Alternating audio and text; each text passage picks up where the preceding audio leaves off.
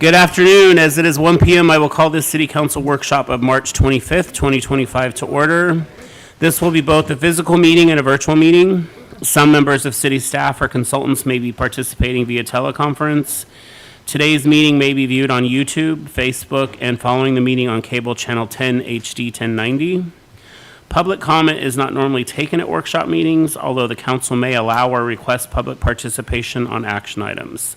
We have 2 action items on our agenda today, and we'll have a period for comments for each action item.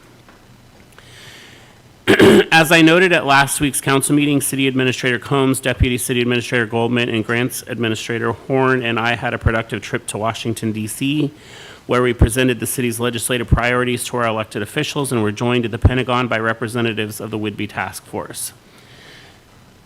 Deputy City Administrator Goldman and Grants Administrator Horn also attended the National League of Cities Conference, and City Administrator Combs will provide additional details in her monthly report to you all shortly.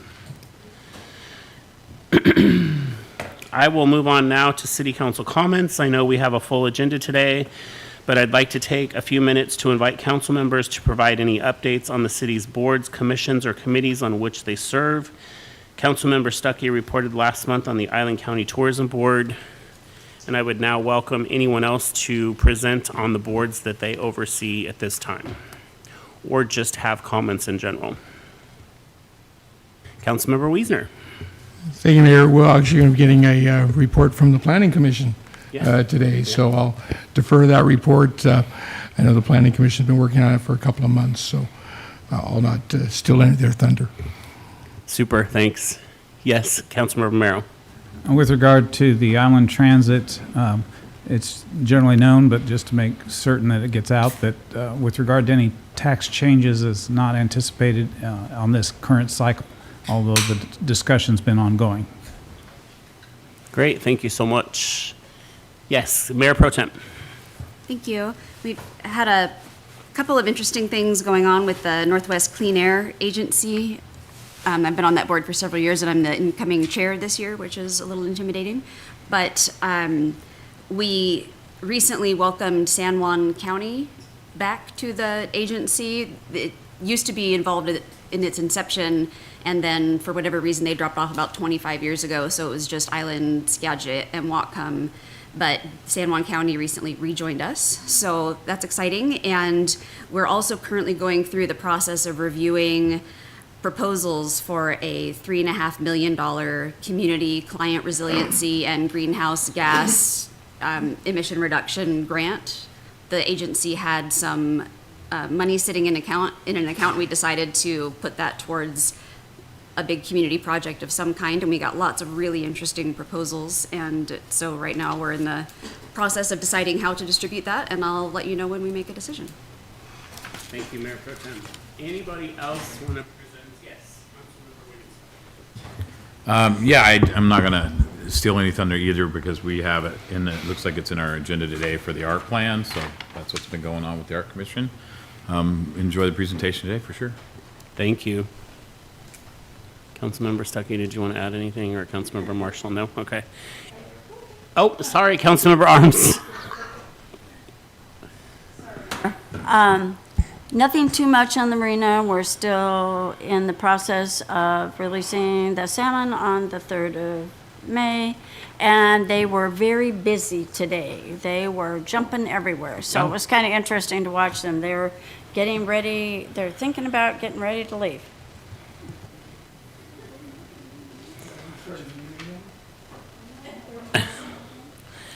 All right, well, I want to thank you all, and thank you for all the volunteers who serve on these boards. Your participation is very much appreciated. And just to offer you one last opportunity, are there just comments in general that you would like to make at this time, or general announcements? This is the time to do so before we move into the agenda.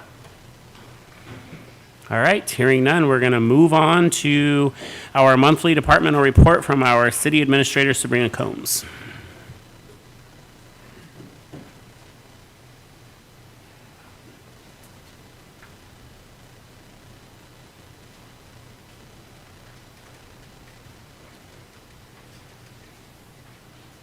Thank you, Mayor and Council.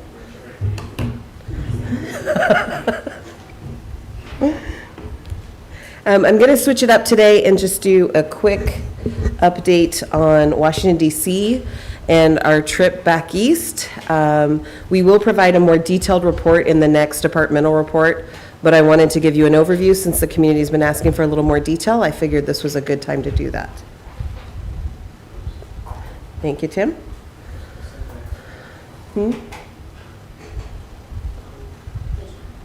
Okay.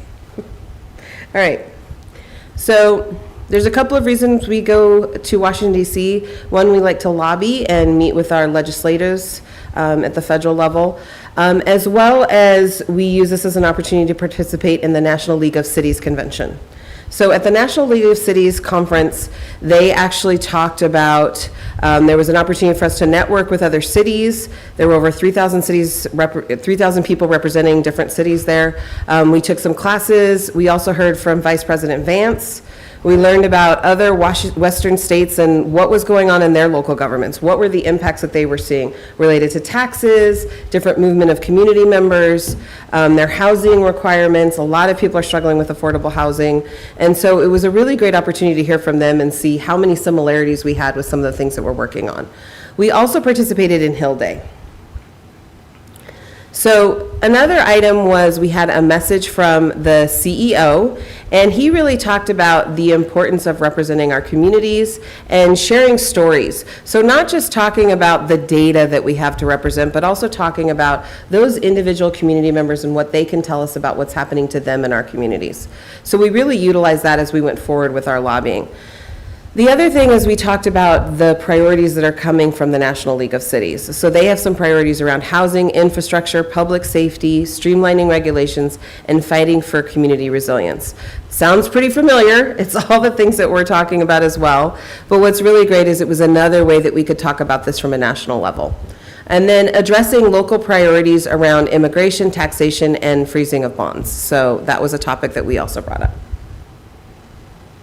So on resilience, one of the things that was really helpful is one of the sessions was on emergency management. So we had the Maryland Governor Wes Moore and West Hollywood Mayor Chelsea Lee Byers. And it was really interesting to hear from both of these individuals and their different perspectives. With the West Hollywood mayor, one thing we learned that I was not aware of was that that community came out of the AIDS epidemic. Community members did not feel supported and addressed, so they created their own community in order to make sure that they were getting those services and support that they needed. So that was actually an interesting perspective that I had not heard.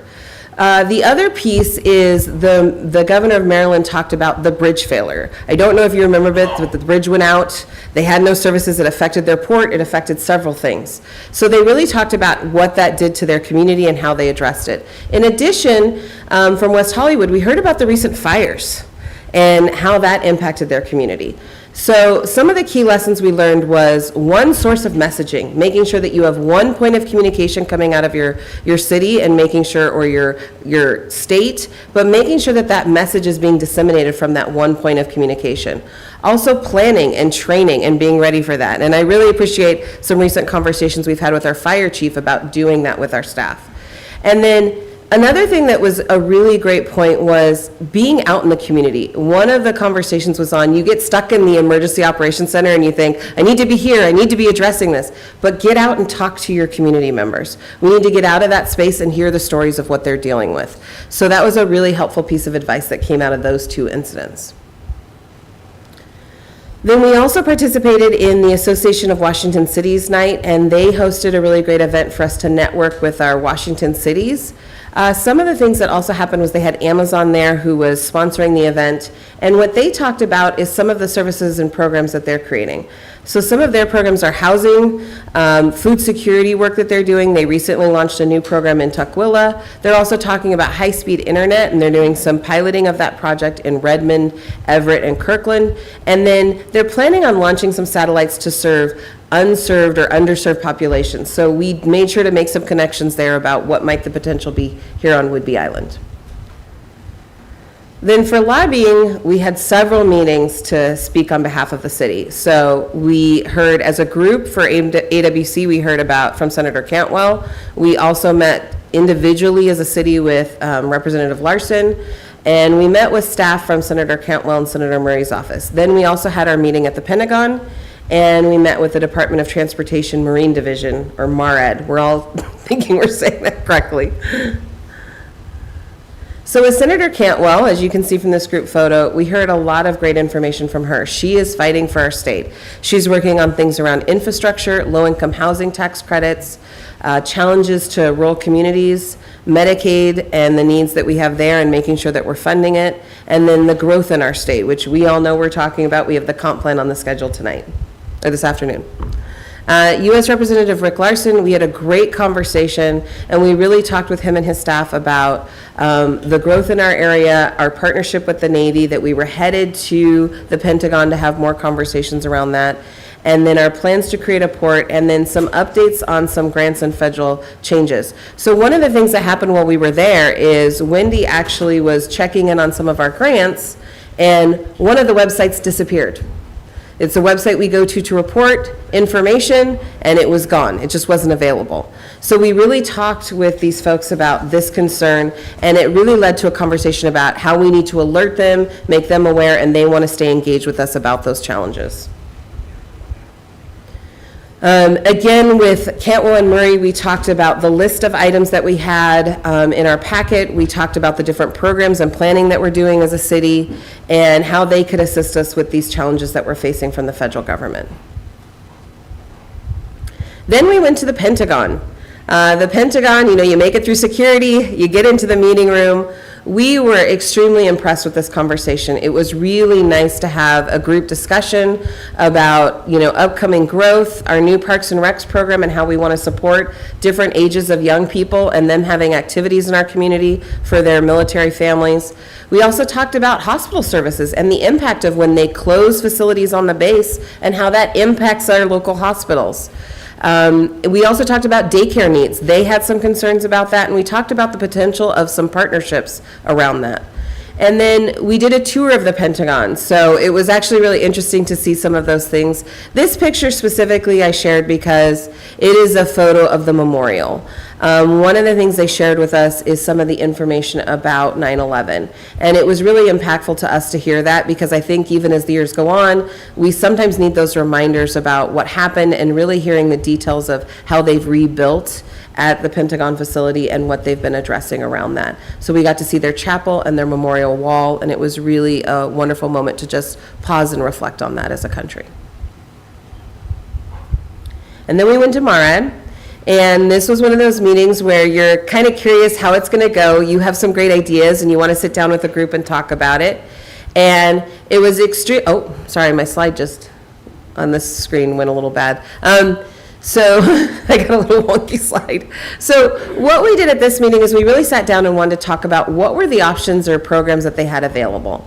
And what they had was a ton of great stuff for us. Stuff for us, we're planning for a port, items and grant funding that we can use once we become one, the difference between us and a port the size of Seattle, what planning those efforts would look like, some different resources that they have available. But the biggest one is Sochi. She is a local representative that works as part of their organization, and what she does is she's separate from their grant program, but she is here to support organizations like us that are working on developing a port or have a port. So what she wants to do is help you with those grant funding opportunities. So we already had her come out. She was here last Friday. We did a quick tour of the port, of the marina, and we actually talked through some of the ideas that we had again. So it was a really great meeting, and in the detailed report I'm going to give you, you'll hear some of the ideas that we talked about. So one of the things that I really want to take a moment to do is thank our staff. The executive office team and Wendy, who works on our grants, did an amazing job of putting together some packets that we were able to take. All of this information is now available on the website. I put a QR code up so that people could click on it and see it. But the website now has all the details that we're doing, and these great sheets are outlining for the community. Maggie put them together, our communications officer.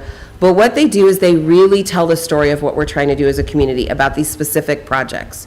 And as we have other projects, we're adding those to it. We also took our priorities, our legislative priorities and the council priorities, and we talked about each of these. We also had bio sheets for all of you that kind of highlighted who you were as our council and where your involvement was in different projects. And that was just to help tell the story of our city. So that's really what we're working on doing as we go out and have these conversations.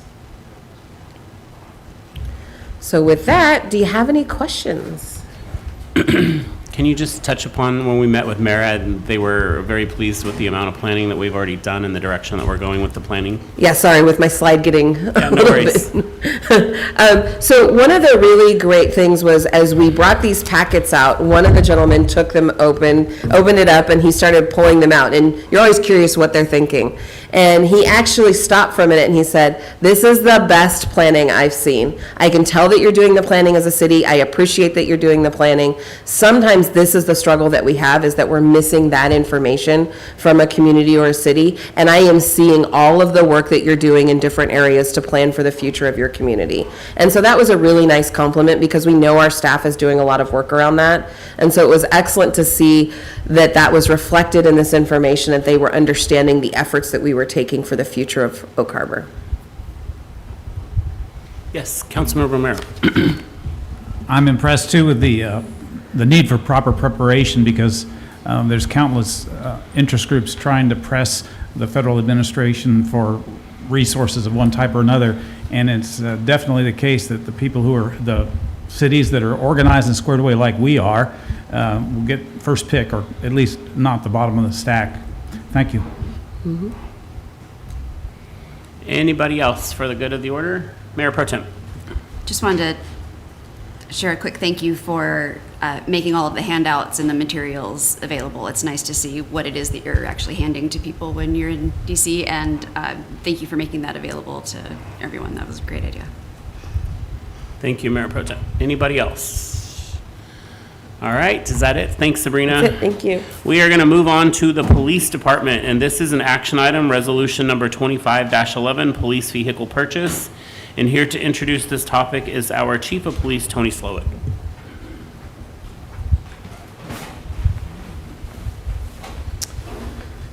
All right, good afternoon, City Council, Mayor. Right. All right, we're here to talk about Resolution 2511. It's purchase of police vehicles. Currently, the police department has two vehicles that are due for replacement. The two vehicles are a 2002 Nissan Maxima and the 2008 Subaru Outback.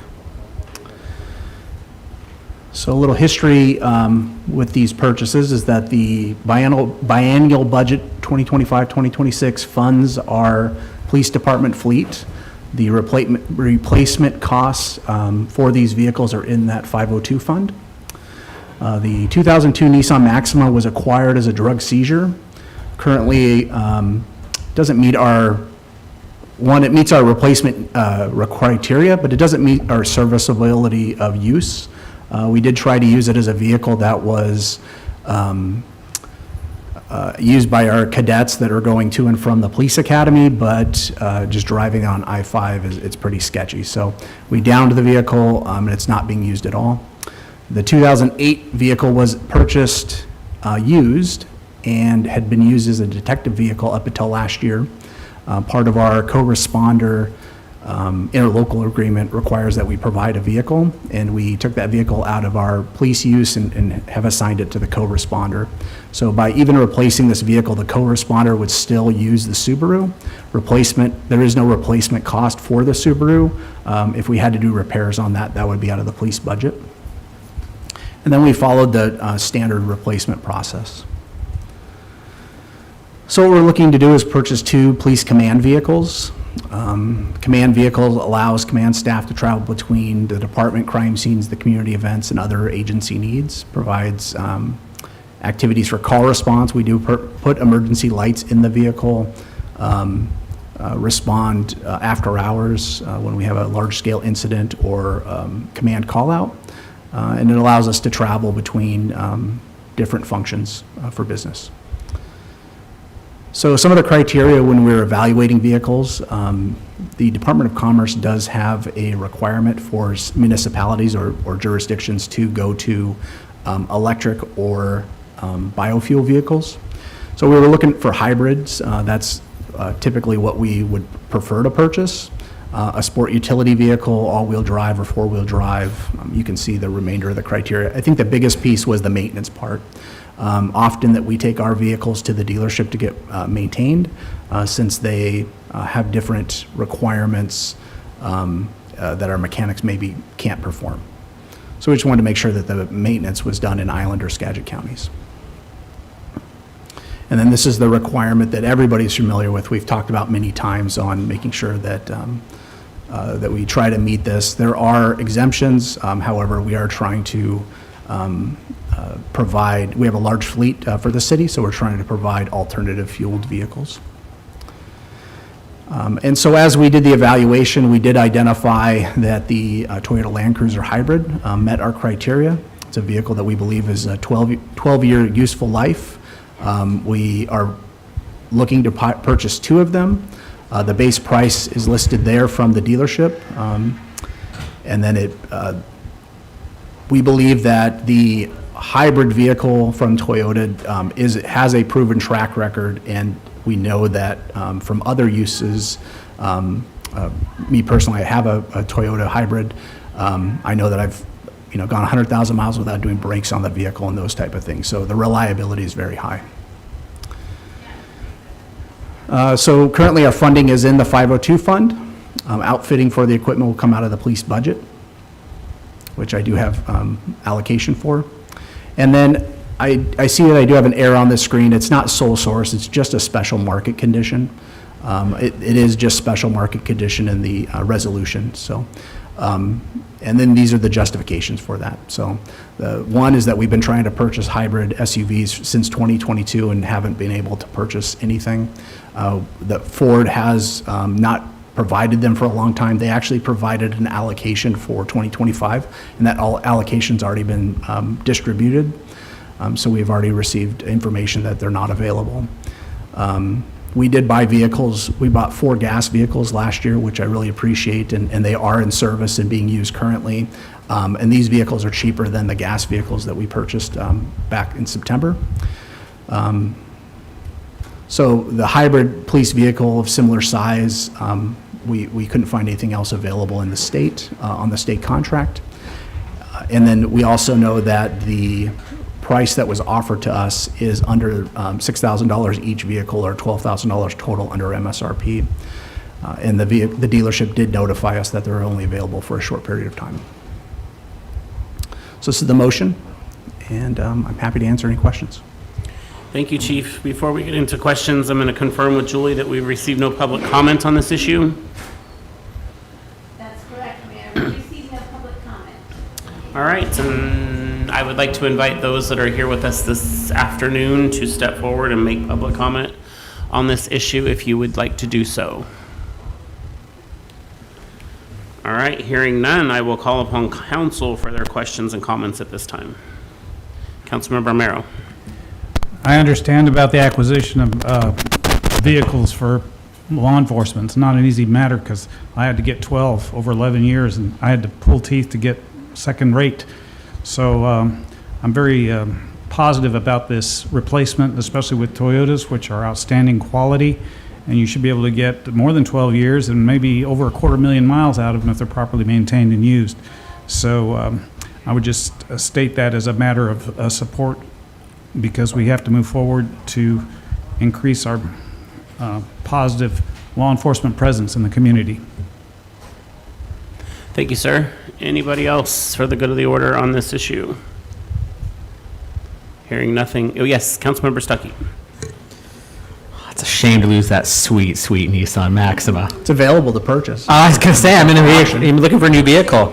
Otherwise, I was saying, couldn't we like smash it for charity or something? Like, I will leave that up to Hillary. fair enough. So I'll go ahead and make the motion. I make a motion adopting Resolution 25-11, finding special market conditions exist and approving the purchase of 2 police vehicles for the police department and waiving the competitive bidding requirement due to special market conditions pursuant to RCW 39.04.280. So we have a motion as presented by Councilmember Stuckey, seconded by Councilmember Mero. Is there any further discussion on this before I call for a vote? Hearing none, all in favor, raise your right hand. Passes unanimously. All right, thank you very much. Thanks, Chief. We are going to move forward to Development Services. It's another action item. It's the Hillside Plat and Plan Residential Development Extension, and here to introduce that topic is our Development Services Director, David Kuhl.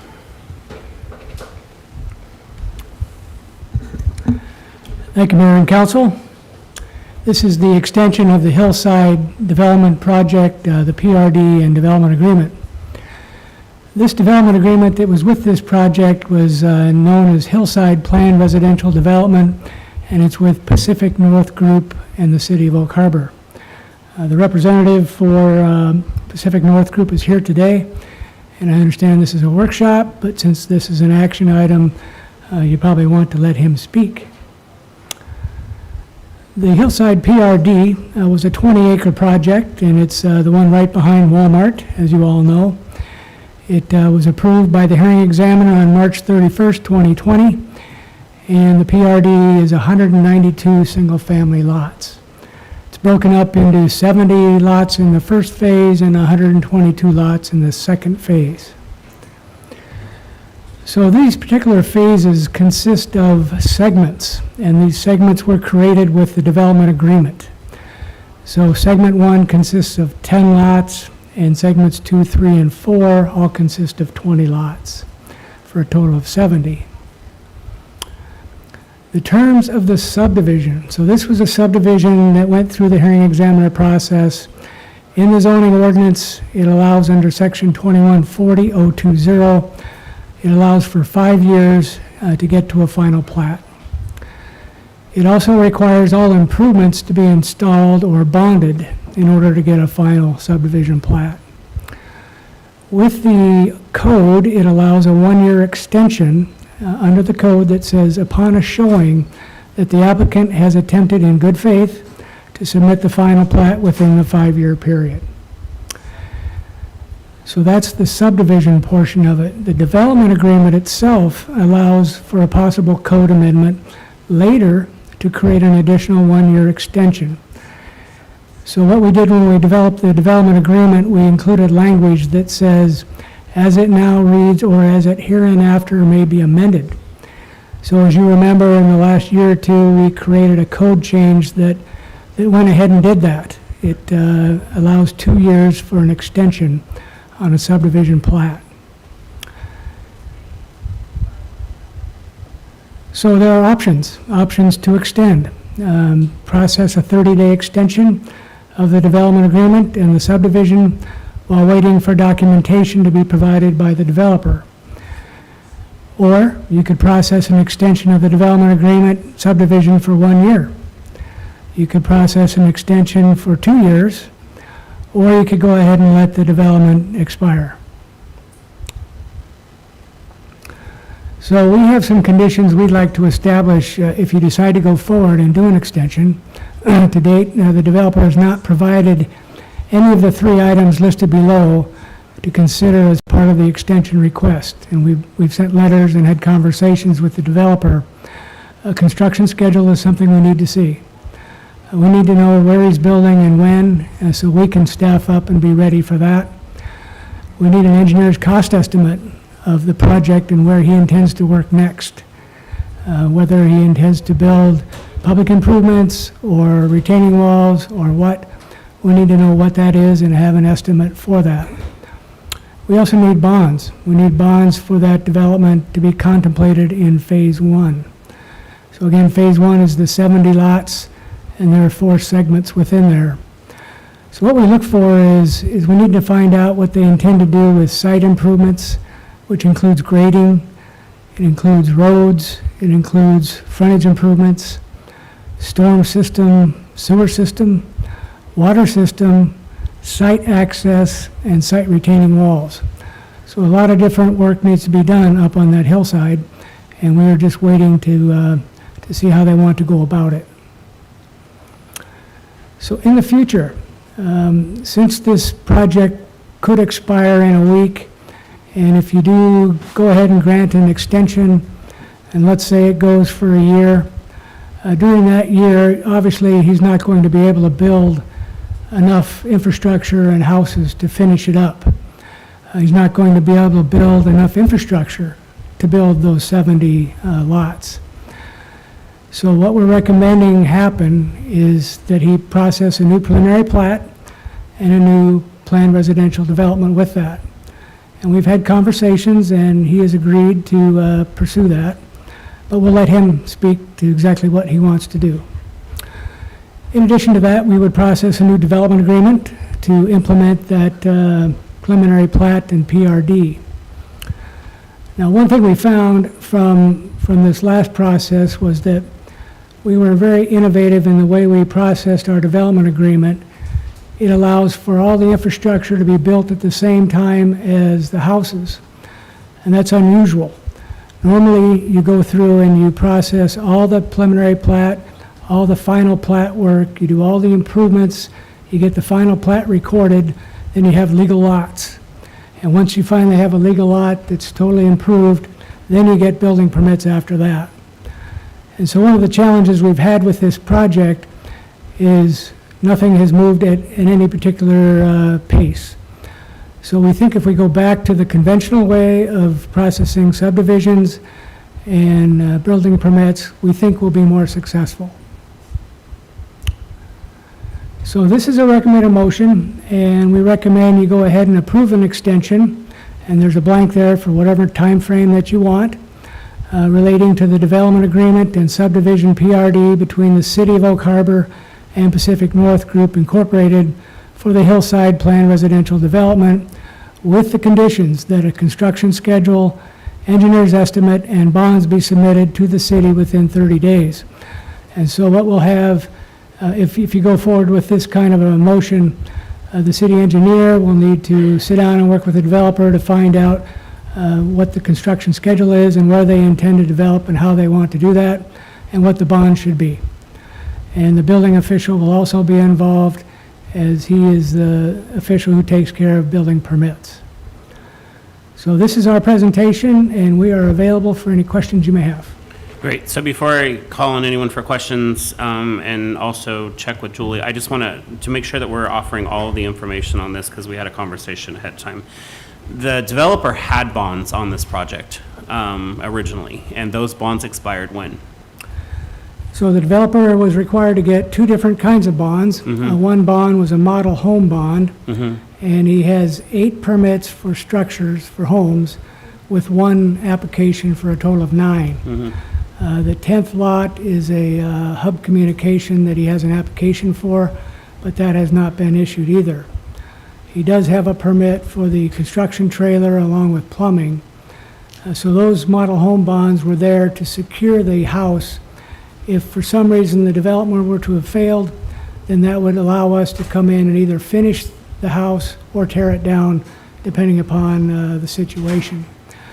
The other bonds that he currently has, he has bonds for segment 1, and that's the 10 lots for infrastructure. So he's gone ahead and put that up, and that is in place for segment 1. I just want to make sure all that's out there. So, all right, so I will confirm with Julie before we call upon council or anyone else for questions or comments. Have we received any public comment on this issue? Mayor, we received no comments in advance. We have one citizen that has signed up to speak today, Okay, perfect. If that person could, yeah, go ahead. and his name is Ed Wilkins. Mr. Wilkins, if you could just state your name, address for me, and then you limit your comments to 3 minutes. Yes, thank you. Certainly. My name is Ed Wilkins. I live at 1870 Southwest Union Street. I've been here for 16 years. That's here in Oak Harbor. And I've watched this project, as everyone has, and I think it's an excellent idea. I think folks in my part of life would welcome a facility that's next door to Safeway and Walmart and Home Depot. What my concern is, and is as everybody's is that has this project missed the market?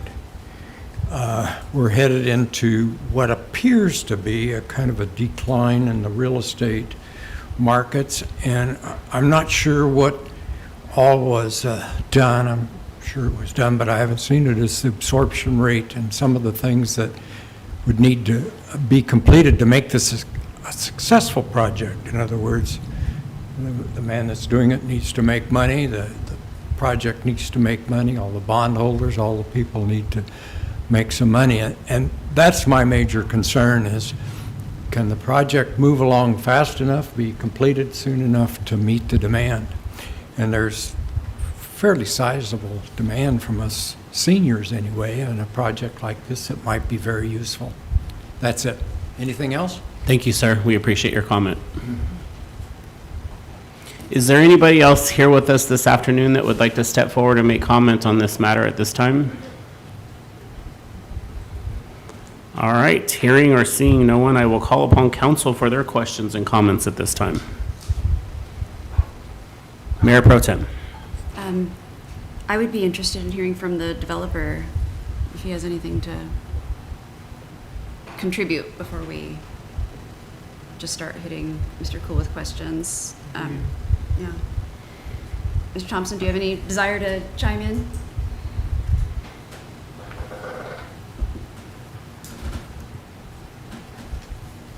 Scott Thompson, and I'm the president of Pacific North Group.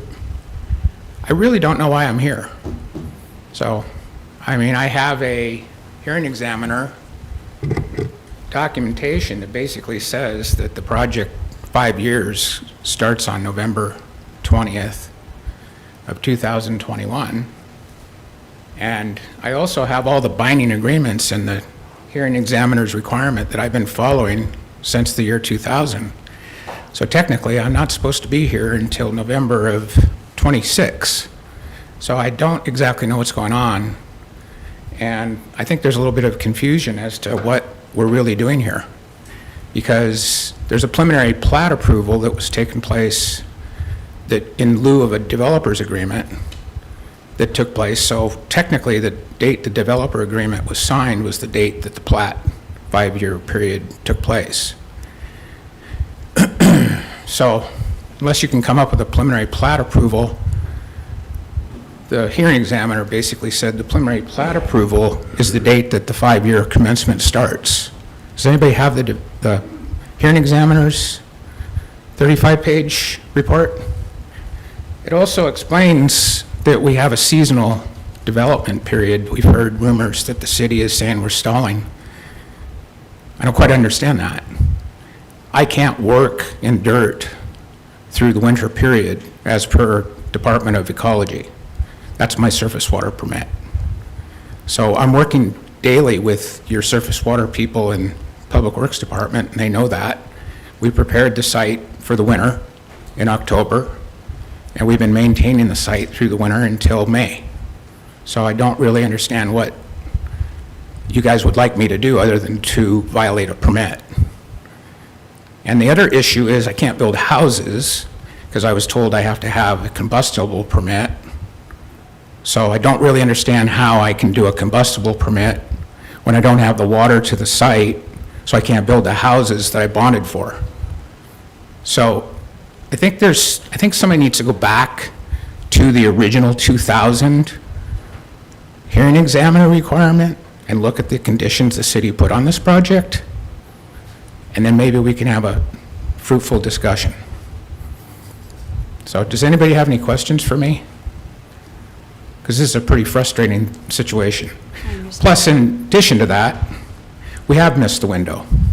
I waited 18, 19 months to get the go-ahead on this project. I was shut down 2 days after the hearing examiner approved this due to a governor's request of COVID, and the city of Oak Harbor voluntarily decided to go along with that law, even though other cities didn't, shut the project down for 19 months. So I'm getting kind of tired of this, and there's a lot of people making a lot of comments.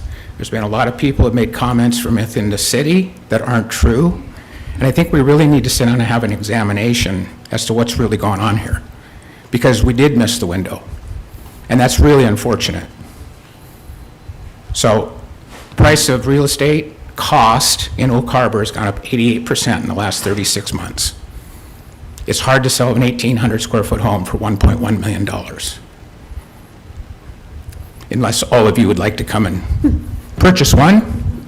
So I have qualified people who actually bought homes for $550,000, but that condition expired when we started seeing these rapid escalations of cost inside of the Oak Harbor area. And today there is a builder here that is selling what I would call a home, not something that I can build. Unfortunately, I'd be sued if I built something like that.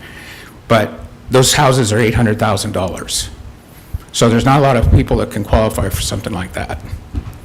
But we've got an 88% increase in the cost of construction in Oak Harbor that's taken place in the last 36 months, people. And that's not good.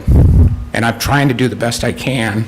I've hired 50 people inside this community, of which I have 45 left, that left the community. I have 5 workers right now. So I'm trying to find a jobs fair, put something together here. We normally try to spend our money in the community. We don't take it out like the other builders that are here. So we actually reinvest our money back into the communities that we work in. And this is something that's going on across the country. It's not just Oak Harbor. But I have 10,800 people working for me in our company-wide organization, and it's the same problem going on across the country right now. So we'll shutter the projects, meaning that we put budget money in for recession, and what we do is preserve the project during the recession period until the housing market comes back. Rest assured, and Mr. Wiesner knows this, I have $4 billion in reserve in my company, in cash. So we're not going anywhere. And we'll buy property when it's less, and we'll continue to develop when it's less. We like to develop when actually times are bad. So we're just waiting for this thing to crash, and it's right around the corner. So I'm not concerned about whether or not we can hold up. I'm probably more concerned about the community being able to hold up into a severe recession if we do find one. So I'm kind of your partner, not your enemy, but I feel like your enemy. I really have been treated crappy. So it's been sad. I've invested $16 million into your community. I've spent literally 7 years in court. Thank you for taking the time to give us your feedback, Mr. Thompson. Is there anything else? Regarding the 5-year period expiring in November, sorry, yeah, 26. Between now and November of 26, what do you think, based on current conditions, is a realistic amount of progress? So I put a $40 million reserve into the project, and what we're doing with that $40 million is waiting until these costs come down. Right now, the building cost is still very high, and we're still getting increases of up to 15% in 6 months. So once that stops, and we can get a deduction in those costs, I don't know if you guys are familiar, but all the union halls are full in Seattle. All the trade union halls are full.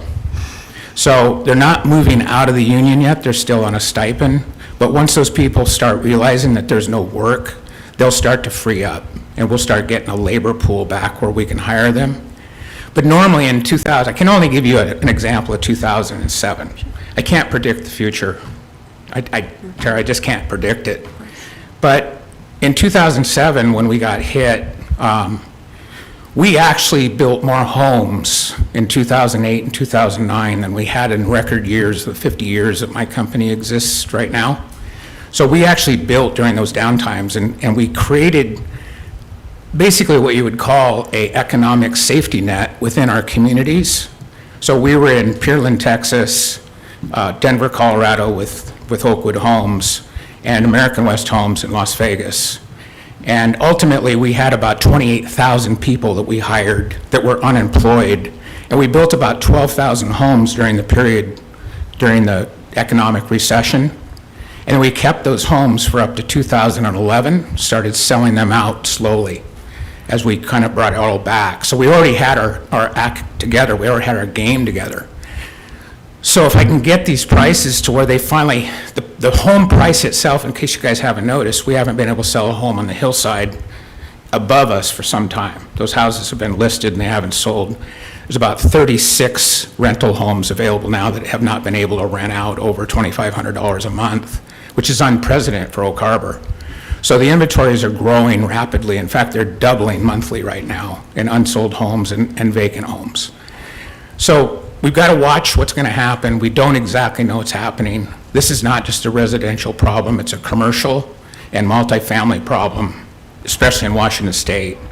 I believe there's somewhere I think the last number was 16 million square feet of empty commercial property in Seattle, vacant, not creating any sort of revenue whatsoever.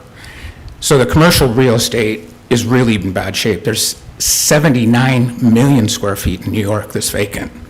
So all of the commercial real estate around the country is really in bad shape right now. The apartment buildings were overbuilt. So there's a lot of apartment buildings. There's a lot of housing available in the United States. It's just nobody can afford it. The average apartment now costs $2,200 a month for a two-bedroom apartment. That was our big housing push for apartments. That worked out great. So, and by the way, for years, we have been a national award winner on affordable housing, and I think Mr. Wiesner can attest to this. We're one of the most economic, highest value home builders in the United States. It's just a small part of our business, because really I'm not even a home builder. I'm not a home builder, I'm actually a developer. We build master plan communities all over the United States. We build cities, similar to the size of this city. So pretty much that's what we do. I built 13 cities the size of Oak Harbor in the last 50 years. But we have a home building division, and we also have a multifamily home building division. So we're still building 1,200 homes a year at a price of $195,000 in Las Vegas, for instance. But I'm not a Las Vegas developer. Our biggest project's Denver. I'm actually a Denver developer. But then for 16 years, I was a Texas developer. It's just a matter of where we do the biggest part of our project. We're really a land bank. So we carry about 50,000 acres of land around the United States. And that's what we do, is we build for the mayors of those communities that we buy land around. And they actually ask us to buy that land so that we develop that property. And I'm sure the significant other of yourself, who knows everything about us, has told you everything about us, including our financial position. So, but I'm here to be a partner. I'm not here to be kicked around, defamed. I mean, this has been tough, guys. I understand. And that's certainly not our intention. And I'm hoping that Mr. Poole can clarify the 5-year thing. So it sounds like the thing that would make most sense from your perspective to proceed is to wait until market conditions improve and then proceed with the project. You mean to shutter it? You want to shut it down? No. No. From your perspective, just because of current market conditions and economics, if prices go down, then you can finish it in a way that makes economic sense for you. I'm having a difficult time explaining what this is. First of all, this is a PRD. So it's a master plan development. And if you go back into the hearing examiner's request, okay, when we put this whole together, the houses went with the property in the hearing examiner program. I can't build another type of house on this property. I have to build the house and the lot together. I can't modify the home, okay? So this is a PRD, so this is a master plan development, which is not a subdivision. It's a totally different part of the code. And so all of this development is bound by those houses. I can't really even change the look of the house without getting previous approval from the director. But I can't move the house, I can't change the house layout, I can't change anything, it's bound.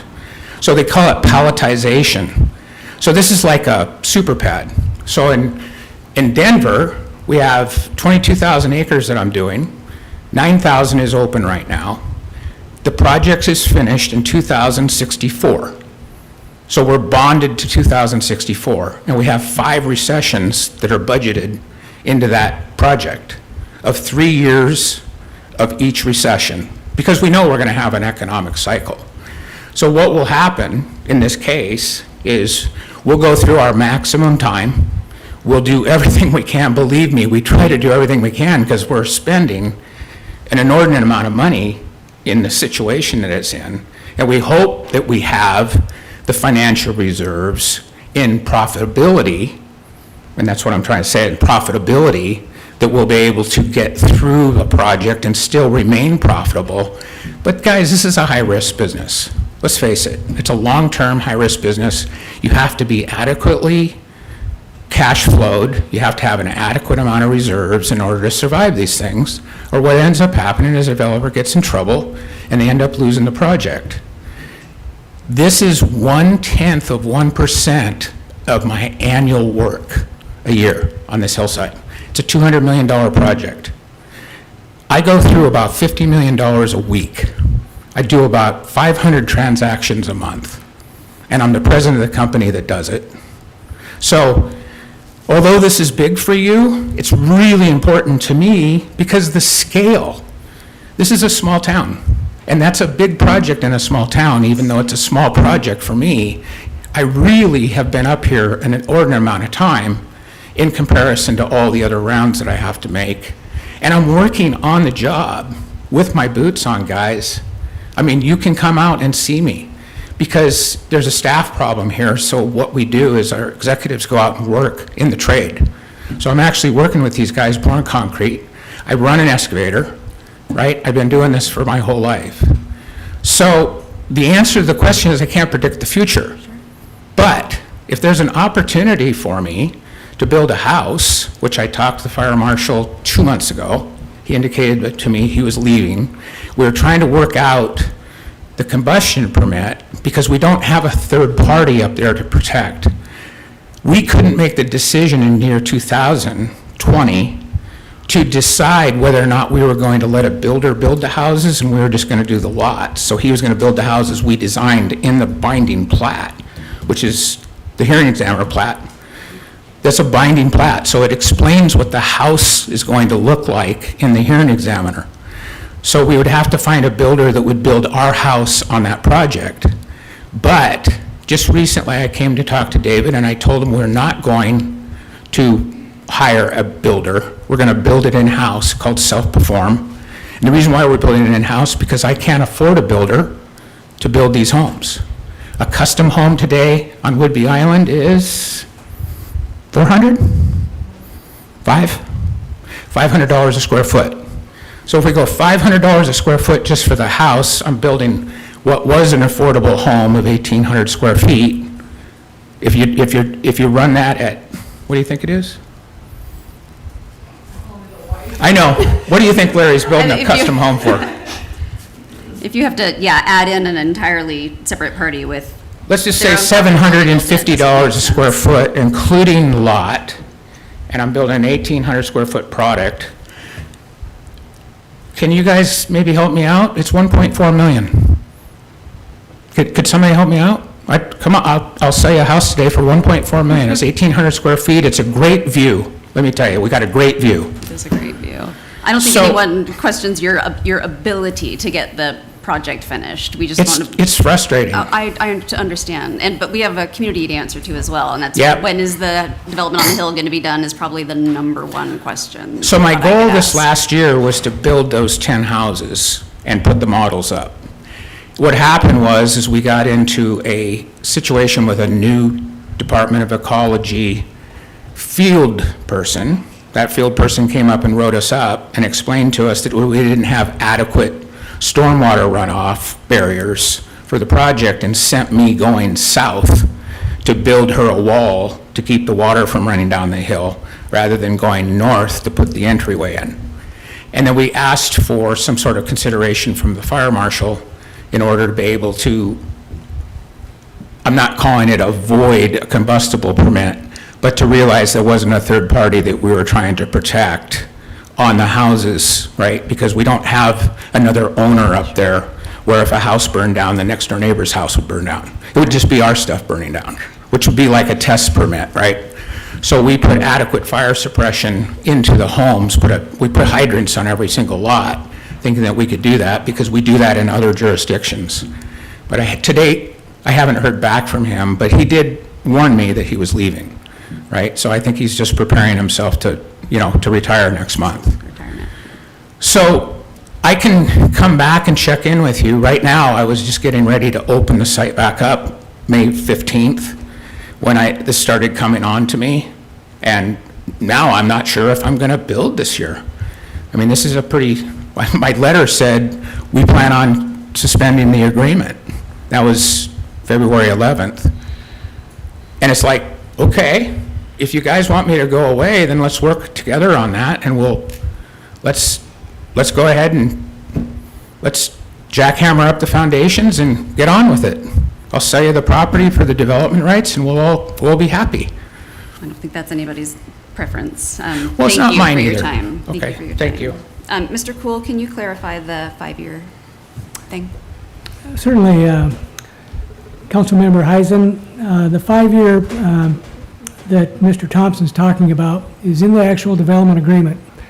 So in the agreement, which was dated in November of '21, it's dated back to the actual approval of the PRD in March of 2020. So that's in the agreement, and it's contractual, and it is signed by the former mayor as well as the developer. So that is the 5-year provision that's built in there. Okay, so that's the basis for the, Right, and we've spoken with our attorney this morning, and she agrees that is a legitimate position. okay, thank you. That's all I have right now. Thanks. Thanks, Mayor Pro Tem. And Hillary's available too to speak to this if you would like. So anybody else want to comment, question? Yes, Councilman Romero. Mr. Thompson, it was right for you to be here. I'm very pleased that you elaborated some of the details about what you're going through, because when there's no solid information available publicly, it's very important for us to get a grasp of what the developer's going through so that we have situational awareness. So I'm just, my salute to you for coming and speaking. Thank you. Councilmember Marshall. Thank you, Mayor. Mr. Cool, is it common to backdate an agreement like that? My initial question too was about the date of when the 5-year starts. The actual development agreement was not signed until November 4th of 2021. The resolution approving the agreement was not signed until November 16th, 2021. Is the hearing examiner the binding authority on approving the development agreement, or is it actually City Council? Thank you for that question. The answer is the development agreement implements the subdivision. So the hearing examiner decision for March of 2020 is what controls. So that is basically, you get a 5-year time frame on the subdivision before it expires. And that's where we are today. And so that's why we've come back with a possible extension of this project for a year or two, or one of those options. So the hearing examiner's approval approves the preliminary plat approval? Right, it approves the preliminary plat and the PRD. Okay. So one of the items that Mr. Thompson had mentioned was the inability to work during the winter. And it is stated in the hearing examiner's findings that he is only allowed to do earthwork during a certain period of time, and that being from May to October. Is that customary? I mean, does that affect a 5-year window typically? That is the condition apparently the hearing examiner put in there. That's a fact. And the developer basically has to work around that. So he'd have to do most of his construction through a certain period of the year. And that's what the hearing examiner decided. So in your experience, is that a common restriction? I can't say that I've worked in another area of the country that had quite so much rain. So it could be possible around this part of the country. So that's about all I can say. So is this development agreement amendable? So can we decide as a council that we would push it to the November date and use that as the starting point of the 5-year period? The council has all kinds of options in front of it today. You can extend the PRD and the development agreement for a period of up to 2 years, or 1 year, or 30 days, if you'd like to see us get a construction schedule and more plans from the developer. Actually, amending the development agreement would require a separate process, because we're not talking about amending the agreement here today. We're just doing an extension. So if we want to do an amendment and change the terms of the development agreement, that can be done, and it's just going to take a little time and process. So are we not essentially doing that by asking for additional documentation that was not part of the original development agreement, by asking for an engineer's estimate for a construction timeline? Are we not by default changing the terms of the PRD? No, we are following the terms of the subdivisions, where if you do a preliminary plat, you're required to do a construction schedule and bonds and all the other improvements you're supposed to do as part of a subdivision. Our city engineer is here. He can explain how they go through all their review and their construction schedules and engineer's estimates. So that's a standard process in all subdivisions. From what Mr. Thompson just said, this is not a standard subdivision, but it is a planned residential development. So is there a distinction between the two? Because it very clearly sounded like there was a distinction. I think those are semantics he's using. It is a subdivision, and it is a planned residential development. Okay. What is the purpose of an engineer's estimate? I would probably refer to the city engineer to see what he looks for in an engineer's estimate. We do have one for segment 1, and it spells out all the different improvements that are needed by cost. And so if we are going to extend the current agreement, why would we need an additional engineer's estimate? The engineer's estimate is for the subdivision. It doesn't pertain to the development agreement itself. The development agreement pertains to doing the project in segments, which is not normal. Normally you use phases. The development agreement also establishes that you can build the houses at the same time as the infrastructure, which is unusual, but the developer was convinced that this is the way to do it. With the retaining walls he has to build on the hillside. So we said, yes, we'll support that. But we believe that going back to a conventional approach of doing all the particular improvements up front and then processing building permits is the way to go. Would you consider this a project to be unusual in that it is on a hillside and it is 192 homes? I mean, this doesn't seem like a standard project that we have within the city of Oak Harbor. I would have to agree that it is a steep hillside, that's fact, and it's probably harder to develop on a hillside, given all the stormwater runoff that is up there and how you contain that while you're trying to develop on a hillside. But it is a project that I think has possibilities, and I think it can succeed. That's why we propose doing an extension. A conditional extension, though, if I understand correctly. They have not had an extension yet, and so Right. this would be the first extension. Right, but it would be contingent upon the engineer's estimate, the bonds, the construction schedule. Is that correct? Right, we'd like to see where he's going to build, what he's going to build next, and how he's going to do it, instead of just a blanket extension for no particular reason. And is that common to request a construction schedule from a developer? It's common to request a construction schedule for a subdivision. For subdivision, okay. Okay. I appreciate it, thank you. Of course, thank you.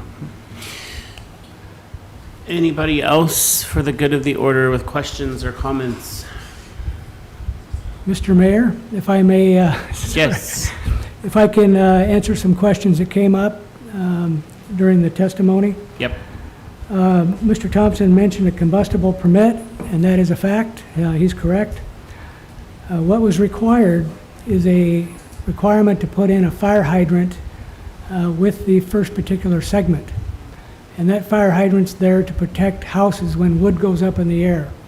So as part of the development agreement checklist, he's not allowed to put wood in the air until he gets that fire hydrant in there. Plus, he's required to have an accessible route so the fire department can get in and out of there in case a construction worker happens to fall off a 12-foot high wall, so that they can get in and get the person out of there.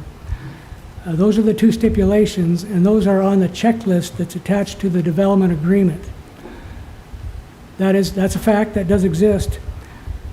I think he probably talked to the fire marshal, and the fire marshal sort of agrees, but it is in the actual agreement itself. So maybe there's another way to work around it through our attorney to allow them to move forward with a temporary hydrant situation to help, at least that was suggested by the developer, and some kind of an accessible route to be determined by the fire chief. So there are ways around this, I shouldn't say around it, but ways to work through it. The actual checklist, we would want to amend, if we did come back to amend the development agreement. Great, thank you. Other things that were brought up,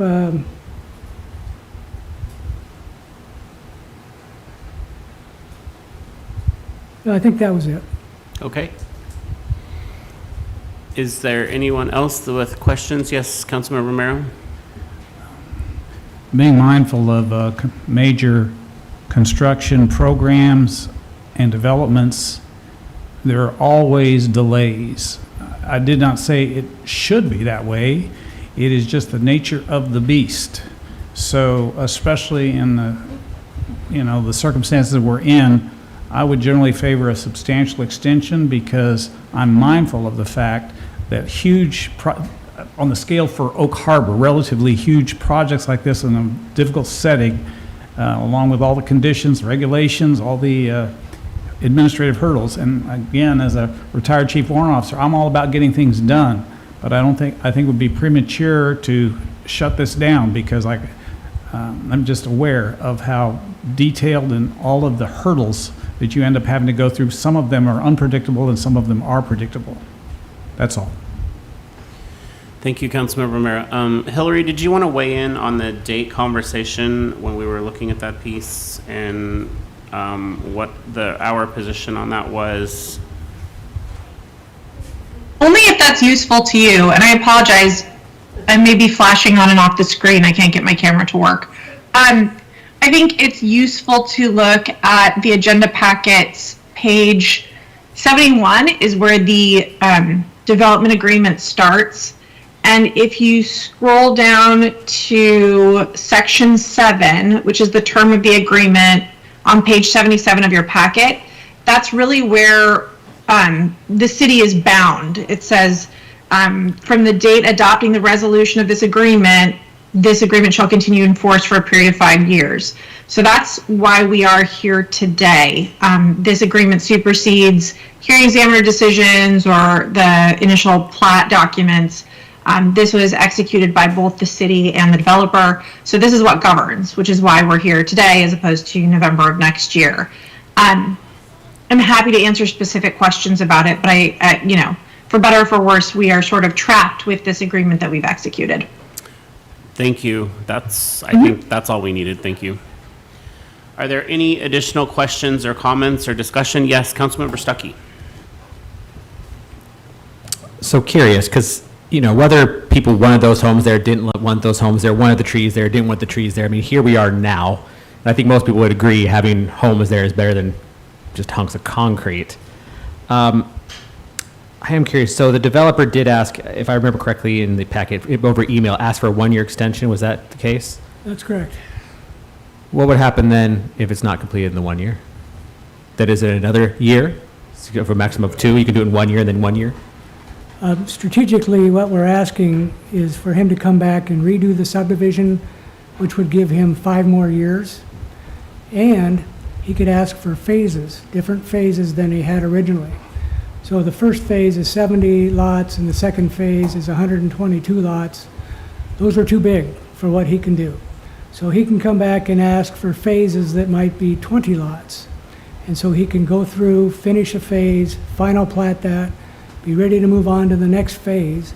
And that would be a strategic advantage for him to not only redo his plat for 5 more years, but get a phasing schedule that's different than what he currently has.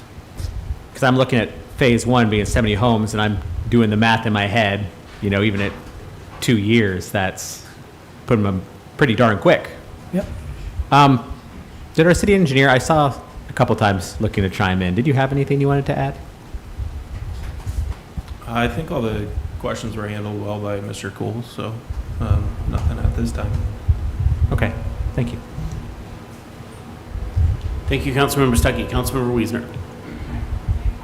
Thank you, Mayor. Mr. Cool, I just want to make sure we're all clear on this. The development agreement and the PRD actually pertains to the infrastructure, not the actual homes themselves. Is that not correct? The homes could take 20 years to build. The PRD and the binding site plan and all the things that are done with that apply to streets, sewer, water, pads, infrastructure. Thank you, Councilman Wiesner. The PRD subdivision is what controls the infrastructure. The development agreement controls the implementation of the building permits onto the lots, as well as the timing with segments.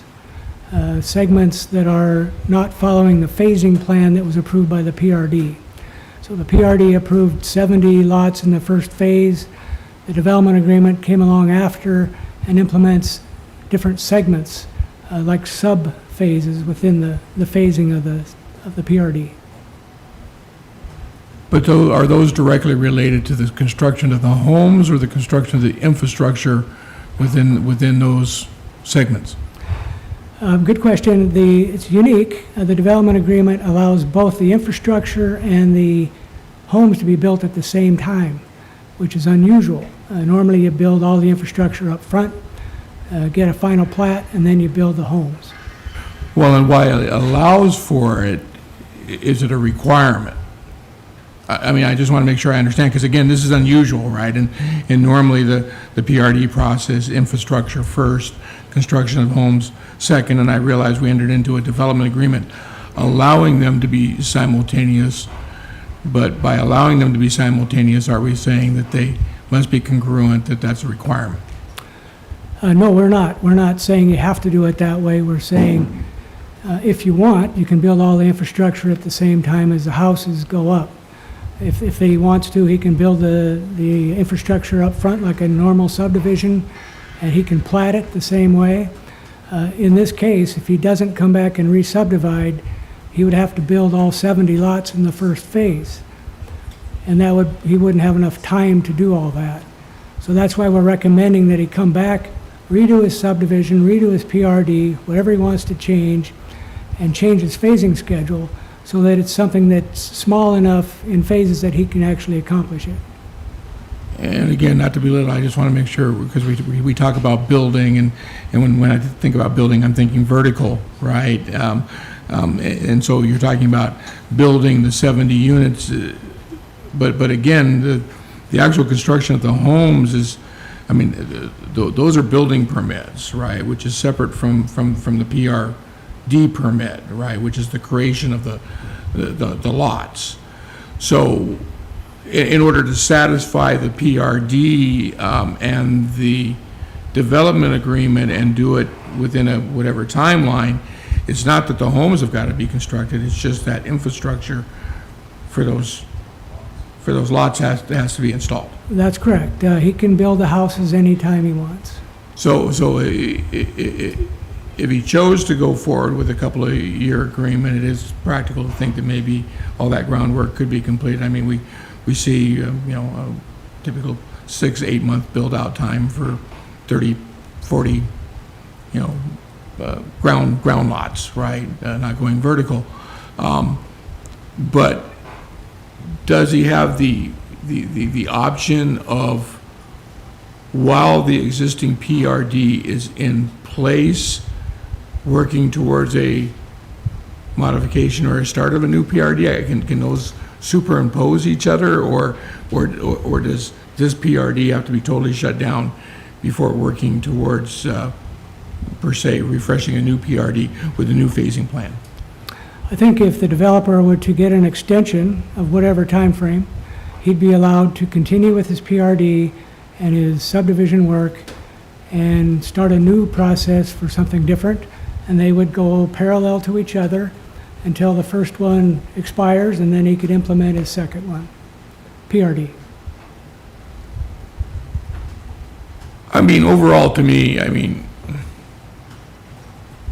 you get, we have extensions built in for a reason, right? And I mean they're there, and it's a tool that's designed for for us to use as well as a developer to use, and, you know, that's why the extensions are there, and obviously, you know, there was a year shot of COVID, you know, right in the middle of the project, and again, the reason those extensions are built in, so, you know, I'm pretty innocuous about the idea of the extension, because it's there, and if, you know, if the developer doesn't want to start from scratch and he'd prefer to continue with the extension, then that's there to offer. I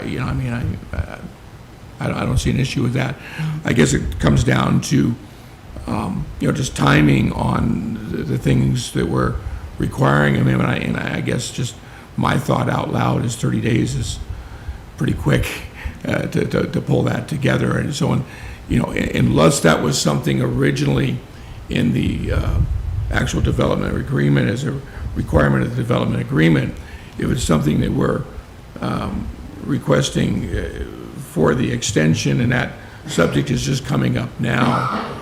And in my mind, I think that's probably where we probably needed to discuss some flexibility in how long we would give to gather that up to go along with that extension. I think the extension itself for any development or any developer is a given because it's in our code, if in fact that's the route he wants to go. And I appreciate the suggestion, or I appreciate you thinking outside the box that, you know, hey, starting timelines over and maybe rethinking some of this stuff, you know, may be advantageous to him, but obviously that's a decision he's going to have to make, and you know, our willingness obviously to work with him on that, an indication of you know, the fact that we're continuing to try and work with developers to get through these projects. You know, the 30 days, is that a you know, I don't want to say random number, but how did we reach that timeline? The 30 days was something that I felt was reasonable, to be able to pull together an engineer's cost estimate, figure out where he's going to build next, and put it on a drawing so we can see what it is. If that's an unreasonable time frame, then I'm open to any suggestions you might have.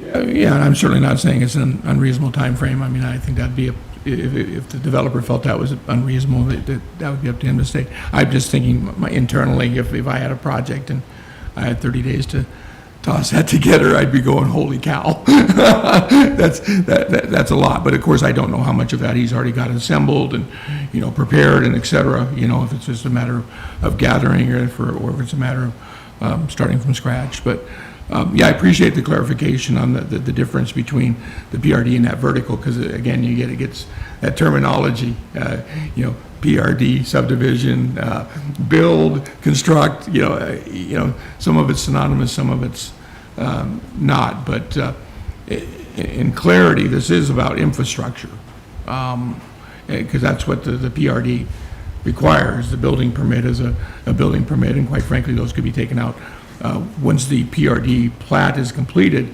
We've had plats, for example, Highland Park was a plat that was completed in 2008. All the infrastructure was put in, the final plat was signed off, but then the project sat there unbuilt for, you know, roughly 10 years.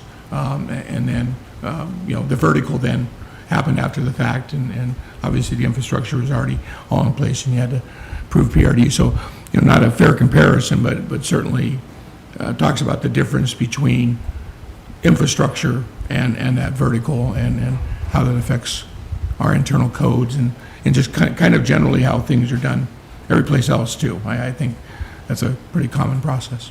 Thank you. All right, anybody else for the good? Yes, Mayor Pro Tem. Mr. Cool, I'm looking at the options in our packet. If we do nothing today, then the development agreement and subdivision expires, which I'm certainly not in favor of letting that happen. And then there's an option to extend, process an extension for 1 year, an extension for 2 years, or fourth option could be to include a blank day extension of the development agreement while waiting on documentation. So if we did the 1 or 2 year agreement, would that not require the documentation? Or are we talking about the same three options, just different periods of time? Good question. Yes, we would like to see the documentation with any option. But your options, it could be a year, could be 18 months, could be 2 years. It's just in code, it allows up to a year and up to 2 years now in the code. Okay,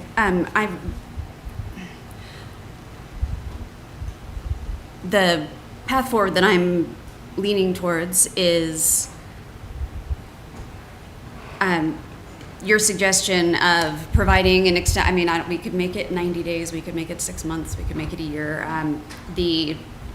The option to redo the PRD either into phases instead of segments or into smaller segments, because market conditions do change so much. And so to lock someone into something that they laid out 5 years ago doesn't have a whole lot of flexibility in it. So just from where I'm sitting, I quite like the idea of saying, you can redo this PRD and structure it in a way that makes more sense or is a little more doable for the developers. So what we want to do is try to make things easier, not harder. So my preference in terms of taking action today would be, I would probably just go for the 1-year extension, and if he wants to make changes to the PRD and break up the phases or segments or however, whatever the best way to proceed would be, then he can present that plan to us. That's where I'm leaning. Thanks. So really quickly, can we just touch upon that? Because didn't you say, though, if we're going to really look at extending, which is what I think everyone's pretty much leaning towards and agreeing on, but locking him into the same PRD that they already have is not achievable? Didn't you say that? What I said was, once you do an extension, then we'd want him to come back and redo his PRD and subdivision, because it expires in a week. And you do an extension of the current one, which he can continue to work on, he can continue to move dirt, do improvements out there so he doesn't lose momentum. And then while he's doing all that, he can process his new PRD. You can put whatever condition on it you want. If you want to condition it for 30 days to get his work plan put together, or 60 days, however you want to do that. Thank you for the clarification.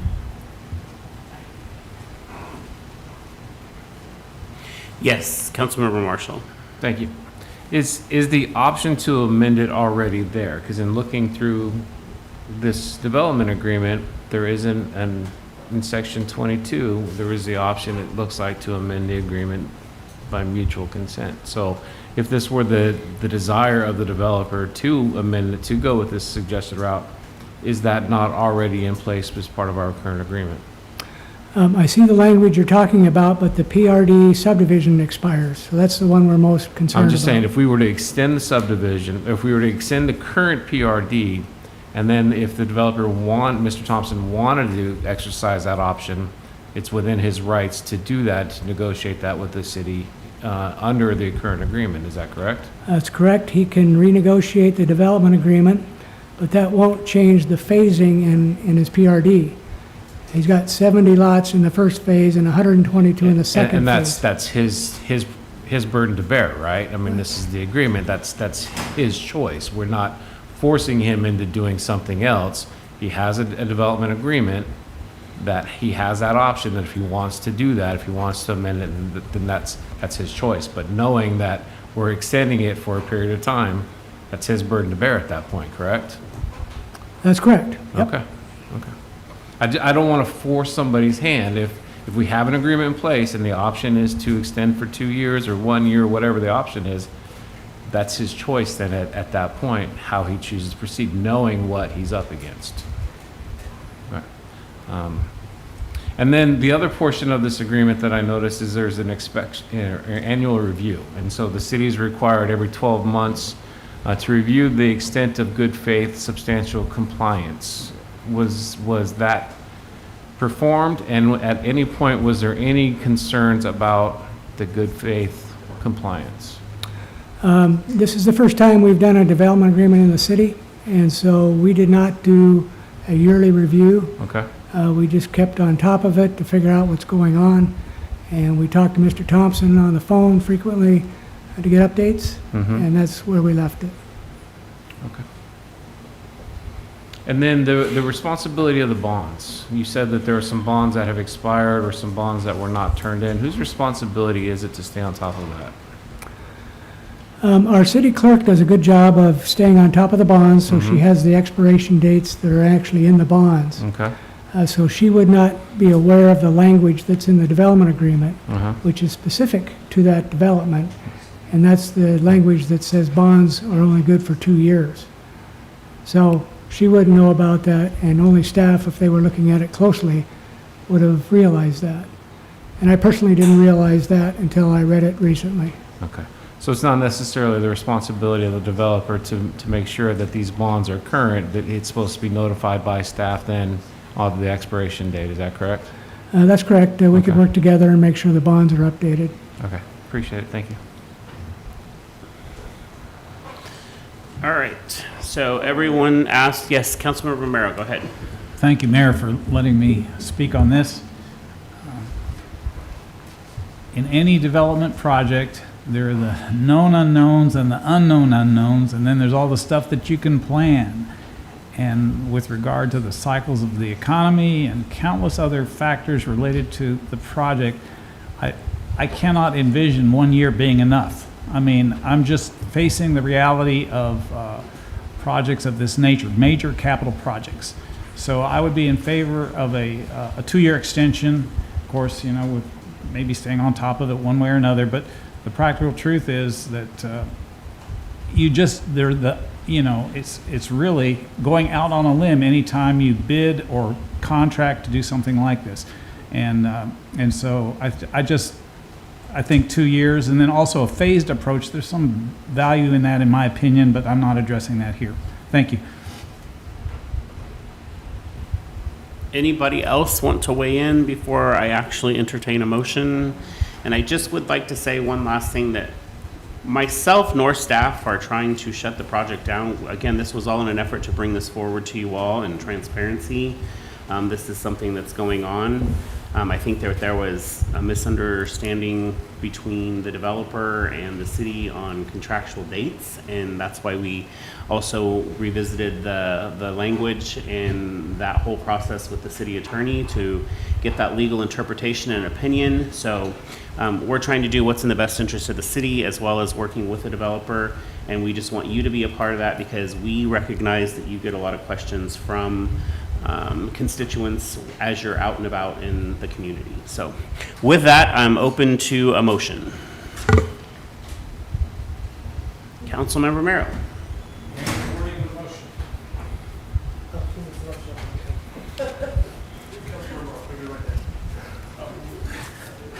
I move to recommend approving an extension of 2 years relating to a development agreement and subdivision/PRD between the City of Oak Harbor and Pacific North Group Incorporated for the Hillside Plan residential development, with the conditions that a construction schedule, engineer's estimate, and bonds be submitted to the city within 30 days.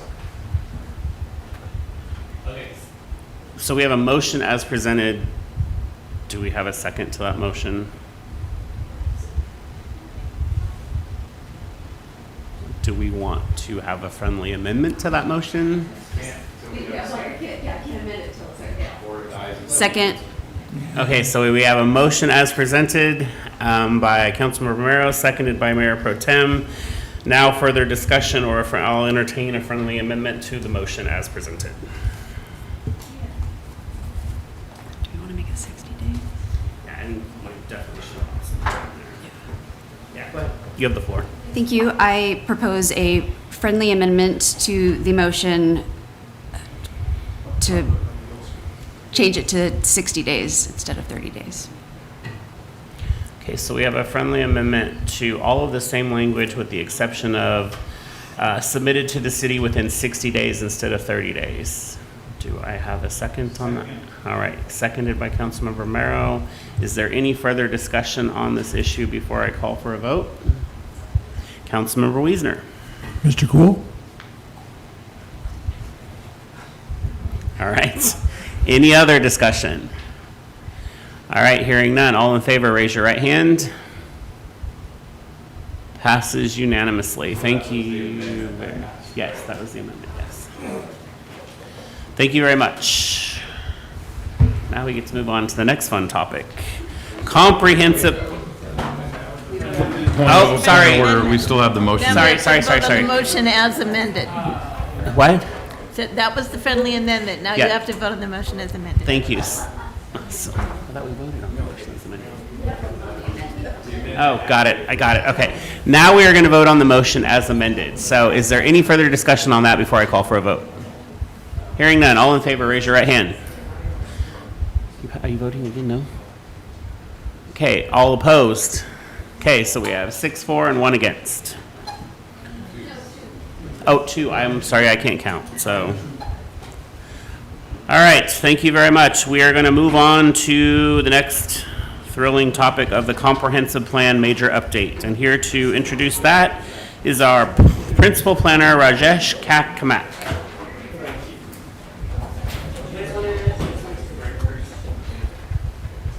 We're going to actually take a 15-minute break because there's snacks for you guys in the room too. So we're going to be back at 2:45.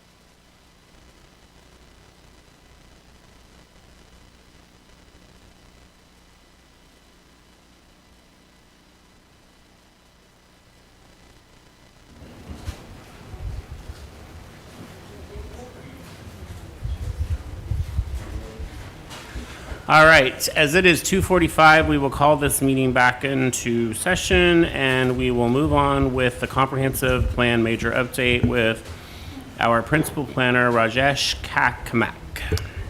Thank you, Mayor, members of the council. Before I start, I just would also like to acknowledge that we have a planning commission member, our chair here, Joshua Engelbrett. We were hoping that this would be a joint meeting, but we didn't have the numbers to actually make it a joint meeting, but we want to recognize and thank you, Joshua, for being here and being part of the process. So with that, I will get started. I have a few slides to share some information with you, and we'll touch upon some topics and see how the council wants to move forward with some of these options. So I have in my presentation some kind of sort of animations, and I hope these technology buttons work. If not, I will try my best to break it down when the slides do come up. So with that, we'll jump in. It's working so far. So what do we want to discuss today? We'll discuss I'll quickly go over the update that we discussed at the February workshop. There's some slight changes to that, and I want to kind of just touch on that before I jump in to some of the options that we'll talk about. We'll compare some of the options. I've presented a copy that we got from our consultant. I'm not expecting the council to read and digest that information. However, I will, in my presentation, kind of highlight some of the differences between the original memo and what's being suggested here. So I'll go over that in my presentation. I also want to just quickly touch upon the kind of difference between capacity and targets. I think that's important to understand. It took me a little bit to understand that and what it means. Then we'll talk about some land use changes, and then we'll touch upon environmental impact statement. This is something that we should consider as we move forward, and I'll kind of explain some of the background information on that as we move forward. And then we'll look at UGA expansions based on the county letter that we received and some of the unit allocations that they had. We'll kind of look at that, and currently I just want to say we have a concept map, and I want to say this is the first time we're kind of chatting with the city council, and we want to get your input before we even generate a draft, because once we start generating these maps, they're more difficult to amend once they're out. So I want to take your input, and then I want to generate something that you can look at it closer. So that's kind of what I'd like to do today. And then we'll talk about some of the next steps going forward, because we still have a long ways to go in our comp plan update. So before I move away from the slide, I want to come back to some of the information we discussed at our February meeting. And if you remember, we discussed the targets, and then we also talked about adjusting development ratios.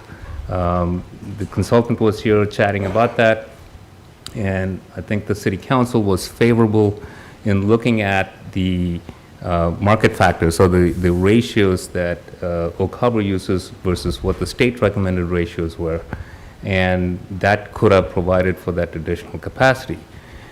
However, after we were done with the meeting and we were ready to move in that direction, we did receive some communication from the county stating, and they must have seen our meeting, stating that adjusting these development ratios would be outside of the countywide planning policies, because these ratios are in the countywide planning policy.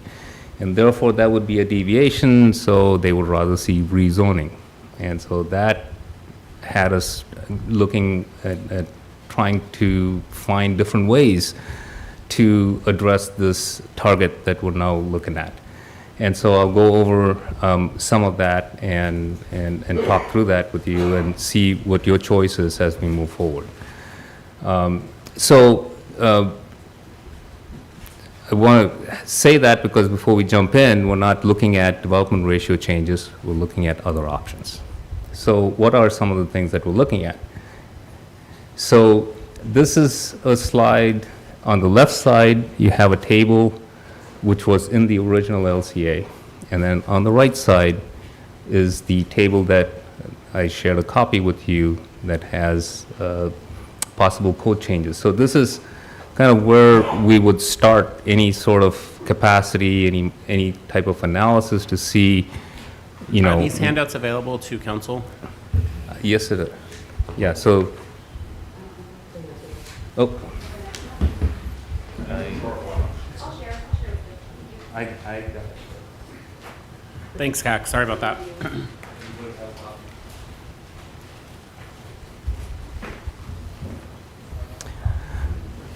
So on the reverse side of this memo is the table that I'm going to refer to because it kind of summarizes some of the options that we looked at without, you know, touching any of the development ratios. So I want to highlight some. So what is the difference between what we've already considered and what is the changes that we're considering and what does it mean? So here in the original land capacity analysis, we had height changes recommended for medium density, high density, and our mixed use zones up to 60 feet. And in the new memo, the consultants are looking at a height, and we've changed the designations. In the original memo, we had, you know, this medium density, high density, and mixed use as a way to kind of generalize our policy. And in the new memo, we've asked them to look at specific zoning districts.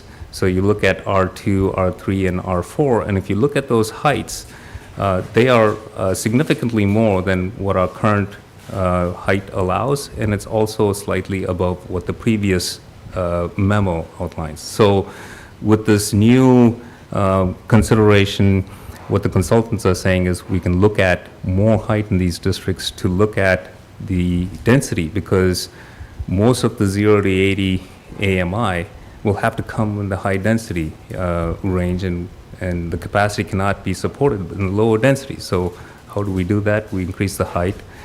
The next thing that we do is look at the density. And so just circle that what's in the original lands capacity options.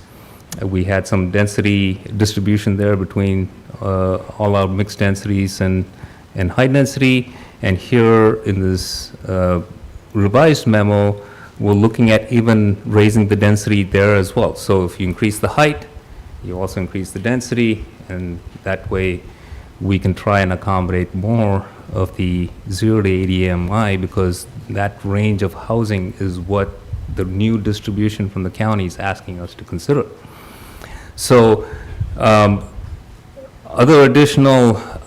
what are the other additional things that the consultants have been requested to consider is inclusionary zoning. And this is very specifically aimed at affordable housing. So we currently don't have inclusionary zoning, strong language on affordable housing, but adding some of this language and directing it to some of these target areas could be one way to get some of this density. So we're kind of suggesting that we should look at inclusionary zoning and consider maybe some density bonuses and some heights with these. So these are all addressing very specifically these lower AMI groups that we're asking to accommodate within the city, and these development regulations we think will better address some of the needs than just blanket rezoning, and we'll get to the rezoning and the zoning classification. So there's a lot of height regulations variations being considered with the second round of amendments. So before we jump to the next slide, so I want to kind of chat about what does this do when we do increase these heights. And one of the things that the consultant has noted in the memo is that it will significantly increase the capacity within the city. So I want to kind of address what does capacity mean. Let's take a look at it. And so try to I'm a very graphic person, so I try to generate some graphics, just to kind of generally outline. This is not exactly what we did in Oak Harbor, because to explain that would take a more complex graphic, I think. But anyway, I just wanted to get to what we're meaning by capacity and target so that we can differentiate the two. That's mainly the idea. So if we look at, let's say, a total capacity for a city, which we're not doing for our city right now, we're not calculating that. So, for example, single-family lots or low-density residential. Let's say you have 5,000 lots in the city, and our regulations state that you can now have 2 units per lot. So technically, you've increased the capacity to 10,000 by having 2 lots in each.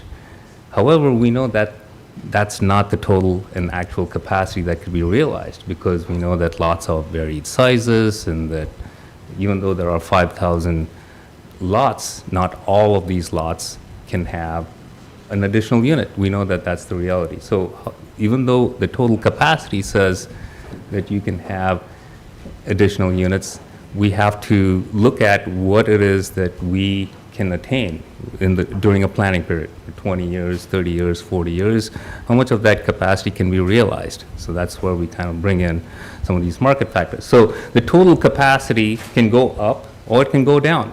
So for example, the state comes and says you can have 4 units per lot. All of a sudden, your city's capacity has gone up. Now, that doesn't mean that the city will get all of those developments. It's just that the capacity has increased. So within that total capacity that we have within the city, we have to determine, in order to plan for the next 20 years, how much of that capacity is available. So that is the 20-year capacity. So how do you determine that among all of this? And that is usually determined by using existing regulations and zoning. So that's how we start. In your future capacity, you can amend things, you can have heights, you can have densities, but all of that is not there. So how do you calculate your 20-year? You use the existing zoning and regulations. And even above that, we have to use a market factor. So that's kind of what, the market factors are. So going back to the single-family residential, 10,000 lots means we can't get all of the 10,000 in 20 years. We know that because of the challenges. So we use a market factor to determine how much of that we actually get. So in determining the 20-year capacity, you would determine whether you can meet housing targets. And that's our, for the city and the UGA is the 5,500. And we saw that in our 20-year analysis, in our 20-year capacity based on existing regulations, zoning, and so on, that we don't have that. We can't meet that. So we do development regulation changes, and that's what we're looking at right now. We're looking at options in the land capacity analysis. You change development regulations, or you address rezones, and you sort of increase the possible capacity that you can get. And what I want to really have the council realize is that when we do these changes, we can get a lot of this kind of perceived capacity, but that doesn't mean it'll contribute towards the target. So the 20-year capacity is based on trying to get what you can in 20 years, whereas your capacity is kind of doesn't have a time limit. It can kind of vary based on every regulation changing. So out of all the future capacity, you're trying to do these development regulation changes to kind of get your capacity, and so you still have to use market factors, just like how you would do single family, to make sure that you can hit the target. That's kind of what we want to make sure. When we plan for our 20 years, we want to make sure that we not only have enough capacity, but we put in the regulations to try and hit that target. And the more that, if you keep increasing that target into that capacity, and that capacity is just by development regulation change, it's not all realizable capacity, the mark gets away from us. So we have to really aim that target, right where we think we can, and we're pushing the limits on that. And we can see that as I address some of the issues we have going forward. So this is kind of and the target for us currently is the 3,735, and this is based on the county letter that we have to split up what the city should take and what the county should take. And so within this target, we're trying to do all of these height changes to accommodate it. So basically what we're trying to say from the previous slide in looking at all of the height changes is that I think we have ways to address our target, is what we're trying to tell the county. How we do it is going to depend on a lot of issues. We still have to go through community input, we have to look at our options, but I think we have adequate options to address the target that has been assigned to us. I think we want to make sure that through these memos, we're conveying that we have those options. And in providing those options, I want you to realize that we are gaining a lot of capacity, but that doesn't mean that all of it is available. Does that make sense? So just want to make sure of that. So looking at the map that was provided in the original lands capacity options memo, these were some of the areas, there were 6 areas that were identified in terms of the ability to provide more capacity. And when the consultants looked at these areas, they looked at how much height you can get from these lots, and they equated it to the highest height that we allow in our existing regulations, which is in the central business district. We go up to 60 feet. So we were not going outside of our existing regulations too much in terms of height and whatnot. We were saying, okay, within our existing regulations, where can we take lots that we has capacity and maximize it for what we can, and that's what these options are. So these option areas, though identified, they do require rezoning. So to answer the question for the county, are we considering rezoning? Absolutely. So existing LCA already includes some rezoning. So if you look at these areas, and I'll point to maybe a map here. So these options here that are provided in this, if you look at this map, I don't know if that works. Nope. Okay. We have a. Oh, it isn't like, okay. So let's see if I can. So these options, the height, and if you look at the land uses, and the color is pretty weak on this, but maybe in your monitor. If you look along Highway 20, and then you look along Pioneer Way, and you look along Midway, all of those will get these new height in place. So they will increase, yeah, the the reds, the oranges, the browns, all of those, the full triangle. So that will, our development regulations will increase the massing, will increase the potential for massing, and the potential for massing on Highway 20, along Pioneer Way, and along Midway, if we adopt these regulations, 60 feet. So you got massing there. So these areas that we've identified, and this will change with our new memo, this is in the original, areas, those areas are sort of gaps in there that we're trying to get more capacity. So they are bound for rezoning. So this is already in the original memo. If we want to consider additional rezoning, like the county is saying, we can. There's nothing to stop us from doing. We can consider rezoning as much as we like. However, we do need to look at that fairly closely to see what it actually means. So if we, for example, there's a lot of talk about the triangle area. So if you increase the massing around these triangles, right, the Highway 20, Pioneer Way, and Midway, you have a triangle in the middle which has lower density. Now, if you say, let's rezone this and see if we can increase our capacity, well, this will increase long-term capacity. Like I said, we can do development regulations. Your 60 feet has already increased capacity in all these districts. So similarly, you'll increase capacity here. However, you have to still think about the target, the 20-year target. Will that capacity be realized in the 20-year period? The lots here are different. You have to compile lots to make that move.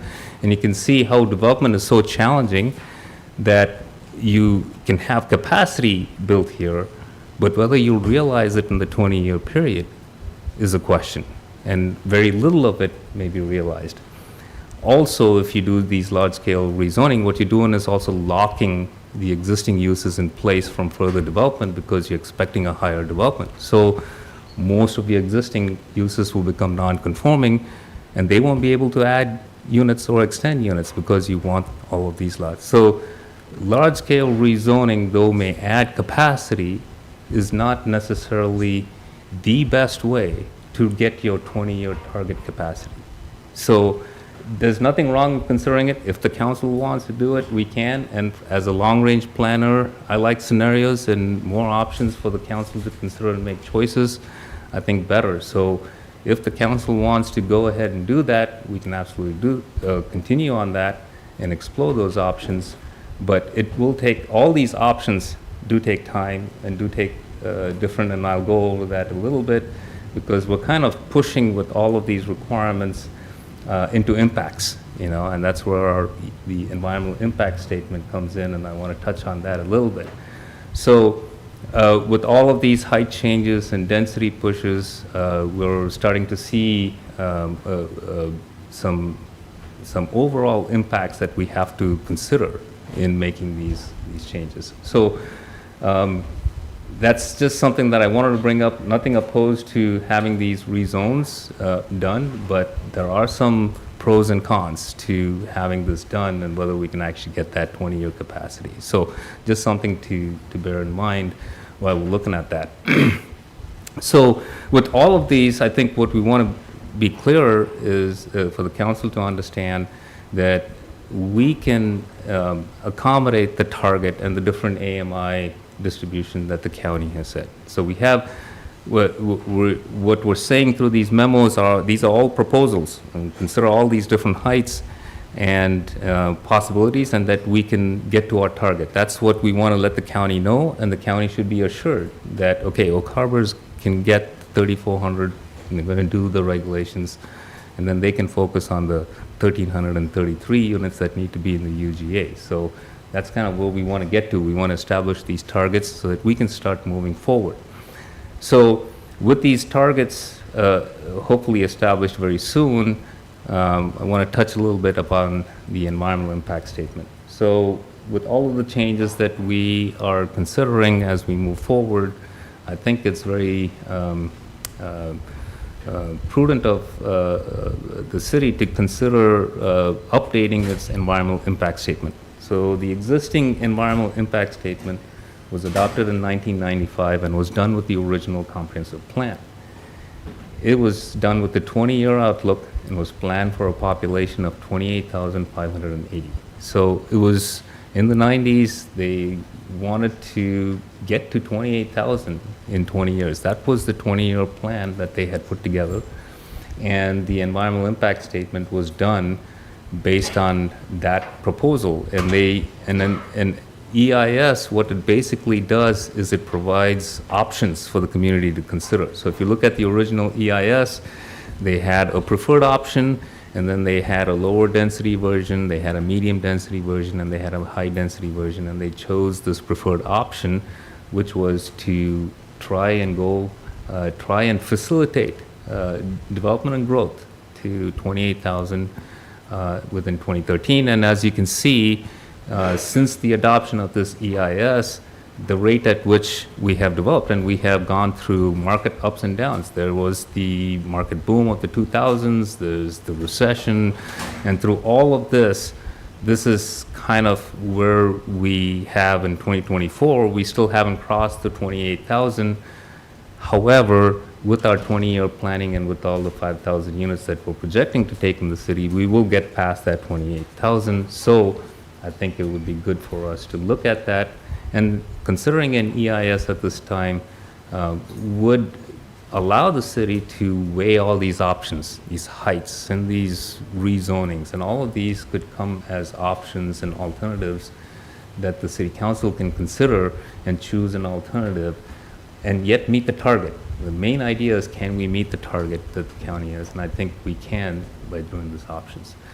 So we do need to, in order for us to be really effective with our timing of the update of the plan, we need to incorporate this EIS as part of our comprehensive planning process, which means we need to start moving soon. I've never done an EIS. The city's first EIS was done, 20, 30 years ago. So this is something that we'll have to research and see how it's best. Pardon me? Yeah. So we'll have to look into it and see what all it takes. I'm sure there's a cost to it, and I think it's very important to get the scoping of this EIS to make sure that we can kind of capture what we think we're growing towards. So this is something that I wanted to bring up because all of this discussion with height and density and so on, I think is pushing us to look at, we should consider our impacts. We're increasing our density in the city. And I can tell you right now, just with the boom that we saw in the 2000s or the late 90s and with the recession and whatever we're facing right now, the rate at which housing was built was slow. I mean, we have to do much faster than we did in the last 30 years in order to meet this 5,000 target. So just as a scale, of what we're taking on to hit this target is actually pretty big. If you look at the history, that's why we have these market factors. There are things unique to Oak Harbor. There's, you discussed the previous action item about these PRDs. We have a lot of PRDs in the city. PRDs make things very difficult for redeveloping, and that's why one of the reasons we can't blanket rezone all of the city and say, we can take R3 development, because a lot of these lots are small. They were done with PRDs and don't have much room to actually expand. So there are some things that we do here in Oak Harbor that are maybe slightly different, that kind of locks us into certain things as we move forward. So that's why we have all of those market factors. But anyway, I think we need to think about this EIS moving forward and consider all of these options, and then also be realistic about the targets that we're trying to achieve, given all of the foreseen unknown in the economy that we're facing. Now, as a long-range planner, I want to look past all of that and say there's always going to be ups and downs, but even through our ups and downs, we need to be blazing through a lot of housing. We need a lot more housing through all of these 20 years in order to catch up or at least hit the target. So that's kind of just to give you a scale of what we're taking on over the next 20 years. So now wanted to touch, we talked mostly about inside the city and all the things that we can do to accommodate the allocations that are the targets for in the city. So the next is the UGA, and this is where the county has asked us, and this would be our recommendation in terms of where we would want to see the UGA expand. But before we jump into where and what, we need to identify some quantities. And I have a graphic here to try and capture what it is that we're hoping to do, at least our outlook. The UGA is the counties. They have the authority and they can make the amendments, they can put the line wherever they want to. We're giving our recommendation, and what is our sort of basis on which we're recommending this. I wanted a graphic to kind of show where our thoughts are coming from. So in the UGA, we have, of course, the area is smaller. So we have a 20-year capacity that you can calculate using the existing area. And this capacity will change based on, similar to the city, based on regulations, or if you increase the area or decrease it, this capacity will change. And how do you determine the 20-year capacity that's in the UGA? Again, you use market factors, and we've got some information from the county on what they are hoping that they will achieve in that 20-year market in the existing UGA. They shared some information through the letter. So the 20-year target for the UGA is more than what the capacity is. So how do we go about getting or trying to hit that target in the UGA, or how do we try and achieve that? So in order to do that, we have, and the target is the 1,333. And in order to do that, we have to propose some sort of an expansion area in order to increase that capacity. And this capacity, and I'll go over some of the slides, is how do we determine the expansion area, and we determine using their metrics a little bit, and I'll go over that. So what we'd like to propose is a capacity and expansion area, but how do we know that how can we hit our targets? The targets will come through annexation. These are not developments that will likely happen in the county, and they cannot happen at the density that they should in order to meet the targets. The only way they will be able to meet the density and meet the target is if they annex. And so that's the way that we think that can happen, and that development happening in the county without annexation will not meet the target, right? So that's kind of a graphic just to explain, or just to kind of share our thoughts on how we view it. So what are some of the UGA metrics? So we looked at the UGA and some of the options in the countywide planning policies and in the state law says, consider trades. And I think there are some areas in our current UGA that we can look at to see if we can trade. And there's this commercial area that's northeast of Crescent Harbor and Regatta, and it's about 32 acres of commercial. And this is a very difficult area to develop, primarily because it's got a lot of street frontages that every property has to develop with anything that they subdivide.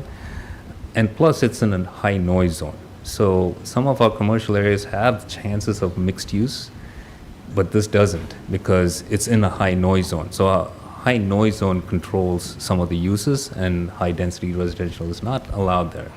So this is a property that has been sitting there for quite a while. I think the idea was that it would be somewhat of a commercial hub for the Northwest residential county community as well as the city.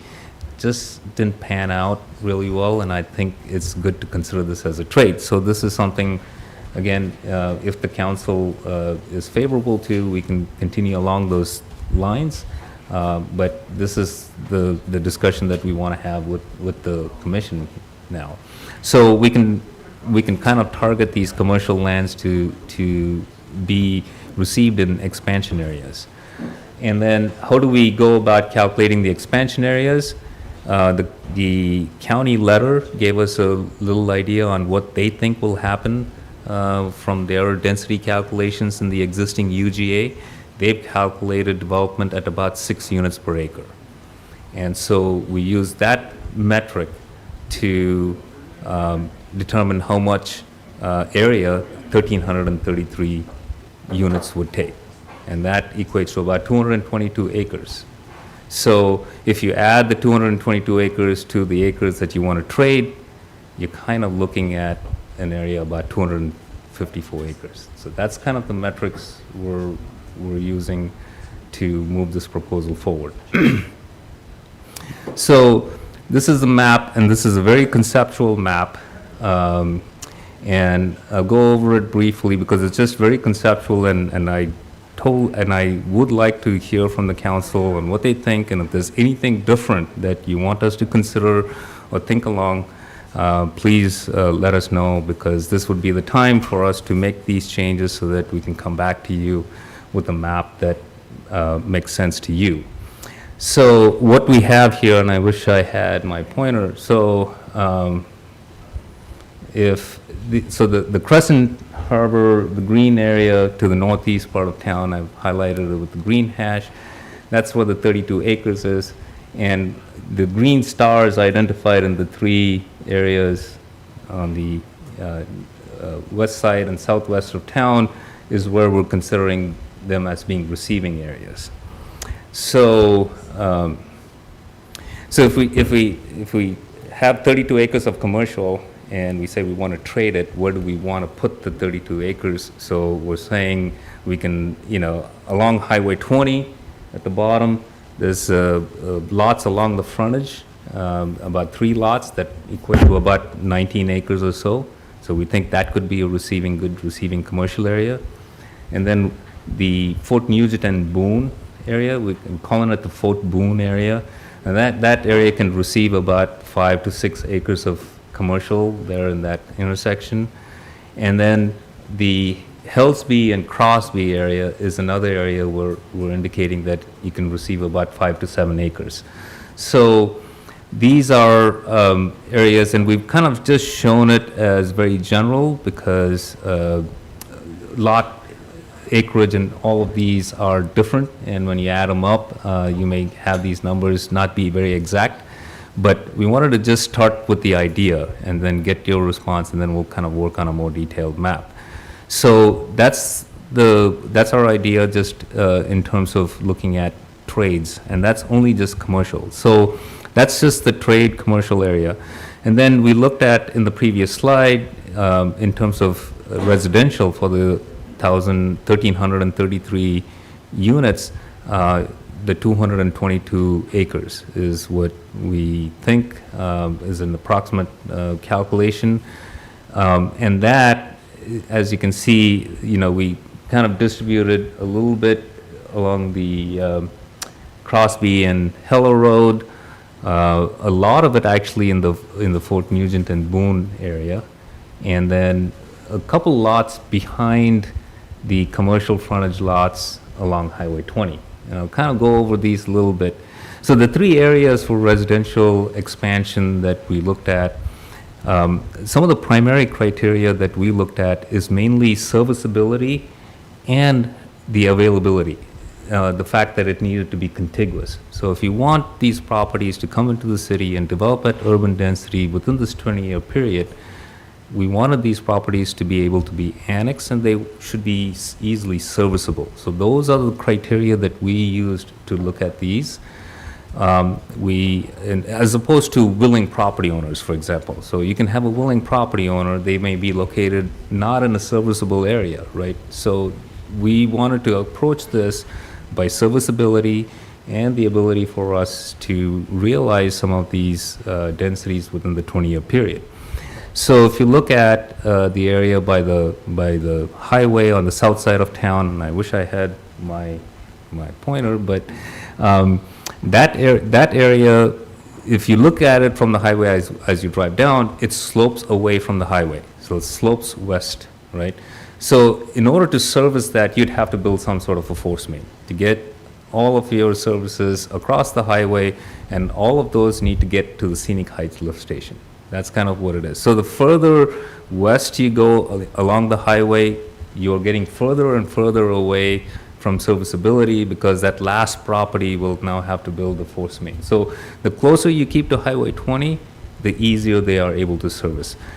Now, these properties are also contiguous to the city. They're contiguous to the north, and so you can have these properties develop fairly quickly because they can be contiguous to the city and they can come in, and you don't have to wait for the services to be extended. If you look at the Fort Nugent or the Fort Boone area, that's the area that took the largest amount of the expansion, just because of the layout of the land and, again, serviceability. So all of that area can be served by the lift station at the golf station, at the golf club. So all of that is serviceable to that area. And the area to the north along Crosby and Heller, now they have some wetlands there that will reduce some of the developability there, but I think there's viable commercial property and some residential that could be developed along Crosby. And those are also serviceable. They have a lift station at the very end of Crosby, that you can see that right now. So if that land sloping west will go to that lift station and then will be brought over. So these are the properties that we think are serviceable, contiguous, and especially the Crosby and Heller. If it is contiguous on Heller side and is contiguous on Crosby side, so it makes more options, and I think, again, it provides for that the target that we're trying to hit. So the options for developers and property owners here are definitely more. Now, Excuse me, Jack, can I jump in while you're on that subject Absolutely. of Crosby? Isn't that a giant wetland? It is. The wetland is behind. There are properties along Crosby and along Hiller that are outside of the wetland areas that could be developed. So, But as you continue down Heller, because you've got the depth off of Heller, that wetland extends, we call that Golden Valley, because it's a yeah. giant So duck pond. The properties there are rectangular in shape and they extend into the wetlands. So I think the Heller portion of their property is developable. Unfortunately, we have to capture their whole property in order to make sense. We're not trying to draw lines in the middle of somebody's property line and say, okay, you can't. So that's why that line got pushed all the way, just because there's potential on Heller that we couldn't grab that potential without grabbing all of the wetlands as well. And I also want to say, there's nothing wrong in annexing that. We have critical area ordinances and so on, and density transfers that we can still use to protect those critical areas. But we are looking for land that's available and that could be utilized. So we're not assigning 380 residences to that 65 acres for the calculations? Ask me that question again. Well, you're using calculation of 6 per acre for the expansion per the county. You've got 65 acres marked there. So we're not counting on 380 residences going in at 65 acres. We're not. The area, so it's difficult. This is where we get challenging in terms of how to do these expansions where we don't have the zoning authority, right? So that's why that metric we can only take an area and then start to work with that area. It's hard to go into very specific, in Fort Boone, we zone this R3, R4, it's hard to say. The property owners have different interests as well. We can have to take that into effect. So again, going back to my graphic, we're trying to create capacity. Within that capacity, we're trying to hit the market target, the market target that we're trying to do. So there's no, if we start to look at, okay, here there are critical areas and therefore we should expand our areas, we can look at that. We're suggesting more acreage to the county, and if the council wants us to do that, we can. We're just trying to bring a first kind of stab at this process. If the council wants us to do something else, this would be the time for you to mention that, and we can accommodate it into the whole process and into our request to the county. So let's face it, we're not going to get to that kind of detail, but again, 65 acres, which we know a good part of that is wetlands, and we know also in that particular area is not an area where we would typically think that we would be sending our multifamily, because it's getting quite a distance from the city, which kind of defeats some of this long-range planning we're doing. So I just want to make sure that we're not going to the county and saying, okay, here's 65 acres, we're planning on putting 380 houses there, and that meets our metric, and we're done, because obviously there's, unless you go multifamily there's no way you're fitting 306 per acre into, that particular development. It's poorly sloped, it's a giant hole, it's a wetland, there's a whole lot of things that say that would not be a great piece to develop. Absolutely, and that's where the capacity and the target differs, so we are trying to get to a capacity with a metric that they supplied us. Outside of that, it is hard for the city to come up with an area and within this area, now our authority from a city standpoint is to have a land use designation, and most of this area, any expansion here, will be designated as low density residential, and I think that's what the county wants. I think their entire argument was that we want this to be low density and we want the higher density to be in the city. And so all of these development regulation changes that we're actually considering is actually increasing that density within the city. Now we're using their metric to consider low density here now, and we'll probably designate it as low density with these pockets of commercial. Those commercial pockets would have to be notified as different. But it is still up to the property owner when they do annex into the city in order to determine whether they want to do R1, R2, or R3. And R1, R2, and R3 have different development densities when they do come into the city. So there is potential for some to be at 6 units, there's potential for some to be greater than that, 20 units. So I think we assess the expansion area based on the area that, and a metric that they've given us.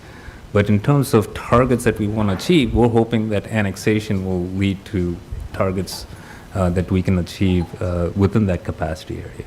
And thanks for that, because you're also kind of in the same boat on Waterloo, right? I mean, it's a large flowing sheeting wetland that has been mapped as part of the Oak development, the Gary Oak development up there. Yeah, so some of the areas, and so I want to briefly state why we kind of looked at these areas, and we can look at additional areas. Now, yeah, we're contiguous. So the Swantown area, the city actually has a park there. We own parkland outside of the city that was donated. And it would make sense at some point to go in that direction. However, any area that you add along Swantown will be not contiguous to the city.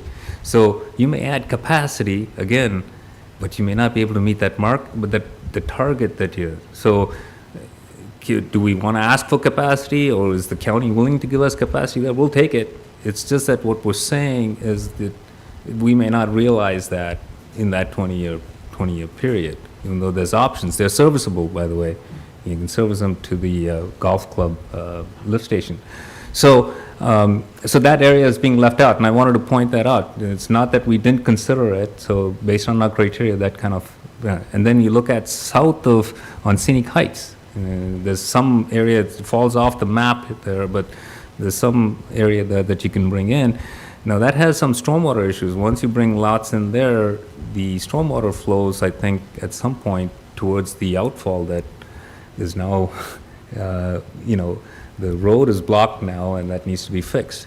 Now, any development that comes there has to do the downstream improvements, and so that's a hindrance. We don't think that can happen fast. Why would we want to have an expansion area there and then have this burden of wanting to do this infrastructure? So using some of these criterias, we kind of avoided some of the areas and have these areas as suggestions. So, but again, this is just a start.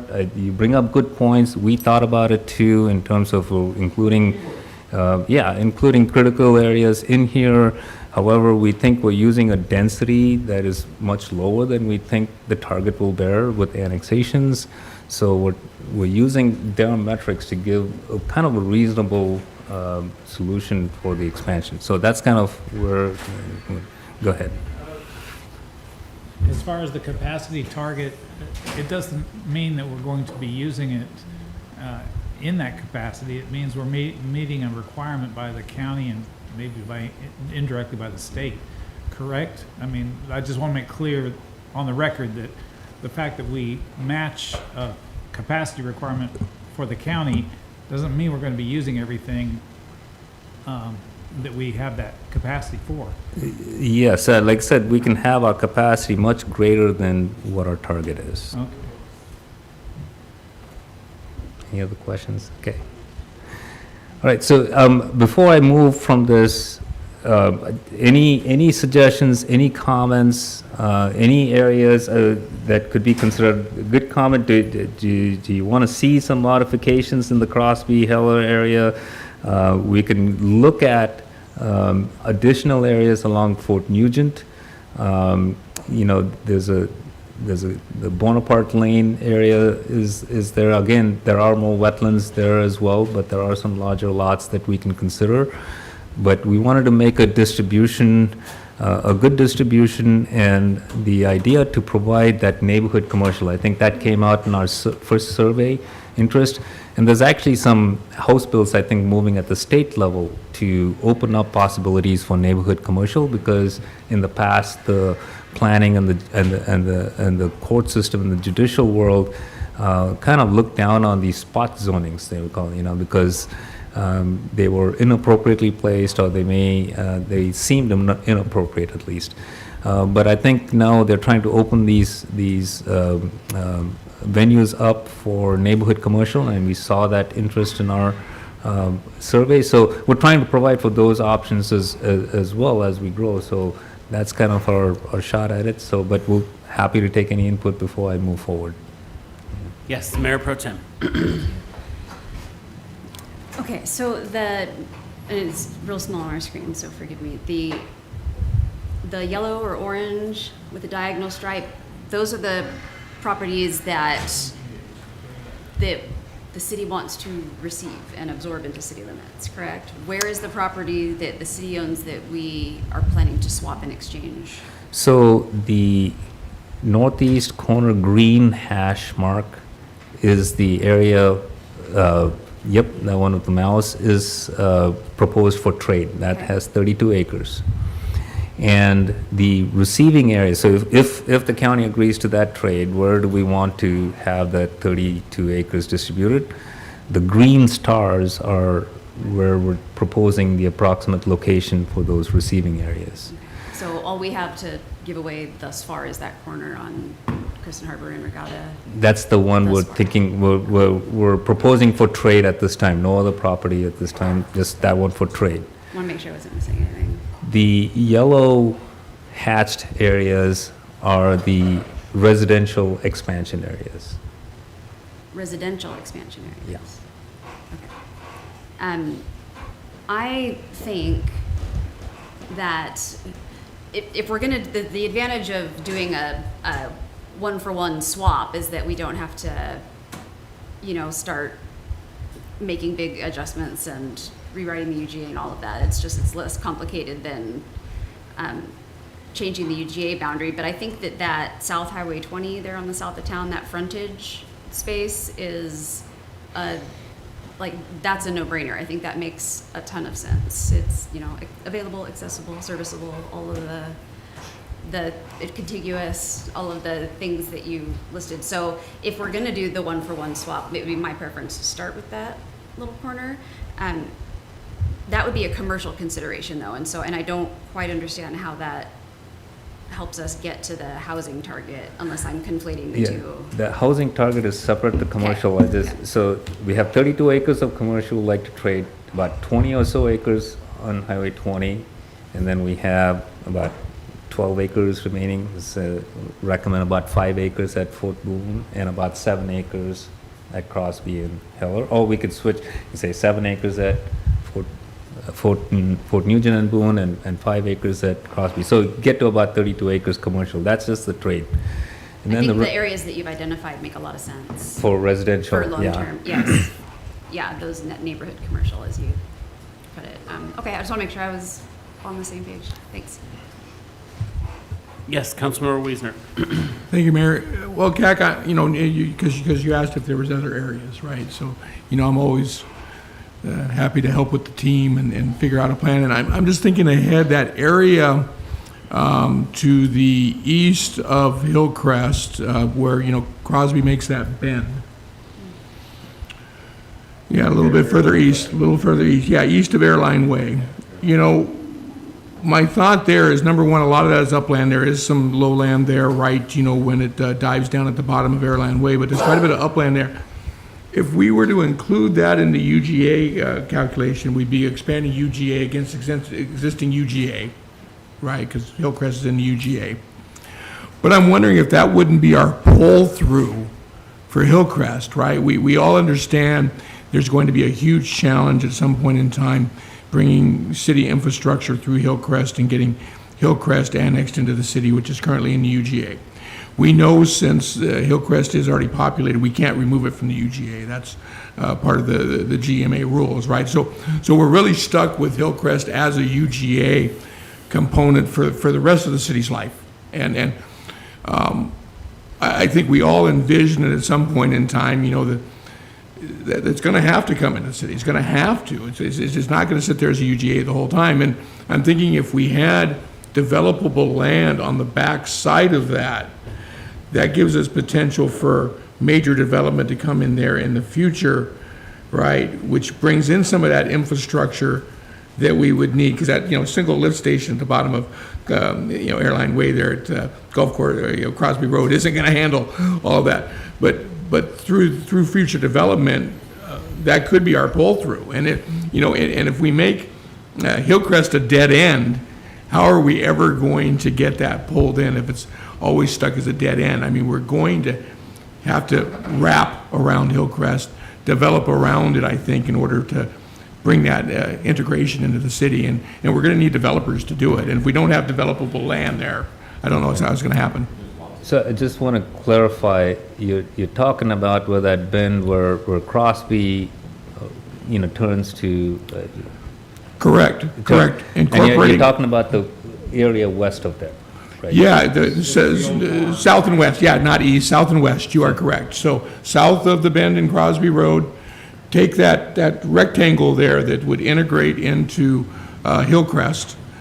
So start from the UGA line at the farthest west side of Hillcrest and run a line straight over that intersection with Crosby Road. We looked at that area, and initially I had a square that had 120 or so acres all the way from Swantown, wrap around, with the whole Hillcrest in there. Couple things that made me look at that again and remove that. One is the properties that's just west of Crosby and Airline Way is designated as LRS in the county plan. So when we do UGA expansions, we have a criteria to select property that is designated for growth, and then they have long-term rural significance land that they've designated that will come only as a last resort. And the lands on the west side is designated for LRS. So those, we found it challenging to kind of like go from Swantown, wrap around, because we thought that was an essential connection that the city needs to make at some point, hopefully. But we just didn't see it at this time to be able to get past the LRS designation as a ask, in terms of request. So that's why we removed that. So I have actually a slide that, and let me see if I can go to it. Okay, so this is the county map, current county map, and the red areas are the areas that are designated as long-term rural significance. The blue areas are the ones that we can potentially grow into, potential growth areas. And there was a lot of areas left undesignated because there was also not a compelling reason to designate every property in the JPA or the UGA, actually in the JPA.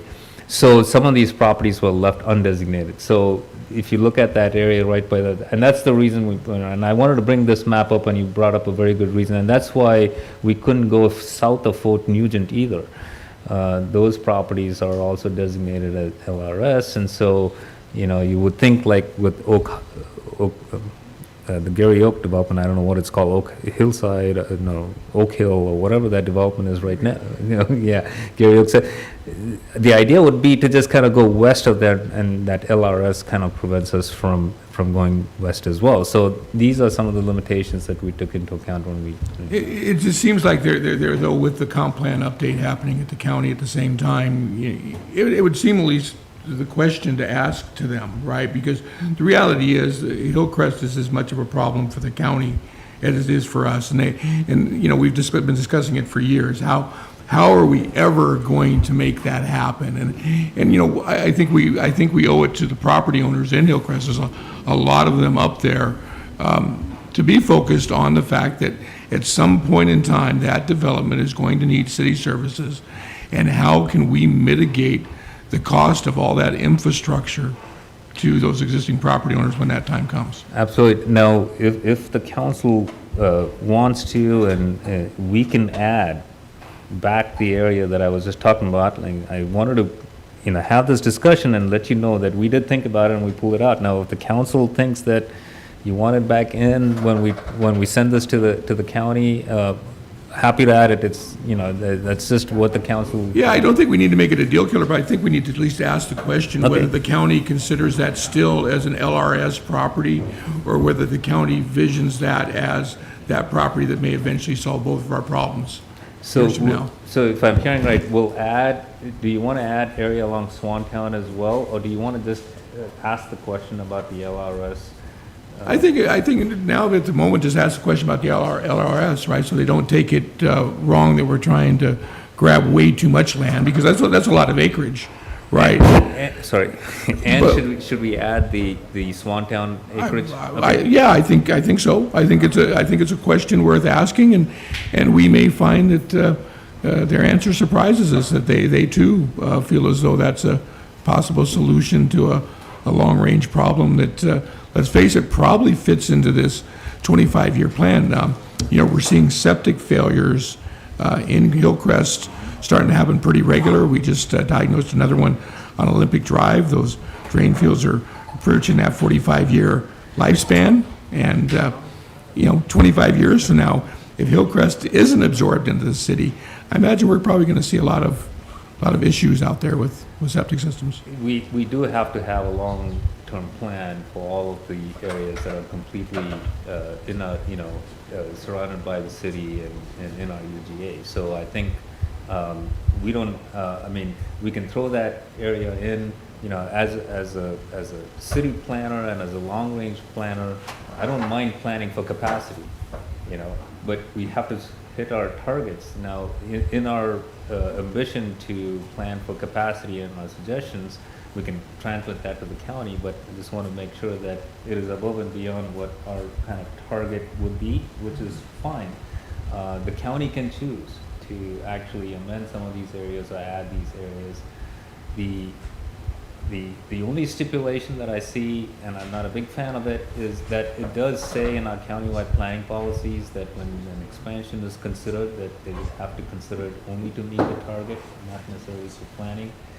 And I hope that the county can look past some of that in consideration of these UGA expansion. But we can bring these ideas forward as the council wishes, and we can prepare a map that reflects the commission's wishes, and then we can see how the county reacts. Like I say, I don't think, it's a deal killer or anything, but I think the question, to answer the question is always no if you don't ask it. And so I would think just a gentle question of that, and if it takes flight, it takes flight, and if it doesn't, it doesn't. We can show that as a dotted area, and we can say additional area for consideration into the UGA to support infrastructure extension, because you're right.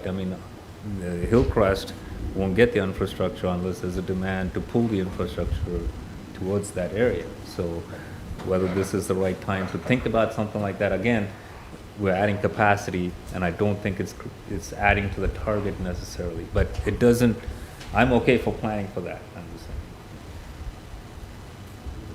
Yes, Councilmember Romero.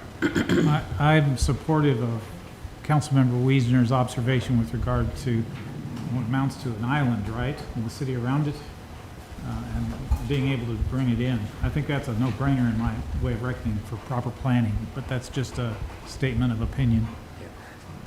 And I will add this with, like I said, that area is hard to get contiguous to, but there are some lots at the very south, and I wish I could point them to, that could be strategic, but I wouldn't expect these things to happen in a 20-year period. Given the history of how we've come so far, and I'm just looking at it going, the rate at which we need to be developing over the next 20 years is we need to get moving really fast on that. So anyway, any other thoughts or comments on this? Any additions?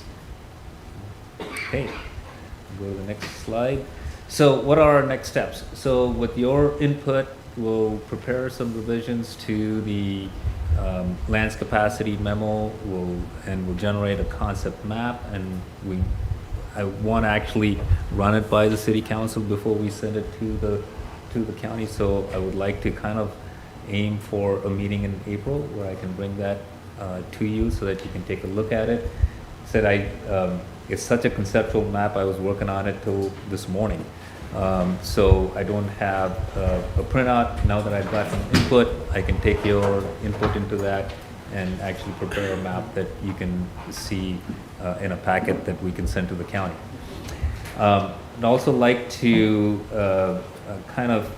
get your sense on whether you're okay with us looking into advancing the EIS process. I think it's something that we should look at, given that our targets will exceed the population projections in the original EIS. And we have the mediation with the county that's rescheduled for April 10th, and that kind of falls in between now and April 15th. So what we can do is we can reach out to our county counterparts and see if, based on discussions that we have right here, and with some of the proposals moving forward, if they're comfortable with that, if we need the mediation or if we not need the mediation, I'm not sure about that. We'll have to make that determination. But I'm hoping that I can come back in one of your April meetings and get something that we can transmit, because once we transmit that, we need to start moving forward with the rest of the stuff. That, I think we're getting to a point where we want to make sure that we establish that targets. We've had a couple of meetings now where we've talked about these targets, and want to kind of solidify these targets, because that's what we're planning for. That's what our 20-year plan for. The capacity can be up and down, can be 60-year capacity, 100-year, but in order to hit our 20-year targets, we need to kind of have that plan moving forward. So I want to do that. Because we got a lot more coming up. What's coming up is we have another OPAC meeting. I'm hoping that we can have that sometime in the spring. We'll have another survey potentially. We'll have some community input. If we go the EIS route, we can start getting community input on a lot of these options, but we have to start preparing those options, and so there'll be some time and money that has to be spent. We'll have to come forward on that. And then we'll have to get to a draft plan sometime in late fall. So if everything goes smoothly. So that is what I'm hoping are the next steps. So with that, I will open up for more questions or comments. Mayor Pro Tem has questions. Thank you. The EIS process, is that something that you're planning to do in-house? Are we going to hire somebody to do that, or am I getting way ahead? Yeah, Are we not there yet? We have to hire somebody. We'll have to come back with options. Okay. And I think we've talked internally about identifying some resources to fund that. I think we've identified a couple places where we can kind of draw some resources to address that. We'll bring that forward to the council. There will be a more detailed discussion. You're not approving anything right now in terms of funding. We'll have to look into it in terms of what's the scope, and then that will determine the costs, and so we'll have to come back with some estimates for you to consider. Yeah, I definitely think that's worth pursuing. The landscape has changed a little since 1995. Just a little bit. And since we're doing long-range planning, it makes a lot of sense to reevaluate. So I think that should definitely be a priority. Thank you. Okay. So, and the idea for presenting here today to all of you was to get input so that he can finalize what we're going to put forward to the county and bring that back to you for approval before we send that to the county. And then we're still staying in keeping with their timeline. So if we get this approved next month on the 15th and then we get it submitted, we're still on good time and good footing with them. So anything else? Yes, Councilmember Weiser. I'll try to be very brief. I know we got a lot going on, but the important subject, and anytime you and I can get together, and go into this a little more in depth. EIS, any reason we're not doing it jointly with the county, that we're going to take on our own? Because don't we have the option of taking this entire exercise and umbrellaing it underneath the county's action? Because the county has to justify their actions with the UGA expansion also. It is technically a little different. So we can do EIS for the city limits. The county has to do an assessment, I believe, of all of their UGAs. Because they cannot, I don't believe they can sparse out Oak Harbor's UGA and EIS separate from the rest of the county plans that they're doing. So that's a decision that they have to make in terms of how they're going to do that, and whether there are other UGAs and Oak Harbor UGA requires that EIS. So it's hard. I don't think we can just say we'll do the EIS for the county. I think that's a Well, I was kind of thinking the other way around.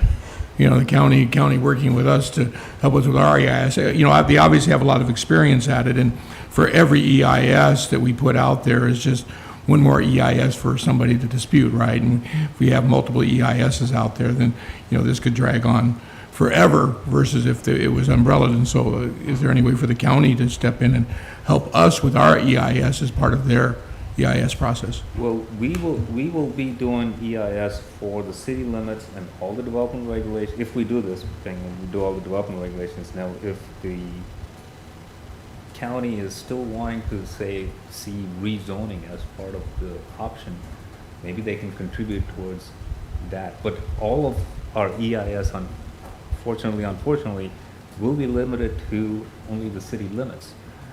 Whatever happens in the UGA is in the county. The county will have to do a separate EIS for their plan. We can't encompass any of that into ours because that would carve out of their SEPA and environmental analysis. So it is a county function, and it has to be done in relation with the overall UGAs of Hooper and Langley. I was just hoping the county could incorporate us because, again, they have a lot of experience at going through that. Just a couple of comments real quick, like on your sheet real quick, like height limits, I like where you're going, but I think just in my 2 cents, we might be a little extreme. I'm picturing, 60-foot buildings and that's a pretty harsh extreme. And I get why we're doing this, and I get that the whole concept about just because we allow it doesn't mean it's going to happen. I totally get that. But then I want to go back to our highest and best use that we push within the city, right? And I want to make sure that we don't push ourselves in the other direction, right? Where, we maximize these densities, for example, on R4, 46 to 52 dwelling units per acre, right? Those are going to be micro apartments. I mean, it's the only way you're going to fit that in there. So is that saying if somebody came in with an R4 proposal that only had 32 dwelling units per acre, that we would look at them and say, I'm sorry, that's not highest and best use, and we're not going to let you develop there, right? So, because that's kind of how we work right now, right? And so that would remain in place to get the higher density. So, well, but you see, you get where I'm saying, right? I mean, I don't want to get to the point where we're also saying to a developer who wants to come in and develop that 34 unit that, oh, I'm sorry, you can't, because we increase density so high that the only thing that you can build on any R4 property anywhere in the city limits of Oak Harbor is a micro apartment. That's it. You don't have a choice of building anything else. That's my fear. And absolutely, totally, and that's where the market factor comes, right? So because the 60 feet applies to all of the districts, and you have to deduct what you possibly can and cannot get out of it. So you get where I'm coming from. We have a choice here of either going really dense and going up, or spreading out the area in which is what you hinted to, right? Or spreading out the area in which we're allowing higher density, maybe not as high of a density, because obviously if we don't allow as high a density, that means we need larger area, right? And myself, just, again, this is my opinion, I would rather see 3 buildings of 40-foot tall than, 2 buildings of 60-foot tall, just because I just think that's a stark contrast to what we're going. I know it's a necessary evil. I know it's what we ask for, right? When we come up with these densities, and I know we're tugging you both directions because that's what we do as a council. But at the same time, you get where I'm coming from, right? The likelihood of this happening does bear upon us in how we write these densities and we write these codes. We can write this where it becomes very unlikely that our 20-year plan would ever be reached, that the market pushes back and says, it's not going to happen. We can write it to those extremes, or we can write them a little more conservative, allowing for a little more flexibility, which does give a little more opportunity that it could actually happen. So absolutely, and I think those are all great points, and I think that's why you can have the height as a bonus or as an option. Mm-hmm. So in the, when you say inclusionary zoning and then you consider density and building height, so, some of the things that, you have to see in terms of when does it make sense for a developer to go for more housing, depending on the cost of the land and the ceiling to which they can get, Mm-hmm. So if we have an option for them to have a higher ceiling, will they consider taking that into an account as they buy the property and into what they can get in return. You know, there's a lot of talk in terms of mixed use and commercial developers. So if you have a land that is commercially zoned and it's available for development, and you have two different developers, a commercial developer and a mixed use developer, and you know, what are they willing to pay in order to realize what they want? Now, with a 45 or a 50-foot height limitation, the mixed-use developer can't get the return that the commercial. So you take them out of the market, basically, and so your commercial will never get to your mixed-use because the commercial developers will always kind of outbid your mixed-use developers.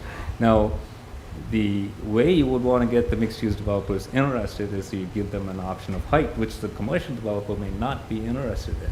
So that's kind of how we wanted. We're going into an arena which is different than what we were in these past few years. Well, and if we were to take these densities and heights and use those as our inclusionary zoning, in other words, we would allow it under specific circumstances, but not necessarily require it. So you get a builder that comes in and wants to build market rate apartments, 1,200 square feet, 4 stories high. We're going to allow that. But if you want to come in and build 800 square foot subsidized units, right? That's where we're going to give you that bonus, and we're going to take you up, and we're going to give you that maximum density. But we're not going to force you to do all or nothing. Depends on the zoning, right? I mean, that's where the rezonings come into key. Like if you zone everything to R4 and your plan is to try and get to that capacity, you are going to limit the existing, like non-conforming, right? You're not going to do your townhomes in the underlying zoning. So in that way, just like the height, when you rezone it for really high, you may not get that capacity because market factors are not driving. In that case, your R3 and R2 will be allowed. So when you zone for R4, you are setting a minimum density that you're trying to achieve, and in those areas, you're not going to accept R3 density.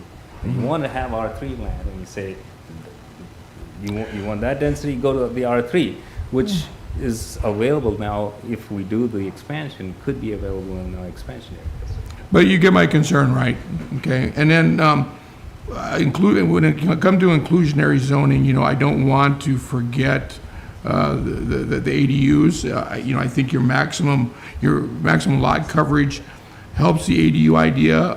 We've not seen ADUs in the city. We keep trying to push that direction. I know Coopville in their current comp plan amendments looking at waiving connection fees or greatly reducing connection fees for ADUs to try and promote them. And so when we talk about inclusionary zoning or creation of affordable housing, I don't want to think us to just strictly think on max densities and going up. I also want us to remember the ADU program. In the big cities, the ADUs are becoming a big hit by condominiumizing. They're taking and building an ADU on, say, a 9,000 square foot lot, and then they air condo, so they don't have to short plat, but it's creating affordable housing because now that ADU can be sold off separate as a individual condominium. That is what's quite frankly saving towns like Bellevue and Redmond and stuff, making them more affordable. And I don't want to miss out on that. Absolutely, and I just want to address that because I think there is a housing bill called, I think the unit subdivision or something that does allow for some of that will be in place, that we have to adopt these regulations with our comp plan update to allow for these lots to get subdivided. I think they're called unit subdivisions or something, where you establish a primary lot and then there are subsidiary lots underneath of that, and as long as the primary lot meets the zoning requirements, you can subdivide and sell. And so those are things that will become available in our R1 and R2 zones right away with the regulations, right? Nothing to prevent it. Those will be more difficult to do in an R4 zone. So that's where I wanted to bring up that large-scale rezoning. Like when you bring that, those options, because of R4, now if you leave it as is, low density residential, the current property owner has the chance to rezone it from to R1, R2, or R3. Currently, they have that ability to go. If we change it to R4, thinking that we want higher density, then we're taking away some of the mixed use, the middle housing, so to see, options from those areas. Well, and part of the program, right, is not only just letting it happen, but how do we actually incentivize it to happen? Because that's how we're actually going to make some of these things happen versus, because again, we can't, there's no guarantee any of this is going to happen, but we can put programs in place for those areas that we want to see more of, right, as a city. And so, ADUs is definitely something that. yeah, and again, I like the reduction of the max lot coverage, paved paradise to put up a parking lot's been something that's been said for years. And, we have done a pretty good job of paving part of Paradise to build some pretty big parking lots over time. So onto the parking lot subject real quick, I think we should also consider going down to that one parking space, even for 2 and 3 bedroom, if it's in the CBD. So I think we should be taking location in consideration when looking at reduction of parking. If the units are being built right in the middle of our commercial corridor where people can walk to work and walk to businesses, right, they're less likely to need an automobile. And that's quite frankly where we want the density. We want people to be in those denser areas. And I think by, final thought, by, expanding the area in which we can see redevelopment, we can turn that into a positive. Because again, that area that you had in the yellow circle in the middle of our oldest section of town that typically has the smallest houses on the largest lots, has the least value per square foot, and has the oldest infrastructure, right? By expanding and trying to incentivize redevelopment in that area, it does nothing but good things for us and the citizens, right? By getting that redeveloped. And then I don't want us to forget that if we are going to have a redevelopment zone like that, that we should be getting some compensation for the county for the single-family homes that we are going to displace in that redevelopment zone, right? Because we're going to be increasing the amount of low AMI that we can put in there, but we're going to be displacing higher AMI houses. That should be taken in consideration, and there should be some UGA land given for that redevelopment and that swap off, so that we're not finding ourselves now short on single-family land. And I think the county's in agreement with that, and so I don't know why we would want to leave that on the table. If we can figure out a way to substantiate what that may look like. And that's a great idea. I just want to be realistic in terms of how we can deliver that exact idea you're talking about, and I don't think we can deliver that idea with our April 15 conversation. What you're talking about, I think, requires a little more analysis just because of what it's doing, and it can be done as part of the EIS. But I'm just saying, in terms of what we want to convey to the county, all your ideas are great. We'll consider everything for planning for the city and for Oak Harbor. How much of that relates to what we can do by April 15th is going to be challenging, and also because, just to go along that train of thought, because of how we determined the expansion area, which was based on just a minimum density, it's hard to equate area for area, right? In terms of, okay, we're rezoning X number of single-family lots, or no, R4, therefore we should get that. It's not an easy science to make and justify, as much as conceptually it sounds like doable, but we can explore it with the EIS options. It's just going to be... Well, and obviously it's a matter of just getting to a number that both us and the county are agreeable upon. Agreeable. And that's April. Now, we can continue to do a lot of planning within Oak Harbor as past the April 15th standpoint. What I want to do is get to our targets, right? We can continue and include a lot of what you're talking about, details as we plan forward. It has nothing to do sometimes with the capacity. That's just our planning and our way of saying, okay, this is how Oak Harbor should move forward, and we can do that. Cool. All right, we got it all out of our system. You guys were referring to the lot splitting bill, House Bill 1096, just so you know. Anything else? Sure. So, CAC, are you coordinating with your associates also in the county as you're doing this, or are we going into meeting with them sort of like with this is our plan, but we haven't really communicated with them at all about what we're trying to do? Most of our communication right now is being done with the city council input. We're not doing a staff to staff because a lot of the topics we're talking about is being dealt with at this level. So if we have a different conversation going on at the staff level, I feel like we'll have two different threads going on, and I may not be able to bring ideas together to the group. Understand, sounds good, thank you. All right, thank you, CAC, very much.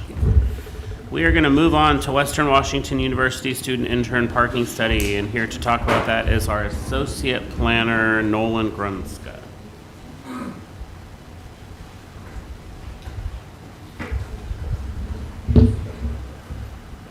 Thank you, Mayor and Council. As you said, I'm here to brief you about some of the projects done by the Development Services Department back summer of last year. So in May, Western Washington University reached out to our department, their Urban and Environmental Planning and Policy Department, to ask us if we wanted to support a student intern from their university. And we agreed, and after a short interview process, we selected Sierra Riordan as that intern. The department chose to anchor the internship experience around some kind of tangible project to facilitate learning and provide a deliverable for both the city and the UEPP with Western Washington. And that internship was conducted from July to September of 2024. We elected to study parking in the city to support direction on review of policies where relevant local data is currently lacking. We don't have a lot of information about our local parking characteristics, so we thought this was a good opportunity. Many cities, including several in Washington, and states, including the state of Oregon, and Washington currently, at least under consideration, have eliminated or drastically reduced parking minimums. There are many reasons to consider adjustments to our parking policy, but most recently changes have been focused on economic development and housing affordability. The intern study assessed areas zoned C3 and C5 along State Route 20, Pioneer Way, and Midway Boulevard. This is a map of the study area, the parcels that we surveyed, and were incorporated into the study on August 8th and August 10th of 2024. This map should be included in your packet, and these are the site lettering that correspond to the table that's provided. So the study was conducted with an on-site count of parked cars, non-vehicle occupied parking spaces, and a total quantity of provided parking stalls. The survey was conducted from 11 a.m. to 4 p.m. on Thursday, August 8th, and Saturday, August 10th.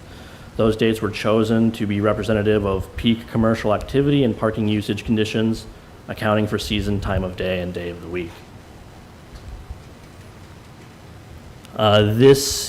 These were the results of the study. I'm not expecting you to read this in this slide, but it's just an example. This should be included in the study, and the data that also exists in the appendix.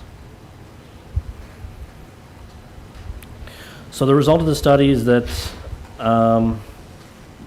so generally for a parking study, when you're determining the effective capacity, 10 to 15% reduction to the total capacity is typically applied to the supply to account for real-world circulation behavior, people driving in and out of the parking area, meaning that a right-sized parking area should see 85 to 90% peak hour usage to know that it's being adequately utilized. None of the sites surveyed achieved greater usage than 61.7% capacity at any time surveyed, and excluding site C, which was the most used site, no site exceeded 47.2% usage in the survey. And the study-wide average utilization was 30.1%. The total 3,965 parking stalls equates to about 15 acres of total space and parking. Just under 10 acres of that was unoccupied at any given time during peak hours. And that space excludes drive aisles and other auxiliary spaces like landscaping that's required to serve those parking areas. The intern study also included a literature summary from what's being written recently in the planning profession about parking. And a lot of that literature focuses on the idea that there's a implicit cost to providing parking that's not being used. There's no such thing as free parking. Analyzing how the cost of providing parking has to be rolled into the price of what a project intends to sell, whether the consumer, renter, or buyer is using that parking or not. And because it's collectivized in that way, the free parking is understood in this literature as a subsidy to driving. Our own code recognizes that there is a cost that's absorbed by the city when parking is provided in excess. The impervious parking areas generate stormwater runoff, negative impacts to water quality, wildlife habitat, and our municipal budgets, which is a reference to every road, every pipe, and every wire in the public right-of-way having to be extended to accommodate each additional parking space, a majority of which are unused at any given time. Excess required parking is a very common issue. Most cities that have the minimum parking requirements resembling our own have this issue. And it can be attributed to kind of fundamental problems with the widespread approach to regulating parking in this way, and historically kind of a poor understanding of how parking dynamics generally work. There are significant negative impacts on the environment. They are generally understood to serve as an unnecessary barrier to development, including to small businesses and to affordable missing middle type housing. Excessive parking tends to create a vicious cycle by spreading uses further apart, lowering land use intensity, increasing the value of driving, the time value of driving, and further increasing the demand for parking in doing so. I won't go into too much detail about everything that this table is saying. There's a greater explanation in Appendix C of the report, but the short explanation is that there are basically two origins for the kinds of parking minimum regulations that we have.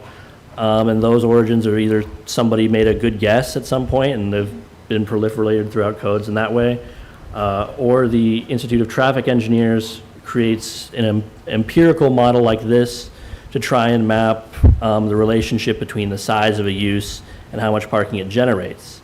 And that is often the basis of parking requirements, but unfortunately, under scrutiny, what this data mostly says is that there's not really a relationship between the size of the use and the amount of parking it generates.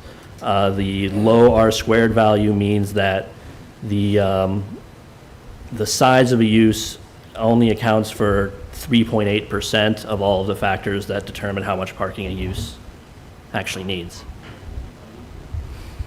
So the recommendations of the study are in this bulleted use here, and we're in the home stretch here. So eliminating required minimum parking could be an effective way to increase opportunities for development, but it should align with larger economic and development goals for the community. This should be considered alongside the need to improve public transit and bike infrastructure to support mode share increases and progressively reduce the need for parking. Currently, bike parking is required amongst all non-residential and multifamily uses, but despite this, bike parking was not found at all commercial locations and likely impacts one's choice to bike as a primary mode of transportation. The variability in parking generation from project to project cannot be accounted for on a generalized basis within any meaningful range using existing methods. Developers and business operators are incentivized to understand and provide for their parking needs independent of municipal requirements to secure the viability of their projects, and accounting for this is often a requirement of their financing. As previously mentioned, hundreds of cities have eliminated parking minimums in recent years. Cities such as Buffalo, New York, and here in Washington, Spokane and Port Townsend have done so already. Port Townsend and Spokane represent very different sides of the population and size spectrum, with Port Townsend at roughly 10,200 people and Spokane at 230,000 people, illustrating that this can be a useful strategy no matter the size of a community. A provision termed cooperative parking is also potentially desirable. The city of Burlington allows a reduction in required parking for each additional business within a cooperative parking area. For example, a cooperative parking development in Burlington allows for 20% reduction of parking spaces in a cooperative parking area with 4 establishments, 15% for 3, and a 10% reduction for 2. The last possible strategy is considering parking maximums. Due to the externalized costs of excessive parking, many cities have elected to go beyond eliminating parking minimums and replacing them with strict parking maximums to ensure development at an acceptably high land use intensity and control a project's contribution to environmental degradation. This can be an especially impactful policy for large developments where the provision of excess parking becomes a negligible cost in relation to the overall project and its externalized impacts. The city of Oak Harbor already utilizes maximum parking standards in recognition of these negative impacts, but the results of this study indicate that it could be worthwhile to adjust the existing standards downward. It is common for cities in Washington, including Oak Harbor, to set maximums based on a ratio to the minimum requirement. For example, the city of Maple Valley requires that a development of 200 spaces or more not exceed 5% more than the necessary under the minimum code. Similarly, Burlington requires no more than 120% of the minimum required parking spaces for any lot developing 20 or more spaces. This strategy could aid in eliminating the construction of excess parking for commercial developments that require high floor area ratios, which are not representative of the number of individuals simultaneously parking at their facilities. In conclusion, we view the internship as having been very successful. The city now has useful data and insight on conducting future studies. We now have a history of working with Western Washington University, and this could lead to future internships, potentially higher one day. Considering the results of the study in the context of other projects ongoing, like the comprehensive plan update or the form-based code, will be very helpful. The form-based code will, in the spirit of what it seeks to accomplish, likely propose to tie any future parking regulations to zones rather than uses to reflect focus on the land use intensity over trying to regulate the characteristics of specific uses. And it's worthwhile to note that currently the state of Washington is considering SB 5184, which may itself significantly limit legal required parking and require a change in our current policy anyway. And that's the presentation. I'm welcome to any questions and discussion. Great, Nolan. Thank you very much for your presentation. Any comments or questions? No, not from them, from you guys. Mayor Pro Tem, you have a question? I do. Sorry if this is, let's see. Oh, okay. Areas zoned C3 and C5. I was just wondering if this was strictly a commercial assessment or versus residential, but found my answer. I'm intrigued by your point about it being like a business decision. At what point is it the city's responsibility to make sure that a business has a convenient amount of parking for people? You know, if I were to build something and not include enough parking, then it's a pain in the butt to get to my place, and so people won't use me. Like, as a business owner, that seems like that would be on me and not the city. But livability is one of those things that we are always keeping in mind. So this. All right, I'm such a nerd. This is really fascinating. I've been looking forward to this. Are you saying that the recommendation is to just eliminate minimum parking required, like not lower them, but eliminate them? Just nothing? So to be absolutely clear, the purpose of this presentation is to provide a summary of the internship that we conducted over the summer. Sure. I understand that's not your personal recommendation. Right. So, I haven't not consulted with the department. I can't say that for sure. But yes, the study is saying that there's a suite of options that we can consider to deal with having an excess of parking. Not having a minimum parking requirement is one of those, and probably the most widely supported in planning literature. That would preclude another option, which is cooperative parking, which doesn't serve any purpose if you don't have minimum parking. And then additionally, we could adjust our maximum parking allowances, which we already have, but we could potentially readjust. And there was no site exceeding 47 point, so literally there was no parking lot in the city that was more than half full? Well, there was one. So Site C had 61%, but excluding that one, 47 was the most, yes. That's so interesting. But we didn't survey the whole city. We only surveyed the sites on the map And also, it's, this is pointed out when at the Planning Commission presentation, we had a good amount of comments from that. It is a sample size of 1, right? So we haven't, Statistically significant. if we were making a decision purely based on local data, we would want more information. But it's a recommendation based on having done, a one point in time survey and then a large review of a lot of literature about it in planning. It's really interesting. Thank you. Thank you, Mayor Pritcham. Councilmember Marshall. Sorry. Thank you, Mayor. Nolan, what I found interesting is the peak commercial activity time that they chose was 11 a.m. to 4 p.m. And a number of these sites include restaurants. And so I wonder if that truly, I don't know how they came up with that as being the peak time. And then also the decision to include banks and then look at them on a weekend, and does that skew those numbers just a little bit? You have 1% occupancy at a bank on a Saturday. I would think that kind of throws off the numbers just slightly. But overall, I found it very interesting and appreciate their efforts in the presentation. Yeah, and so I'd like to speak to those differently. Please, yeah. Real quick. So with the restaurants, it's absolutely true that the peak time, so depending on what your use is, your peak time is going to be different. And for a restaurant, your peak time is not 11 a.m. to 4 p.m. It's probably 6 p.m. to 8 p.m. or something like that. 11 a.m. to 4 p.m. is kind of more of a general peak, particularly for retail and grocery, which is the majority of what we surveyed, but not everything. The sites, each of the sites contain a cluster of businesses, a variety of businesses. There are certain limitations to the survey that we're doing. I mean, it was, we walked around and did a hand count, right? And so it's not quite perfect in that way. And as for the banks, yes, it is true that it kind of skews the numbers a little bit to go to a bank on a weekend when they're closed and say, well, there are 0 cars parked here, and so this parking is being underutilized. But it is the case that the parking lot exists on a weekend and is not being used. And so it's worth considering that when we're requiring them to have a certain amount of parking and say, hey, when we're requiring this, we're obligating this amount of land to be set aside and not used very often. And it also speaks to the way that these uses can change over time. I mean, even during the week, banks don't see a very high parking utilization. But and it's very different than even it was 20 years ago because of the pervasiveness of digital banking, right? That's been a huge change that's severely changed the way that banks operate in a city. And so it's that kind of thing that, the flexibility of, not closely regulating uses in the way that we currently are can be a benefit.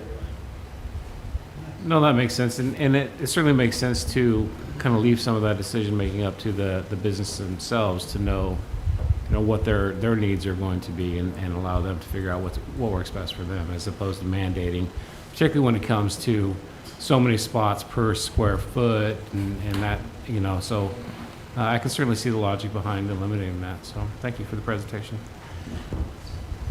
Great. Thanks. Yes, quickly.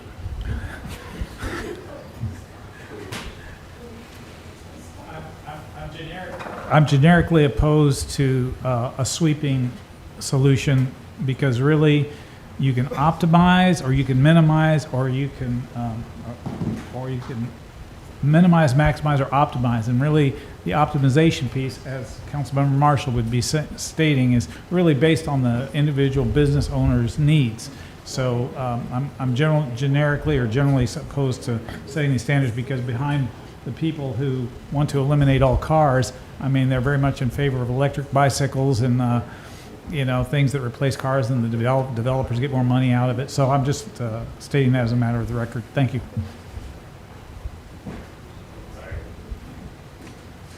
All right, has everyone said their piece? All right, Nolan, thank you very much. Thank you, Council. David Cooley, you thought you were next, but you're not. We're going to postpone the Planning Commission annual report and the Development Services Department annual report. We're going to move on to the local B&O tax.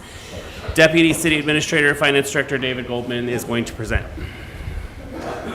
You're up. Oh.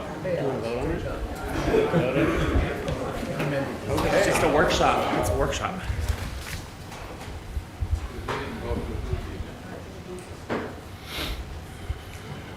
All right. righty then. Yeah, that's why I'm trying to get to the next one.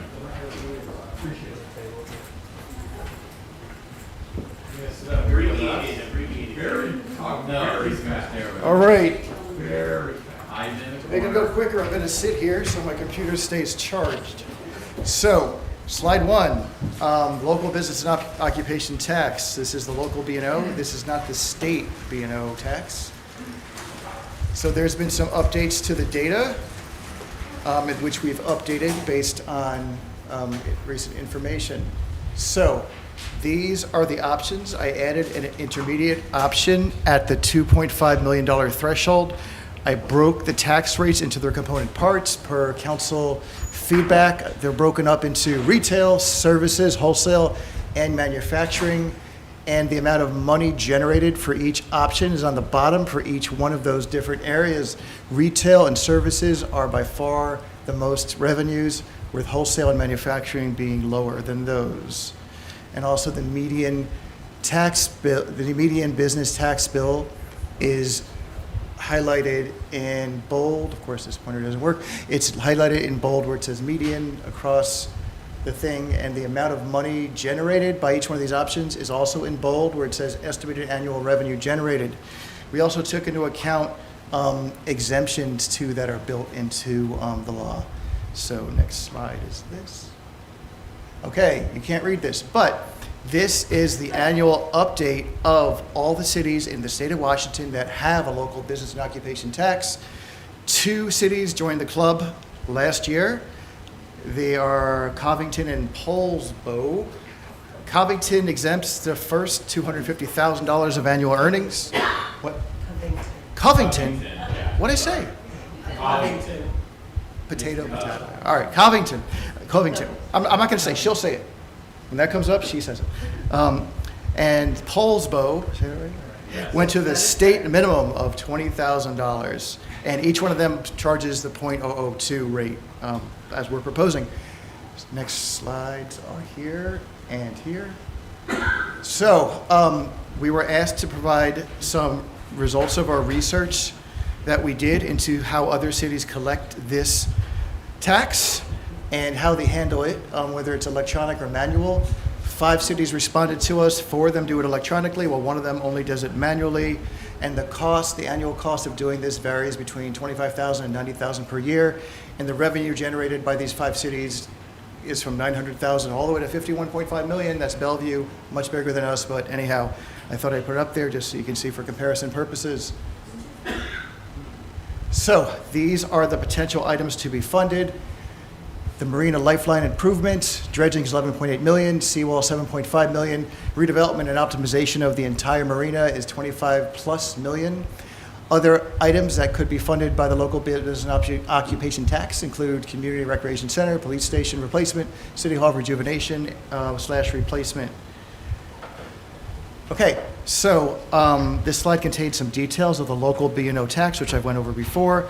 We can collect the tax quarterly or annually. There's various exemptions and deductions and penalties per state law and the Oak Harbor Municipal Code. Electronic payments are preferred, and businesses filing under the thresholds can submit an exemption from filing forms, so they don't have to file every year or every quarter saying we didn't make enough. Design characteristics. Last year's May 21st, 2022 version of this local business and occupation tax that was presented to City Council that was not approved included a business tax threshold of exempting the first $5 million of gross receipts. The effective date, if that was approved on May 21st, was July 1st, 2024, and the first collection date would have been January 1st, 2025, with quarterly collections thereafter. That meant that taxes that are in effect for the last half of 2024 would be due on January 1st, 2025. Therefore, 6 months of taxes would have been paid on that date. So, should the City Council indicate that they're supportive of the implementation of a local business and occupation tax, staff would recommend that it take effect on the first of the second month following the adoption of an ordinance, with the first taxes due to be paid on the first. Anyway, so if council was to adopt a business and occupation tax, let's say in April, next month, we would recommend that it take effect on June 1st. with the first collections being January 1st, so that we are provided time and the business community is provided time to prepare to pay the tax.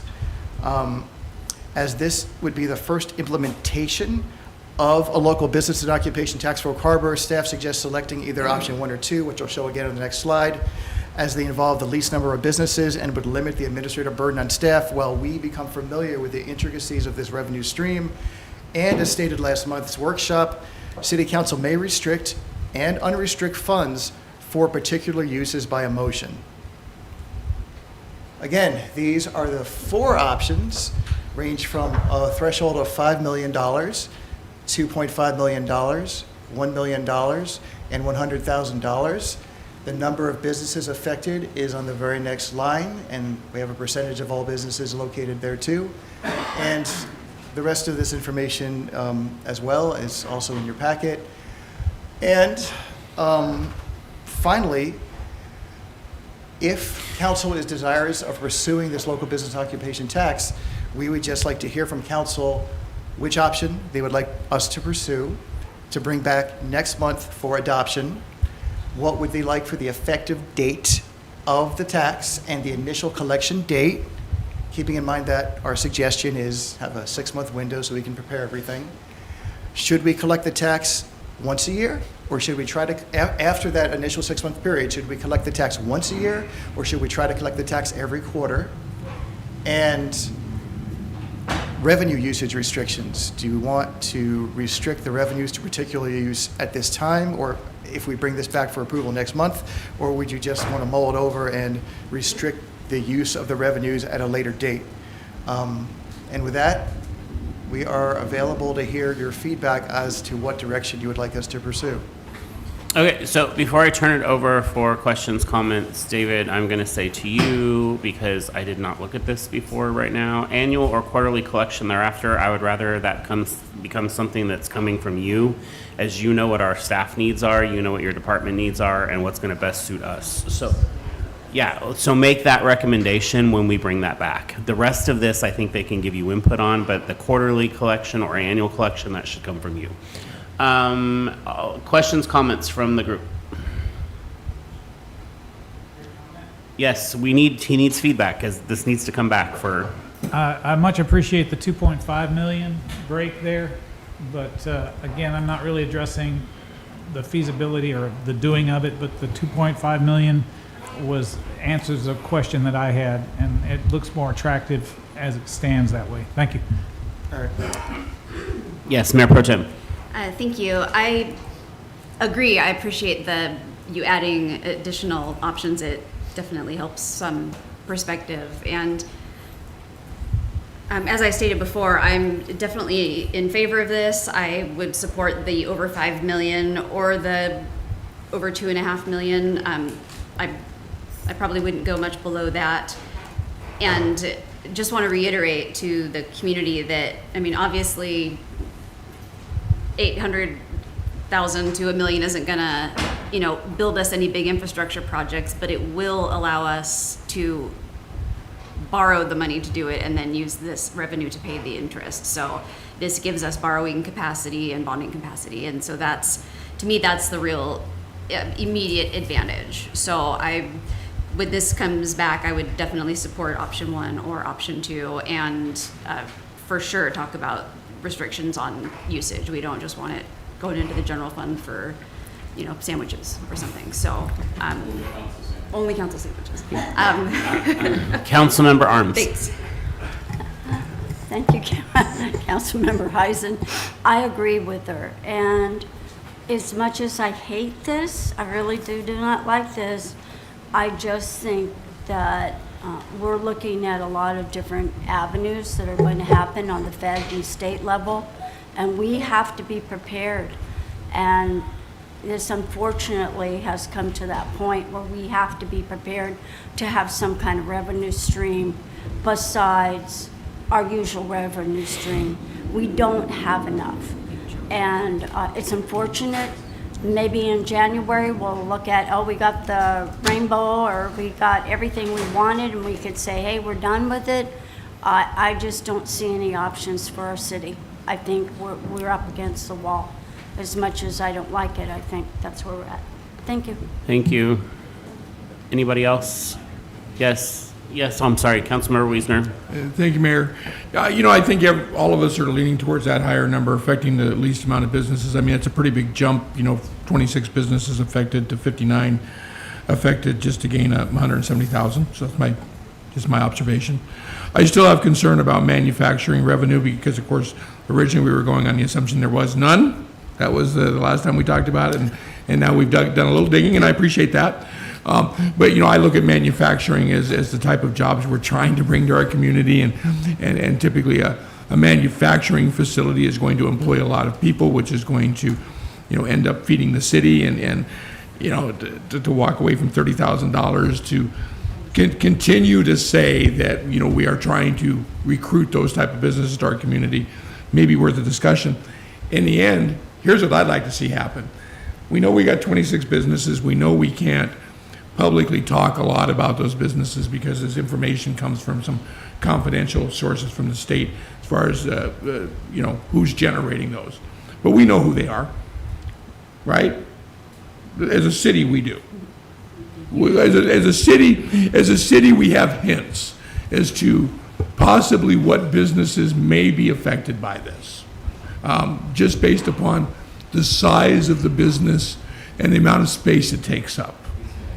Okay, I know I'm making your head turn red, but I can neither confirm or deny. But the reality is, it seems as though we could send out 50 letters to 50 businesses, 26 of which are going to be affected by this, and do that one-on-one. Hey, this is about what we're about to do, and we want impact. We want input. I mean, we're not talking about getting input from 24,000 people here. We're talking about getting input from roughly 50 businesses in our community, of which 26 of them may fall into that category, may not, right?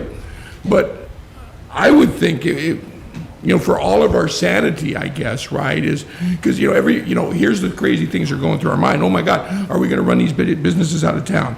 And oh my gosh, are these businesses all going to be raising their prices to pass this on to the consumers? And is this just another way for us to dig into, consumers' pockets, right? Those are all things going through our head. And we may find none of that's true, right? We may find that these 26 businesses say, you know what, we're paying it elsewhere, and it's not a deal killer. We're not going to pick up stakes. We're not going to go running out of town. We're not doubling our prices because of this. And I think that's just a peace of mind anytime we're passing a new tax that is not going to be voted on by the people, right? If it's going to the vote of the people, I'm for it all day long. It's their decision, right? But here, we're making the decision for these 26 businesses. I'd like to hear from them. So that's my 2 cents. Thank you. Councilmember Stuckey. I'll piggyback, and to be honest, I've already stepped on this subject so many times. A lot of those businesses probably won't respond. You can say we sent it to them, but it may not go to, if one was a corporation, it may not go to a home office or, so a lot of them won't respond. I'm still very much on the fence. I probably will be on the fence till the vote. I'm going with personally option 1, the 5 million plus. I do think it is imperative for the funds to be restricted. I think I would have a very hard time with it if it wasn't. And then I know Mayor mentioned it's not really for us to decide. If I owned a business that fell onto this, which I understand a lot of these may be corporately owned, but if I owned a business, I would much prefer quarterly than yearly. But that's just me. I do know that probably adds a little bit extra for staff. So that's all I have. Thank you. Councilmember Marshall. Thank you, Mayor. David, should come as no surprise. I'm still a no on this. I think that, we're talking needs versus wants, and we passed a budget where we are not in a deficit. We have identified things that we could potentially use this for, but none of them are critical to the operation of our city. And so, if we're not at that point, then this is more of an opportunity funds as opposed to necessary funds, in my opinion. And with that, I just can't add more of a burden to our business community. I support the marina, I support a rec center, I support all of these things, but I just can't put the marina on the back of 26 businesses, or a rec center on the back of 26 businesses. We want a rec center, then we ask for, we go to the voters and ask them to fund that. We're asking about going to the voters to ask them to fund the marina.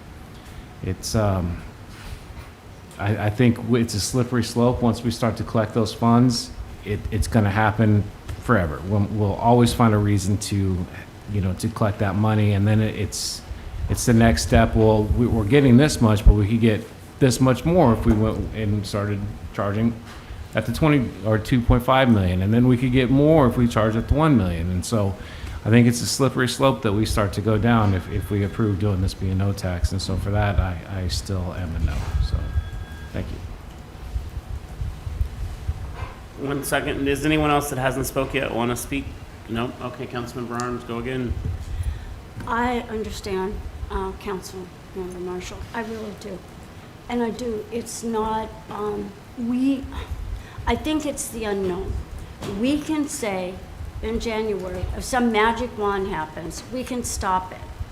And that's the whole thing. I hope whoever's on council will recognize that we can stop it. And if we get what we want, but right now we are in a hole. And one of our treasures is the marina. The marina is having problems. It's a reality that unfortunately that we bumped into. And if trying to get a port will take a long time. And if we rebond, we do not know how much for, and we don't know how much. Can the marina support the rebonding? Will we have enough people? If we lose the marina, we will lose it forever. And we will look at that hole in the wall and wonder, what did we do? This is a bitter pill that none of us want. But this is what's happened. This is reality. And the marina, like I said before, we have to worry about insurance for the marina. We have to worry about keeping this all up. We are trying to pull every resource to fix this problem. And that's how we all have been doing it. If we have something, then I'd be the first to say after the first year, forget it. I'm sorry, we're done. But if we don't get it, this is what's gonna happen. If she's gone, period. There's no money. We don't have the money in the city. And we have a liability also for the fact we still have to have insurance on that marina, whether we do anything or not. And that comes out of the city coffers because we have to have liability insurance if anything happens. So that's my feeling.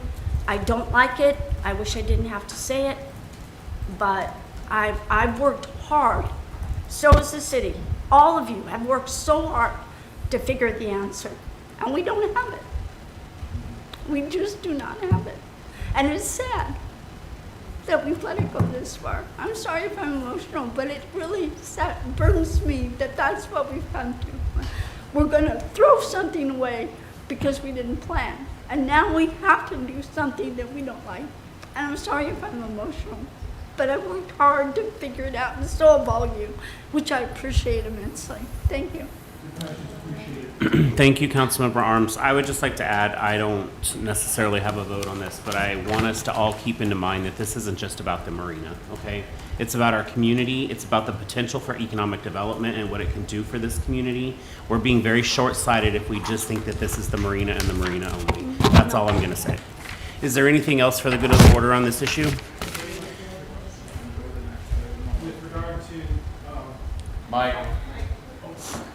With regard to the $5 million level, a financial wizard, I mean, will that be sufficient for us to save the marina? I mean, this annual receipt of 825? No. We gotta do the bonding on top of it, right? You can bond. Yeah, that money would be tied to a bond, so that would be used to pay back a bond. 11 million. It's $11 million bond for the dredging. That 825 should cover that as long as they don't remove the tax exemption from municipal debt, which I hear they might be trying to do in Washington, D.C. But that won't be enough for anything more than really the dredging only. I mean, we have the seawall and other stuff too for the marina, but that's for the, immediate need for the dredging. Okay, so that amount of money would be sufficient to keep it floating, so to speak? Yeah. Well, again, this is going to be done in stages, so it's not like we're going to have all $11 million all at one time. I mean, this is going to roll out in phases. And then there's also still the initiative for bringing forward a port district and seeing how that goes. But again, we have to start getting behind this and talking as a unified group. And I'm hoping to do that more with each of you individually going forward. So, David, do you feel like you have enough direction from council at this point? Yes, I think we'll be bringing something back April 15th for your consideration. All right, thanks, David. So, Chief, I'm going to skip you. We're going to come back to you, but we have people here that are waiting to present, and I want to get them out of here. So, if we could. But this will be the last time I skip a colonoscopy.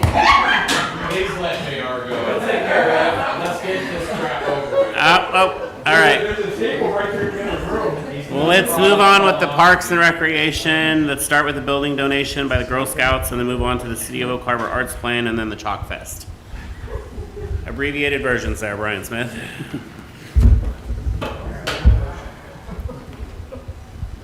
Oh, you have the picture? Here, take it. I'm like, what is he looking for? It's Cheeto.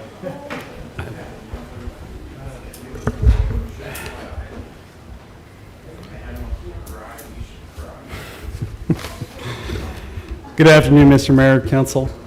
Okay. We're just talking about you. All right. No, we're not. We're on a time crunch. Ignore the council. All right, so we're here to talk about the Girl Scouts of Western Washington. I am joined today by Nicole Franco, who is the COO of Girl Scouts of Western Washington. Hi, Nicole. We can see you there. Hello, thank you. So the Girl Scouts of Western Washington are headquartered in Seattle. They are the governing body for all Western Washington Girl Scout councils and troops, and local troops operate through their oversight authority. The Girl Scouts have a rich history of providing education and activities that benefit the youth of Oak Harbor's residents, and the city has been a partner in their mission for more than 70 years. Nicole provided some statistics about the Girl Scouts. I'll just refer to them as Girl Scouts in general for their organization. But for this Western Washington region, there are about 15,000 members. There are 13 troops on Whidbey Island, 7 of which are in Oak Harbor, with about 65 youth that participate in those programs. In 1956, the city dedicated property within Neal Park for the Girl Scouts to construct a troop house for the local troops. The city provided the hookups for water and sewer lines, and occupants paid regular monthly charges. In 2019, the lease agreement was entered into between the City of Oak Harbor and the Girl Scouts of Western Washington. The agreement states that the land belongs to the City of Oak Harbor and the building is owned by the Girl Scouts. The lease term was for 5 years, which expired at the end of 2024 with an option to renew. Now, the lease stipulates that if not renewed, either the city could require the Girl Scouts to remove the building or the city could buy the building at market value. About a year ago, Nicole reached out to me and we had a discussion about the lease to explore options. She's looking for avenues of relinquishing ownership of the property. Very few scout troops and councils operate their own buildings. Usually instead, several of the troops meet in leaders' homes, local churches, schools, or other similar community spaces. The Girl Scouts own several camps around the state and manage those properties. Department staff did a walkthrough of the building with the Girl Scouts, with their facilities manager. Our city administration manager, Sandra Place, as well put together a report of the facilities condition, structure and systems with a 10-point inspection. Of note, generally, the facility is in good condition. There were recent improvements to the electrical and the furnace. There is no AC in the building. Laminate is in good condition. The carpet is worn. The inspector recommended replacing that. Bathroom's in good condition. Appliances in the kitchen, a little out of date, but working order. Hot water tank is from March of 2003. The roof is flat, doesn't have really good drainage. Garland, who did the inspection, recommended a possible future replacement of that and also provided a quote. Those costs that were quoted out of that inspection were $30,000 to $35,000 for a roof replacement and $6,000 for carpet replacement. And the copy of that report is in your packet.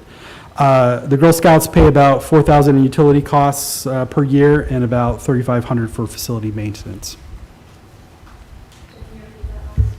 Yeah, it's about $4,000 per year for utilities and about $3,500 for maintenance, repairs, and things like that, preventative maintenance. So the Girl Scouts are proposing a donation agreement, transferring the building to the city with a use license agreement for the local troops to continue to utilize the building until they can make other arrangements for meeting space. And the terms of the use agreement are suggested for 5 years, and we can have continued discussions on continued use beyond that. We do want to continue to support the local Girl Scout troops, and with few options for community spaces, it makes sense for the city to take ownership of the building since it is a city property and allow it to continue to be used by the Girl Scouts and other community programs. And we'll explore options with them and for the structure when we plan for park improvements in Neal Park in the future. With that, since we do have Nicole on, and this was a proposal brought forward by the Girl Scouts, I do want to give her just a minute if she wanted to share anything or have any comments. Nicole?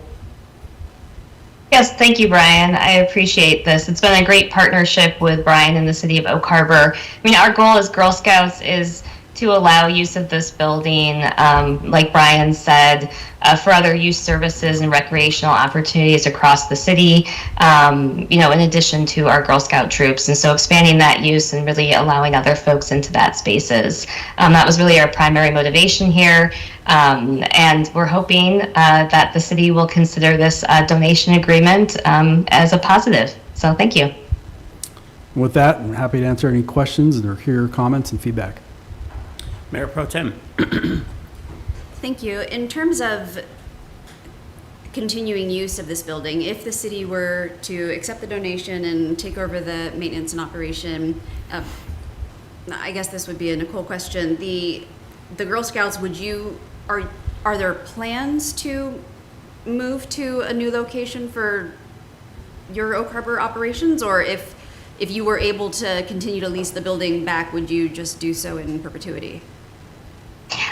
So we have conversations in the works with our staff and our membership around relocating for primary troop use throughout the period through the remainder of this lease. And, as the statistics showed, part of what motivated this conversation was, to be honest, that we do have a decline in membership post-COVID, and that decline has been seen pretty drastically as well in the city of Oak Harbor. And so it really didn't make sense for the council to continue to run that solely for Girl Scouts. And so, yes, to answer your question, we will be working with troops and continue to do so in terms of relocating for additional spaces. Okay, so that is the eventual plan. Okay, thank you. Yep. That's helpful. Councilmember Wiesner. Thank you, Mayor. What would you do with it, Brian? What would you do with it?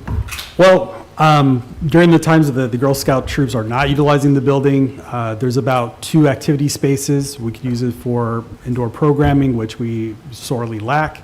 We can also use some of the space for equipment storage, which we also sorely lack. My office doubles as a recreation equipment storage facility.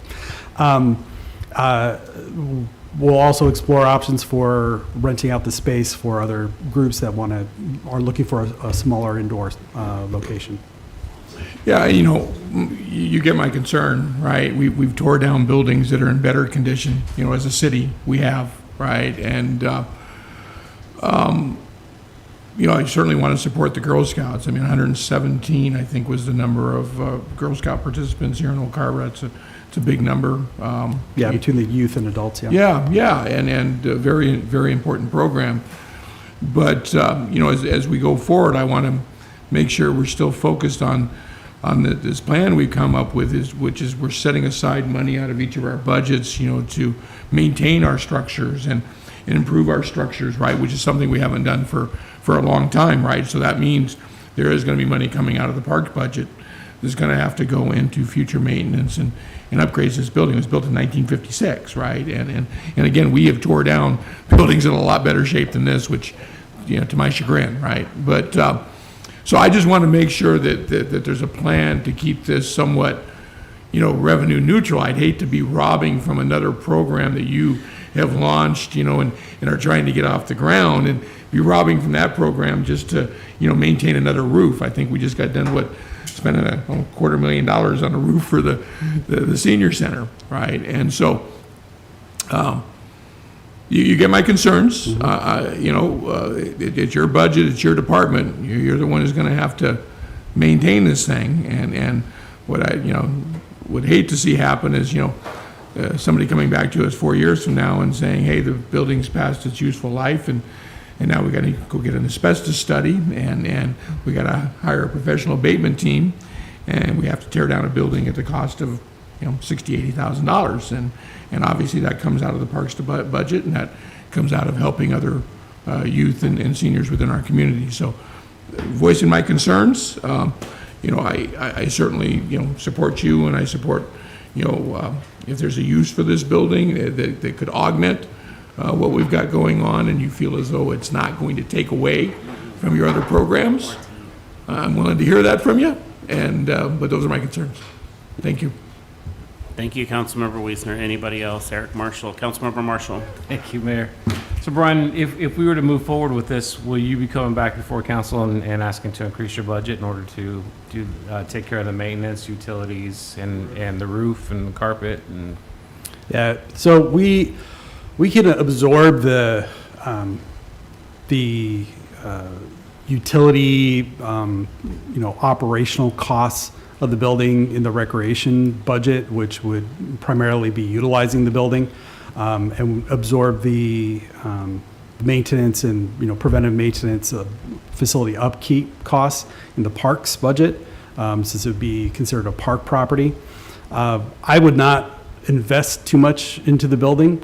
If we had to replace the roof before we made any plans for renovating it as part of a renovation of a park, we would have to come back to council and either include that in a budget amendment, or if ideally in the future that would just be included as part of a park renovation, in which case we would just bring that back during the regular budget process. Okay. So we've kind of set this precedence over the last few months about cost recovery models and what we've been doing with other youth activities. So the Girl Scouts are going to get rid of $4,000 worth of utilities and $3,500 worth of maintenance, and in return, we're going to charge them $1 a year to use the space. That cost recovery there is not in line with what we've done with all the other organizations. Right. So we are charging $1 a year for the space, and it is recognized that the value that this city is receiving in the building, without having to pay the full market value for it, is reflected in that. So the actual value of the building in this, and Councilmember Wiesner corrected me, it said it was much higher, but the value in this is listed at $54,000. But if we have to put a roof on it at $35,000, and we have to do new carpeting, and per the maintenance person's own comments, the extension where the storage room is located is sinking, and the masonry has a noticeable crack. The water heater is due to be replaced soon. I mean, we're going to very quickly reach that $54,000 amount that they said is valued at. And so, is there truly that value that we're getting from the building, or are we just getting more of a cost burden? That's my concern. And I would imagine that you wouldn't recommend moving forward with this if you didn't think that we were going to get a value. Yeah, I think there is value for it. in a short-term use. I think long-term, it will be a cost to the city, you know? It's one more, like you say, facility that's at the end of its useful life that needs some updates and renovations, and the city would bear that burden if we were to decide to do it and keep it in the same configuration and use that it is now. So Councilmember Wiesner mentioned asbestos. Do we know, is there asbestos in that building? I mean, that's a significant cost if at some point that we redo that park and we have that abatement cost. Now we bear that responsibility as opposed to what's in the current agreement where if we decide that we don't want it, we could require that they take it down. Yes, so, yeah, like I mentioned, one of the options are without renewal of the lease is either the city can require the Girl Scouts to remove the building or the city can pay full market value for it. I think neither organization is looking to take on that financial burden, and so the Girl Scouts are looking for a low-cost way to relinquish themselves from it. We have our administration manager, Sandra Place, on. I did not see any talking points around asbestos found in the building when the inspection was done, but I would look to her to see if she had any comments on that. I'll just add that my direction was not to spend any money on the inspection, so all of this was done without cost from those other agencies or the vendors. So I did not do asbestos, but we totally can do that if we need to. How much life is left on the roof of the building? I don't know that right now, but I can get back to you on that, Mayor. Okay. I do know that, as I said in the report, that there is spots that have been covered up in the inside, which means that it was already leaking. Okay. And as Brian said, that the gentleman did say that the membrane and everything is sinking. So I would assume it's not too much further, but I can find out for you. That's fine. All right. Anyone else? You guys have all the information you need, kind of giving Brian direction so he knows what you want. We will bring this back for an action item. Happy to answer any questions, get whatever information you need before then, until we bring it back.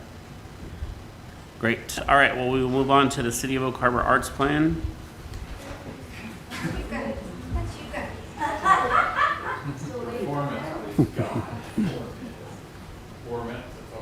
Oh, yeah, right. I did not say All right, we'll jump right into this. So again, Brian Smith, Parks and Recreation Director, and with me I have J.R. Russell, who's the Chair of the Arts Commission. So a year ago, we began work on the development of the city's first arts plan with the assistance of consultants from the urban planning and design firm Framework. And we have Bobo Kai, who was the lead on that planning team with us online today as well, joining us. The intent of the arts plan is to create a shared vision for arts in Oak Harbor and set out a process to guide the city in most effectively supporting the arts in ways that provide public benefit and further the city's goals. This plan has been developed in consultation with the Oak Harbor Arts Commission, city staff, and the broader community. The plan includes themes that came out of the community input, criteria for project selection, partnership and funding opportunities, and a toolkit of best practices for arts administration. With the approval and adoption of the City of Oak Harbor's arts plan, the document and its associated resources will serve as a guide for city leadership and decision makers in shaping the future and cultural face of Oak Harbor. And JR will walk you through some of the main points that came out of the arts plan. Hi, Bobo. Get out of it. Hello. Okay, Bobo, go to the next slide, because this one pretty much sums it up. Bobo presented this last month at our art commission thing, and the little boxes with the numbers, they were like this, and the number was in the corner. And I said, that's going to be the first slide that you're going to run out, and I'm going to have to show the council. And I'm like, the first thing they're going to say is, how come the number's not centered? And then they said, that's part of framework. And all of a sudden I realized this slide pretty much sums up everything. Because when you first look at this, it's art, and it's disturbing when it's in the wrong spot.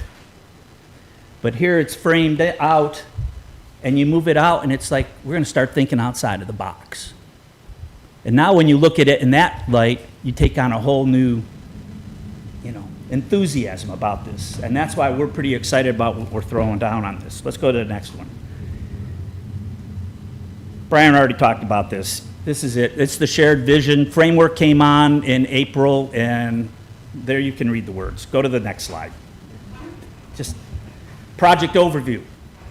They kicked us off here in April, and we started right with the Holland Happening. We set up a booth.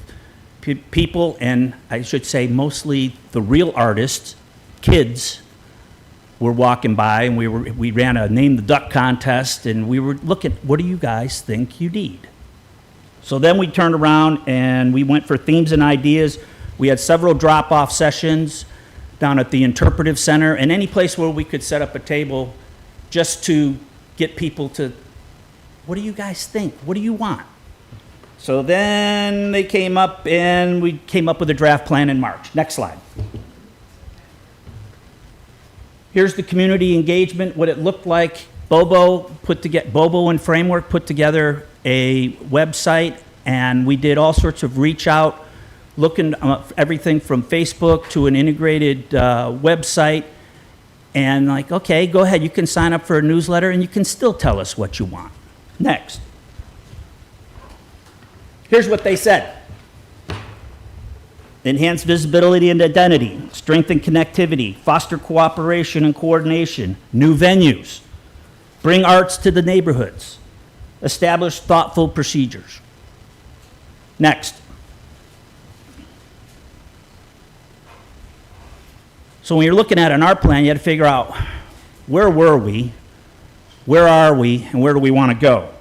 So they went, Framework went, and the Art Commission went. We looked at every single piece of art that we had in Oak Harbor, took pictures of it, cataloged it, took note of what we have, both from the visual and performing arts, as well as just our art pieces in general.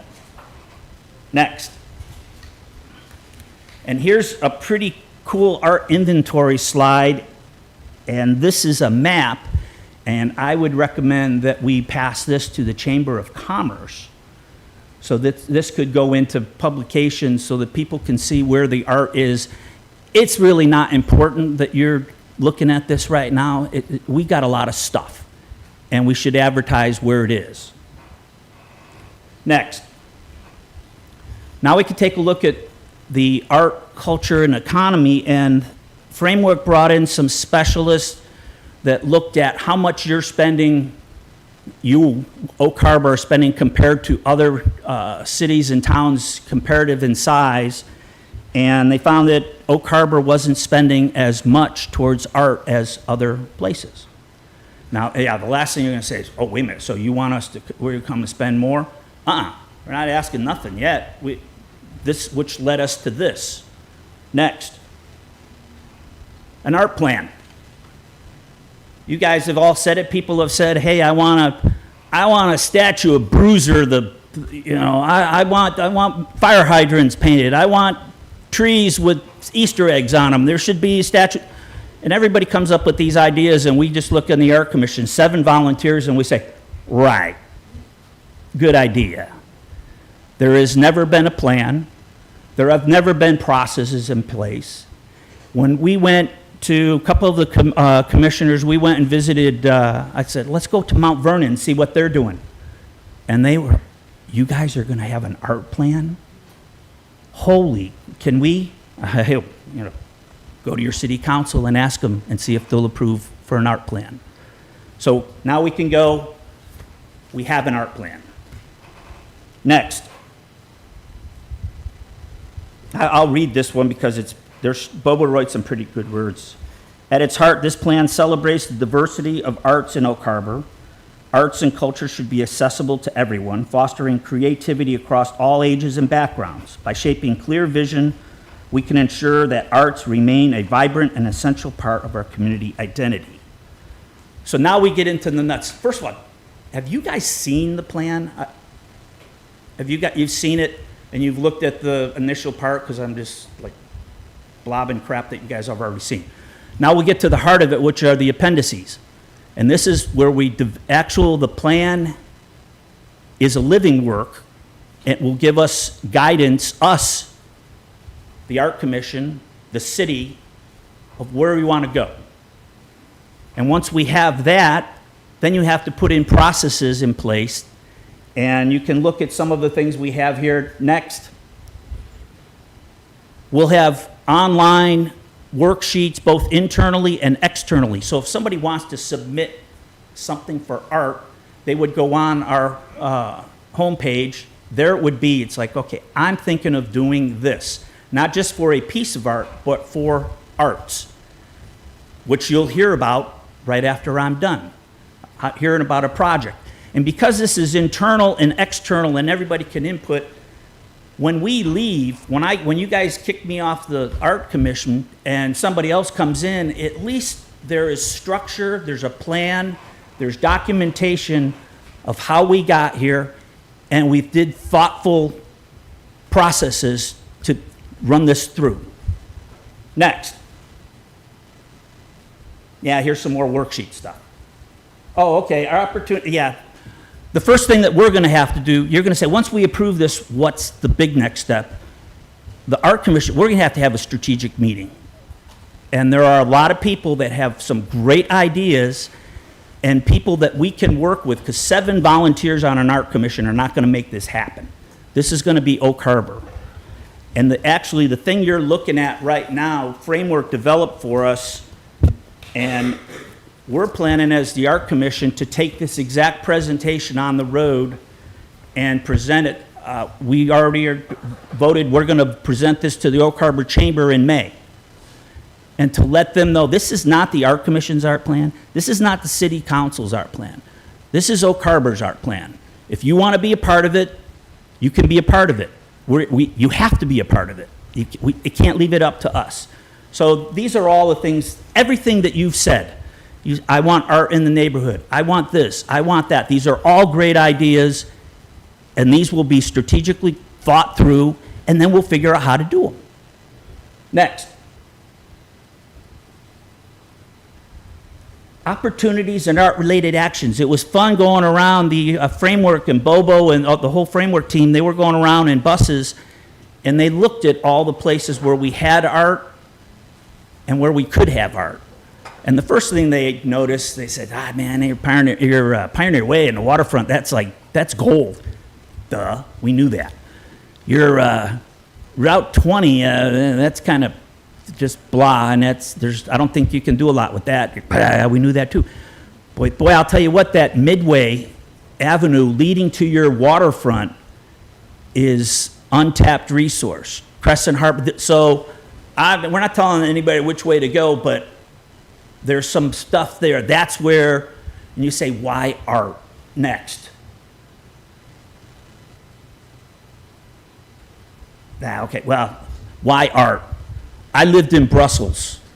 There's a 22-inch statue of a peeing boy in bronze. 30,000 people visit that a day. 3 million people visit that a year. Now, if you don't think that that creates economic development and people that, want to see art, whether you like it or not, oh, that's a peeing boy, I'm offended. But they're still going to see it. So, next. Did I have these slides? Hold on. Yeah, I guess I did. Don't expect a magician to stick to the script. So there you see it. This is going to be integrated into it has to be integrated into the comprehensive plan. And at the same time, it can't be ignored in the comprehensive plan. And if you're going to turn around and say right now, hey, we want a walkway here, and I'll just turn around and say, yeah, right, put it in writing, run it through the process, because we will have a plan, we will have a process, and we will have a system, and that we can intelligently bring stuff, and we have when we have money to spend on something, we can think this through and we can find out what's best for the city. So when you guys approve this plan, the first thing we're going to be doing is having a strategic meeting, and we're going to go out and we're going to start doing stuff. I think I'm done. All right. I'm done. All right, good job. I will just add that at the last March meeting, the Arts Commission did pass a motion recommending approval of the adoption of the Oak Harbor Arts Plan. We will bring this back as an action item and just review it. I'll review it with you. Some of the main points, we'll give you some time with it, and if you have any questions during that time, happy to answer any of those, but can also answer any questions that you have at this time. Council. Councilmember Wiesner. Just real quick, like that QR code that you had the map, picture that being next to every piece of art in the city so that when you're looking at one piece of art, you scan the QR code, okay? Well, I'll tell you something maybe you don't know then.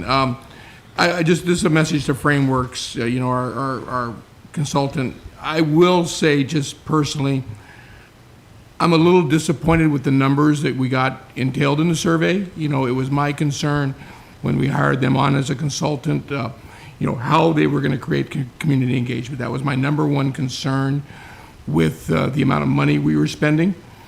And we talked about, all sorts of ways we were going to get community engagement. And I'm sorry, but 220 people on the email chain, 354 people that provided input. That's a pretty small number that I almost feel as though we could have done with staff internally. We had 64 people attend a meeting. We've had larger numbers than that recently attend the downtown meetings that we did internally with staff.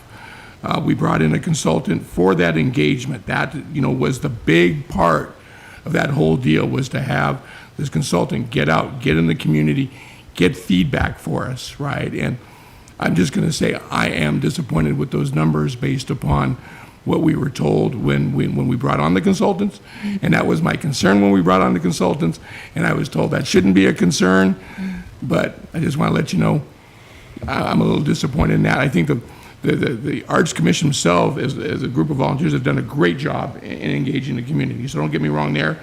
Your pop-ups and et cetera, the things that you guys have done year-round, right, that's constant. It's just, I'm a little disappointed with the push. I think we could have gotten more engagement through the consultants, and if we didn't, I guess I'm going to kind of question why, because I think we could have gotten that kind of engagement internally. That's it. But thank you, JR. Appreciate you. Thank you, Councilmember Arms. I went on the bus tour. I learned a lot. And I think sometimes, yes, we're disappointed maybe in the amount of people, but a lot of times when you talk about art, people just don't get it. And when I went on the tour, I got it. But that means you have to go. And that's the problem, is getting people to come to, it doesn't matter what you have. Their art, they're not thinking like you would think. And I thought you guys did an awesome job. I really did. I really love it. It gave me an idea, and I am not an art person, so believe me, if I'm all excited, well, and I'm happy for you guys. You guys did awesome. Thank you. Thank you. Councilmember Stuckey. First of all, I love the energy you always bring because I needed the wake up, so I appreciate that. One negative and then the rest will be positive. The only negative I have was exactly, and I had written down what Councilmember Wiesner said. I know the Arts Commission worked their tail off. I hate saying something I know paper's going to run. I'm almost a little disappointed in the community at the lack of feedback. And especially when I look at, there is a part where it said the people who left their email address. A lot of those are, to be frank, known arts people on the Arts Commission. There wasn't a lot of John Q. public participation, I didn't feel. But on the positive, I love that we have a submission form for art now. I do like the inventory, even though that's something that can be done internally. I do like that. My favorite thing, I would say, my second favorite thing is that 70% of people said they wanted more interactive art. And I think that's something that we talked about, because let's remember, 3 years ago, we had the conversation of should we stop funding the arts? We did. For the people that say we shouldn't pay money on the arts, we had the conversation 3 years ago. And I think while it wasn't an overwhelming majority, I say the majority of people did say, keep the arts budget, but we want something besides just sculpture here, sculpture here, sculpture here. And it's reflected in that survey, which I like to see that. I like that we have direction. I like that there's some tangible things that can be done, because that's always important with these, is the tangibility. And I like the idea of being a lot more focused when we go for art. I feel like this is a good thing for the Arts Commission, for the city, and I think for Council and Art Commission relations, because there was a time where it was a little rocky a couple years ago. And the other thing I would say, just as a shameless plug, don't forget, one of my hats is I serve as the chair of the Island County Tourism Board, which we have a large reach. We concentrate on off-island, where a lot of the Chamber of Commerce and stuff concentrate on island. So if there's anything we can do to promote art off-island as we advertise to regions of the state, more than willing to help get that in our newsletter. We have email address. We have quite a few followers on social media, and always willing to help promote our art here. So thank you.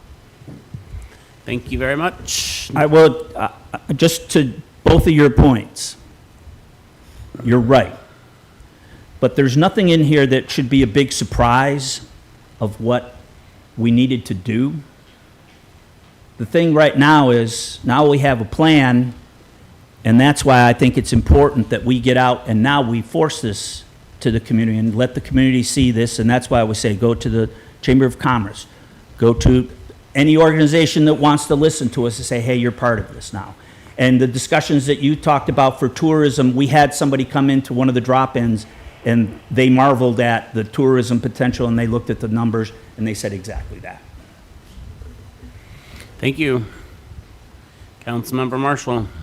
Thank you, Mayor. And thank you, JR, for the presentation. I think this is a great document to have. You know, in our conversations, you'd mentioned that this is kind of a living document. And so there is still that opportunity for feedback and for community input. And while it's easy to say, you know, we wish more people would have been involved in the process, we can't make them be involved in the process. And we gave them the opportunity to be in there. But this is something that I think has been long needed with the Arts Commission. It's to have a framework, to have a guidance, to have a plan, to have a mechanism for how we're choosing art and where the art is going to go. And so I think this is a huge win for the Arts Commission, a huge win for our community, and I appreciate all the effort that's gone into this, and I look forward to promoting it and supporting it. Thank you. Anybody else? Oh, Mayor Pro Tem. Thank you, Mayor. I have seen a lot of strategic plans. I've written strategic plans. This one is particularly impressive. I'm so impressed with it. It's really great work. And, you know, to the point about engagement and feedback, I mean, it's always pulling teeth to get that kind of feedback. I was actually surprised by the amount of feedback that we were able to gather in this, and but could always use more, for sure.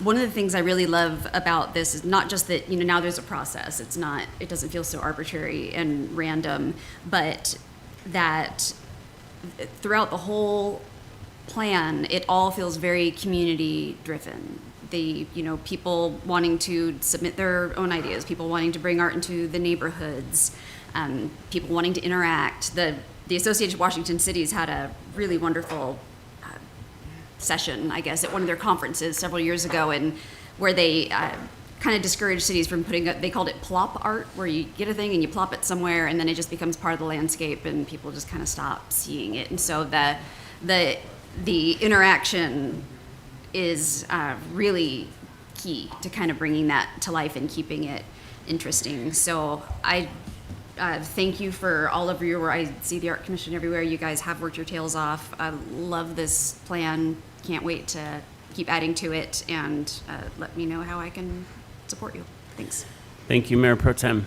Anybody else? I got one other one that I'm going to put in a plug. After we had our last commission meeting and we sat right around the table, the biggest smile we got in the input was from our student rep advisor, Reese Wassinger. She came up to me with this plan and she was like this: I can't wait to bring this to the schools.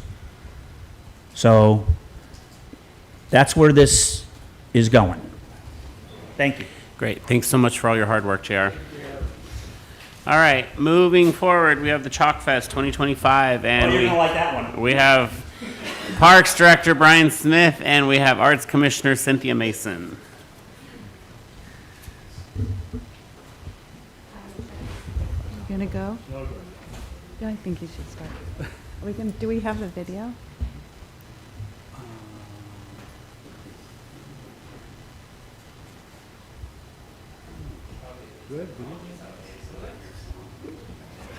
I can start. Okay. Hi, everybody.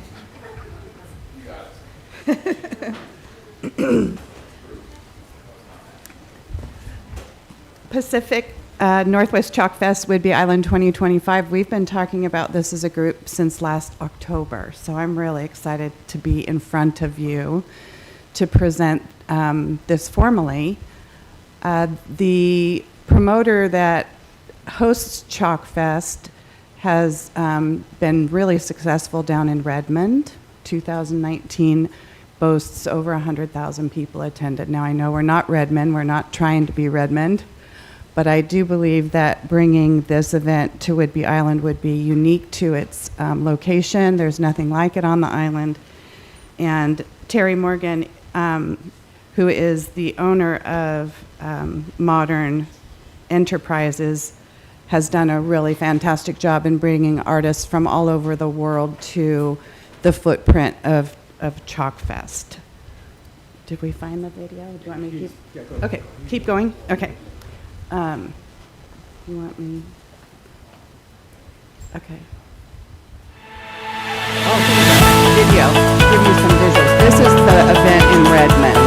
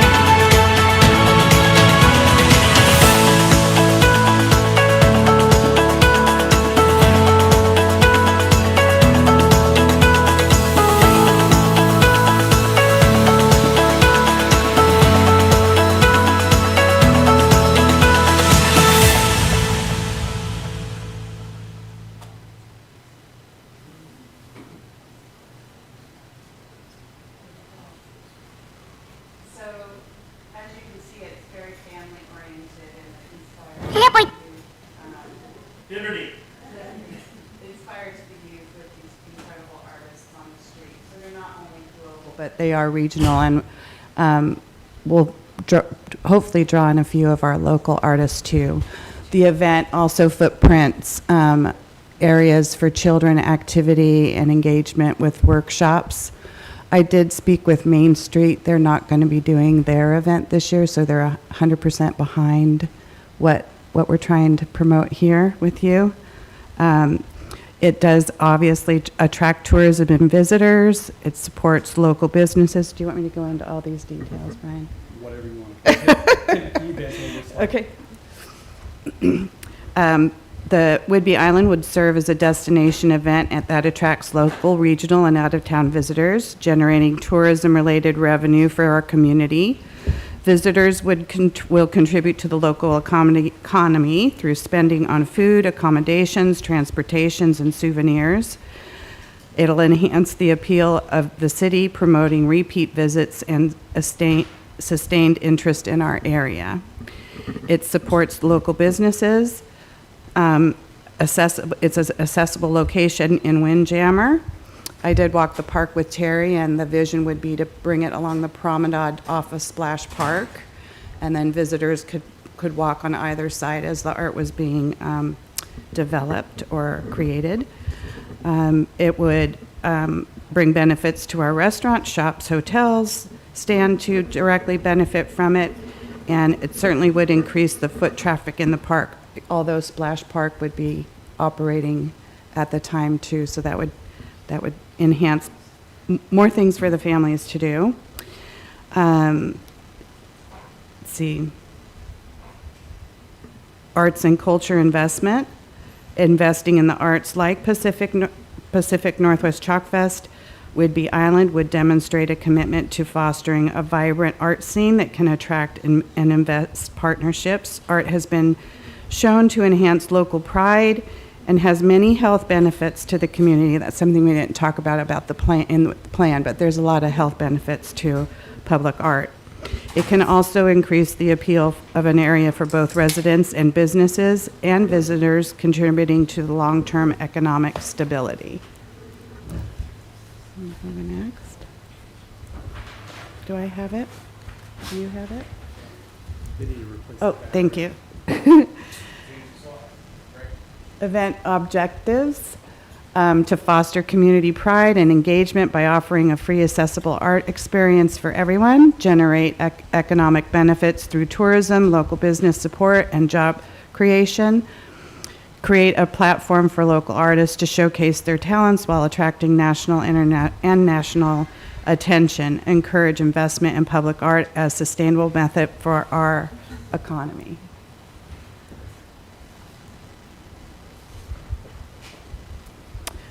Chalk Fest will be an outdoor event held on July 25th through the 27th in Windjammer, which is timed with the, we will be doing the Sounds of Summer concert series again this year. We'll partner with Windermere, so it'll be time that the artwork would be done the weekend before the summer concert series is launched. It will also artists from all over the world, all ages, skill levels, to create a temporary artwork using chalk on pavement.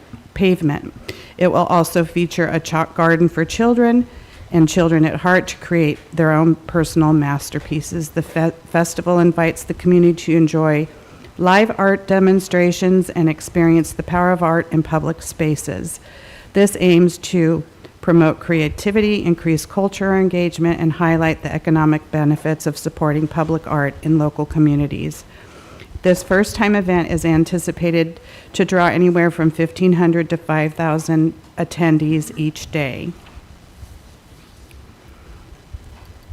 The festival has separate categories as they recruit artists in. And that one can go. And then the overall budget, Terry is the promoter. He's a graduate from Oak Harbor High School. He's an artist himself. He's a bass player for Leroy Bell, for all of you who love that band during the music festival. He walks the walk. He's also very involved at the state level with Arts WA, and he's over for the Washington State and Events Association, so he's involved heavily with promotion of the arts and the health benefits. So he would be hired to do this, similar to hiring the gentleman that does the marathon, but this is a high-level overview of where the costs would be spent under his contract. So, like I said, we started this back in October. Arts Commission did budget $35,000. It was the idea that we would go to the LTAC committee in hopes that they would match that. They did not match it. They awarded us $17,000, so we have a little bit of a shortfall, and that's why I'm sitting here, is because I'm hoping that you see the benefit in this and will allow us to release some more funds from our arts fund balance, which sits at a little more than $200,000 right now. Questions?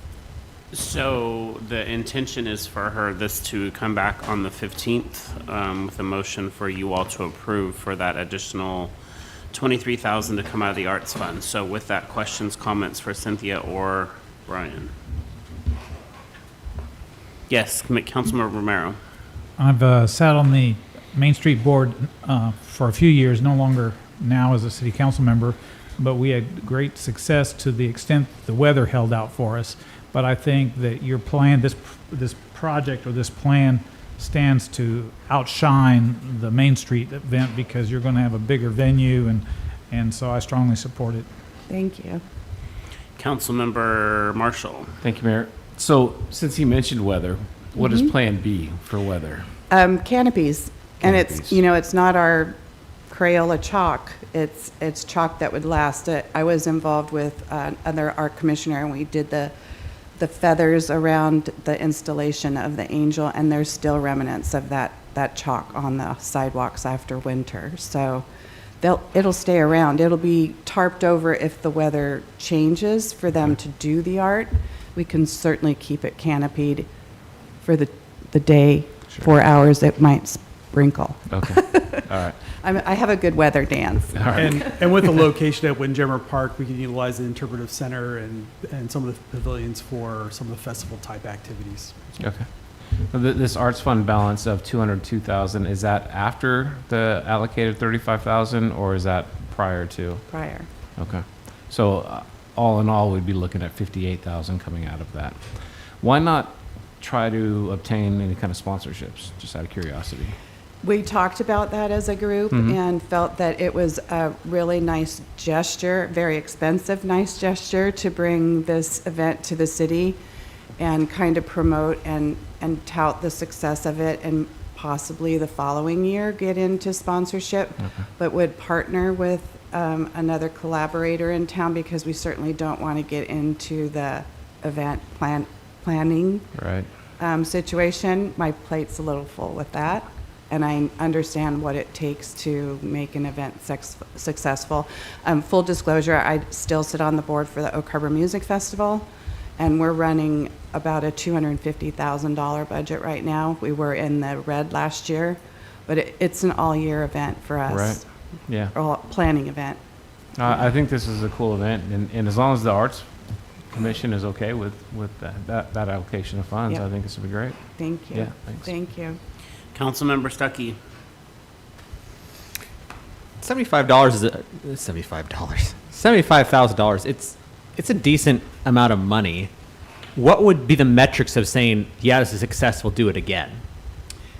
Attendance, people here spending money, coming in from out of town, recognizing what a wonderful community we have and friendly people, and wanting to come back. But I guess, I mean, I'm not asking you to commit to a firm number, but we say attendance. If 100 people show up, I think we could probably agree $75,000 is probably not the best use of it. Do we have an idea what a hope for attendance would look like? For me, 5,000 a day. That would be very successful for the first run. But again, event like this event has not been taken on the road. It's been held at the east side. So the marketing of it included, having the local television shows. The list is a page long of what media was pulled in for that event. We can certainly tap into that. He's got it in his pocket. He's got the phone book. I'll also add, an event like this, like Cynthia said, the goal of it really is to showcase and highlight Oak Harbor, right? And provide one more amenity and attraction that is a draw for people making their summer vacation plans, saying, oh, hey, let's go do this. We did it last year. There was like 100,000 people that attended the 2019. 2019 event there in Redmond. Obviously, I don't want to bring 100,000 people here, but we do want to, we will market it and list it as just one more activity that is an attraction for people to come. Yeah, and I'm all for trying anything once. I mean, let's be honest, it's very likely we try to go the LTAC board again in the future. And so all I'm saying is it's just good to have some idea of metrics. Obviously, a first run is always going to be a little less than you'd want. I'm just making sure that, we just take an objective look at it and say, hey, it didn't hit the mark, or, oh, this has potential. But if it didn't hit the mark, maybe it's just a one and done. I hope that's not the case, but we gotta be honest with ourselves and to keep going to LTAC dollars and arts funds and stuff for something that may not work. I hope it does. Yep. I hope it does. And you mentioned the tourism board. We certainly want to tap into the Datafy opportunity to measure what was coming through on the weekend. There's always a little bit of a question mark when it's a new event, and we are watching some of those, like, we have the Ren Fair that approached us, they're going to be coming up here to North Whidbey, so we're going to see, how does that play out in the area. I think that'll give us a pretty good metric for what we can expect here. We might be surprised. I'm going to guess if we're surprised, we're positively surprised. Councilmember Wiesner. Thank you, Mayor. Cynthia, the $25,000 we're paying Terry, is that all inclusive of his marketing budget too? Obviously, marketing is, especially the first year. Yeah, this budget that we're presenting will be contracted with Modern Enterprises. He's been very honest on what his fee is to run the event. But where is our marketing budget? How are we going to market it? It will be, how will we, well, he has registration rights on all of the logos and everything, and he's kind of got that marketing box to use and to hand us, so we can partner in doing that with all of the other entities.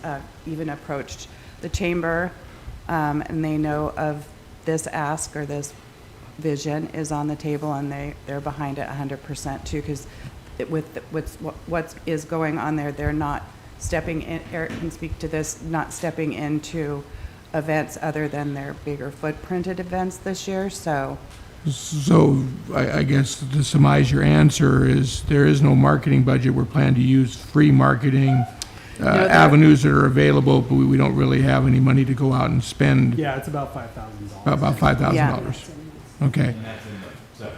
yeah. So that's the festival or marketing promotions of $5,000, and it's not going to go very far. What kind of area do you plan to use that marketing in for draws? Well, we'll be able to do a lot with social media, and all the artists have their own following. So once the lineup of the artist is solidified, lots of things start rolling out as far as just telling a friend. I have so-and-so coming in from France, and he was down in Redmond, and yeah, these are international artists that are renowned and recognized, but the promotion budget has print, digital, social media ads, local media. So it's fairly robust for an event like this. Great, thank you. Appreciate you very much. Thank you. All right, anybody else? Yes, Mayor Pro Tem. My initial reaction to the event budget, and I love the idea of the event, is just because it is a first-time event. That's a really significant investment. Amendment, yep. I'm thinking maybe start with a smaller event and see how it goes and work our way up, much like we did with the music festival. But on the other hand, it's the Art Commission's budget, and if the Art Commission decides that this is the thing that they want to sink that much of their budget into to give this a try, then, like Councilor Stuckey said, we can certainly try it and see how it goes if that's how the group has chosen they want to spend that budget. So it's a little eye-watering, but this also looks like a really ambitious thing. You say that the organizer, and I went to Pacific Northwest Chalk Fest online, and it's an event of Redmond, so this is not normally something that they do in other places. I've been after him since I saw what was happening and take it on the road, thinking if they went to Redmond and they were in town, maybe we could kind of make a circuit out of it and help with that costs behind it. But he's busy. He's too busy, but he knows that we want to do this. I've been just nipping at his coattails for a couple years about it. So, okay. And to address your comment, Tara, about maybe do it smaller. The budget, most of the budget is bringing the artists into town. So travel, hotel, accommodations, giving them snacks while they're working. It would obviously make the number of artists for the event less. And my comment to that is, after being here for 30 years now, I feel Oak Harbor kind of does that with events. They kind of almost get it and fall short from the mark. And we really are proud of what we've done with the music festival, which has been germinated in a very different fashion than what this ask is. But it's also held to a really professional level of entertainment. And that's where I go with this dollar amount and this ask. Sure. Yeah, like we want to make a splash and do Yes, it right. yes. The first time. Yes. So I get it. I would defer to the Arts Commission's decisions on how they want to use their budget. So looking forward to it. Thank you. Anybody? Yes, Councilmember Romero.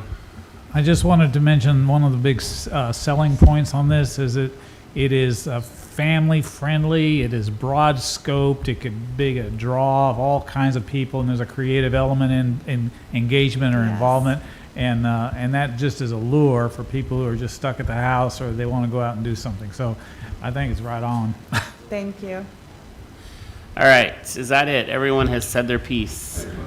Yes, Real please. quick, I just want to say, I think you might be cutting yourself short with a $5,000 marketing budget, quite frankly. It's $75,000 you're spending on the event. It's the first year.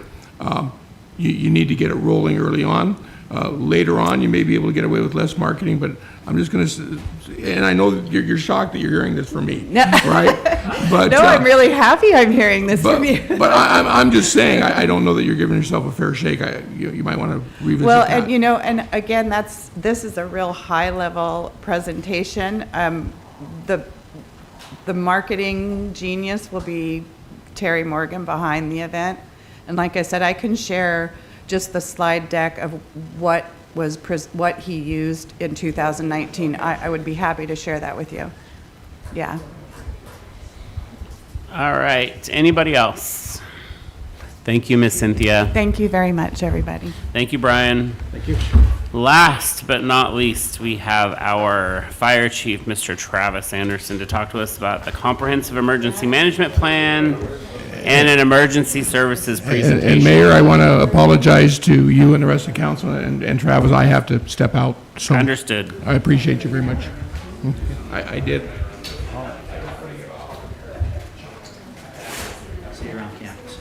All righty, I'll make this pretty quick so we can all get out of here. So the first presentation's on the Comprehensive Emergency Management Plan. I don't know if you guys have all read through it or seen it. It's 200 and some pages long. But the municipal code stipulates that the Director of Emergency Management, which is the Fire Chief, Oak Harbor Fire Department, that's why I'm standing here in front of you. Mayor, can we? It's on. I guess I need to talk louder. Yeah, it's on. Excuse me?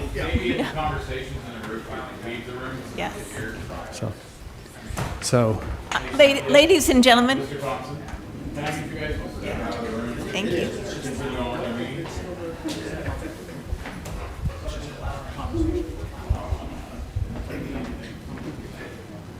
All righty, sorry about that.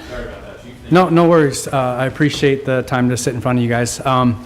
So again, the municipal code stipulates that the fire chief's the director of emergency management. That's why I'm in front of you. The comprehensive emergency management plan is expiring at the end of this year. So we have a few choices moving forward. I have reviewed it. I actually thought I had to redo it last year because it expired in 2024, but they extended it for a year for COVID for all the jurisdictions, which was nice to have some more time to look through it. So, and then just in there, just so everyone's aware, in the absence of the director, which would be me, the chief of police would be in charge of this. So I think Tony should come up here too. So, and if Tony's gone, then it'd be the public works director. So the emergency management plan is prepared by the director of emergency management. Obviously, I'm not going to write the whole plan and do it all because every single department has an important piece in this plan. And again, a plan is only as good as the people know how to carry it out. So. And I'll kind of go through what the plan looks like and kind of what we can do moving forward. Then obviously that is, promulgated by the mayor and you guys, the city council, to approve that plan. So this is the plan. If you haven't seen it online, again, 2019 to 2014. It's again 212 pages long. Again, it was written in 2019 and adopted, and then expired in 2024, but it was extended for a year. So we have till the end of this year to figure out what we're doing. So part of the plan, there's several different components. Part of it is the basic plan, which just provides an overview of preparedness, our response strategies, our expected hazards, department roles and responsibilities, which is an important piece of it, and then how the plan is kept current. And then there's some appendices in there that has the operational plan, the continuity of government. So if the mayor is, incapacitated because of the disaster, or he's out of the town, then who takes his role, vice versa. If the fire chief's gone, again, like I mentioned, then emergency management falls to Chief Slowick. Public information, emergency fiscal procedures, so how we buy stuff during a state of emergency, because obviously we can't follow all of our procurement policies when we're in a state of emergency, and then how we declare a local emergency, which is also important for City Council to make sure they understand how that works. And then at the end of it, there's the ESFs, the annexes, and that's really how we get things done during a disaster. So these are all FEMA annexes: transportation, communication, public works, firefighting, emergency management, mass care, logistics, public health. These are all the things that a disaster could impact, and each department has a role in there. And looking through this plan, they put the lion's share of it on the fire department. So 10 of the 20 ESFs the fire department's in charge of, which is great, but it might be hard for the fire department to do 3 or 4 things at the same time. So, one thing that sticks out is mass care. They have the emergency service director and the fire department in charge of mass care. Typically that falls under public works, or not public works, I'm sorry, Parks and Recs for sheltering and that kind of stuff. So the event, if there's an event, say we have to evacuate an area because there's been an emergency and fire and police are involved, it's usually a phone call to the director of Parks and Recs and says, hey, activate our shelter plan. So it's important for them to understand the plan. And then they'll have some supporting people in it. The Red Cross, obviously fire might put some medical people in there, stuff like that. But that's kind of the heart of a comprehensive emergency management plan. So it's going to be a plan that every single department's going to have to be responsible for, because you're going to want to make sure you understand your plan and you write your plan. I'm not writing something for Public Works. So about 4 or 5 years ago, FEMA put out a new process of doing this, and it's lifelines. These are the things that people in the community need to be able to thrive, right? So you can kind of read them in there: safety and security, food, health and medical, energy, communications. Those are all things that have to be built into the plan now that weren't in the plan back in 2019 as we tackle these issues during a disaster. So we should look at whatever type of disaster it is, how do we achieve all those lifelines that are needed in the community? So the RCW allows us to either do our own plan, or we can basically partner with another political group. So with the county, another city, however you want to do it. But again, that's the RCW right there. So just a little bit about my experience, so you understand who your emergency manager is. So again, I served as part of my collateral duties was the emergency manager for a city of about 300,000 people. I was also the task force leader for one of the 28 FEMA urban search and rescue teams. So I went to disasters all over the country, leading one of those teams. I completed the Emergency Management Institute's year-long advanced academy, and then also right now I'm a lead instructor for the ICS and emergency management courses, which we will be bringing some to the island that people need to go attend. So options moving forth are comprehensive emergency management plan. So the first thing we can do is we can review, revise it, and update it, right? There's a lot of positions in there that don't exist. There's some things that don't make sense to me. There's some issues between how we run the EOC. We share an EOC with the county, but in our comprehensive emergency management plan, it says the fire chief or the emergency service director will run the EOC, and our policy group will be the policy group of the EOC. You read the county's plan, the county says their emergency service director will run the EOC, and their policy group will oversee the EOC. So you can see what happens when we have a disaster that impacts multiple jurisdictions, the county and the city. Who's running it? Who's dictating what the priorities are, right? Who's, establishing spending limits, how we're doing stuff, things that, we could be spending millions of dollars, and who is making those priorities, right? And that to me is the heart of our comprehensive emergency management plan, and how we're doing things is our plan doesn't work with the counties necessarily. So option one is we can just go redo it, update it, submit it. The heart or the meats and potatoes of the plan are pretty good. There just needs to be some updates. We can utilize the county's plan and just fall under it and say Oak Harbor doesn't want to do it. The county has 3 people that work in emergency management. we would want to hand it off to them. That's option 2. Option 3, we can adopt the county plan, but we can put an Oak Harbor annex in there. So our piece would fall inside the county plan. The basic plan, I talked about 3 components of it. The basic plan would all just be one plan. Ours would merge with theirs, just how the EOC would operate, how it would work, you know, who the policy group was, and then we would have specific stuff, maybe water treatment, you know, sheltering might be specific to Oak Harbor, any plans that we wanted to have in there. It's like debris management, damage assessment. Or option 4 is we really don't have to do one at all. There's not a requirement for us to do one because we're not getting any funding through emergency management. Now, I put that down there. We do have the opportunity to get about $13,000 a year funding from the Emergency Management Performance Grant. They require you to have a comprehensive emergency management plan, and they require you to have an emergency service director that has either completed the Advanced Academy, which I have, or completed the professional series, which I've done that too. So if we wanted to, we could have Wendy and myself put in application to get emergency management performance grant. We'd get that $13,000 every year. We'd have to identify how we're going to spend it. But with that $13,000, it would be taken from the county, because right now the way the state works is the county gets any city's money that isn't participating in EMPG funds. So that would be taking from their program to add to our program. So those are really the 4 options moving forward as far as doing an emergency management plan. So I kind of talked about the issues with it already, is that we're sharing an EOC. We have 2 different plans of how the EOC will work, who will be in charge, how the policy group will be, right? So, so again, my question is, what happens when there's a multi-jurisdictional incident, right? How are we going to operate? And the one thing that a plan should do is it should have good process to tell us how we need to operate. Because the challenge is going to be to adapting to whatever the disaster is, right? Because we don't have a plan exactly. If a wildfire hit here, you know, we don't know what our evacuation plan is going to be because we don't know where the wildfire is going to be at, right? So we shouldn't have to be figuring out how we want to staff and run an EOC. That should be already well solidified in a plan and practice. So just a little quick overview of the EOC. We're going to have a policy group. In most jurisdictions, council, right, the representatives of the people make up the policy group. You'll come in there and you'll say, this is our biggest priority. This is what we want you to tackle. Then the EOC manager will work with his staff and create incident objectives for that disaster. Bring them back to the policy group and say, hey, can you guys buy off on this? You buy off on it, and then the EOC manager runs the operations, planning, ops, and finance team to solve that problem. So I may come to you and say, what is my spending limit? Overall spending limit, single purchase spending limit, stuff like that. I may come to you and say, you know what, the best thing we can do is have a curfew because of stuff that's going on, right? And those are things that you're going to have to make as a decision. So, and then we're going to work through this planning P, and if you guys haven't seen it, you'll probably see a little bit of it in some upcoming classes. But that's how the EOC is going to work. So really the questions here and some feedback that I'm looking for is how do we want to move forward, A, with the comprehensive emergency plan?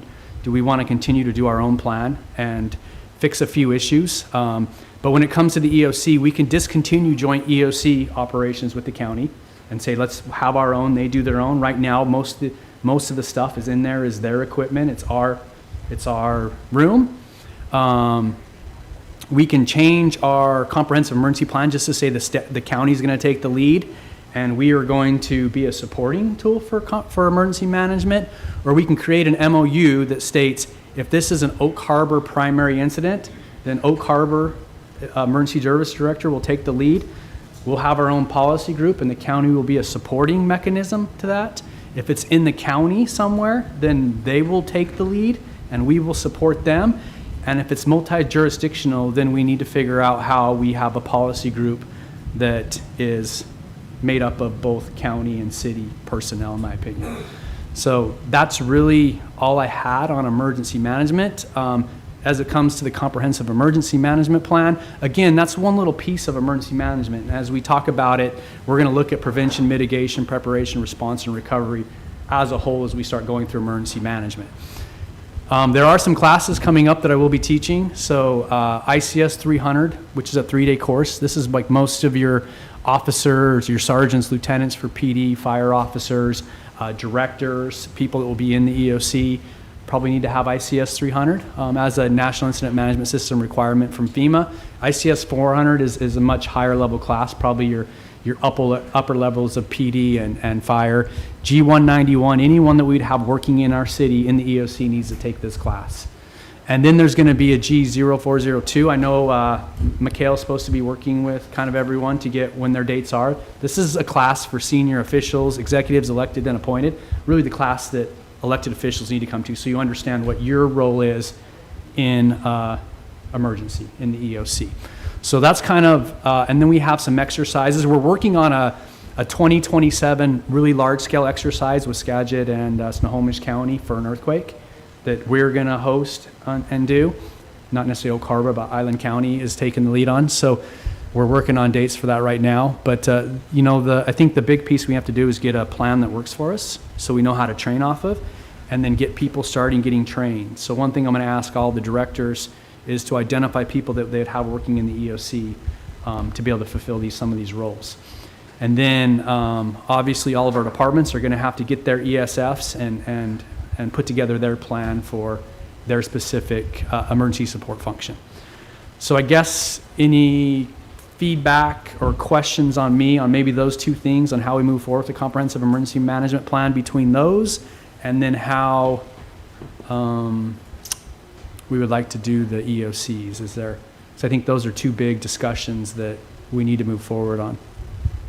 So Mayor Pro Tem. Thank you. I appreciate the high-level overview, and I look forward to a more in-depth discussion. I could talk about this stuff all day.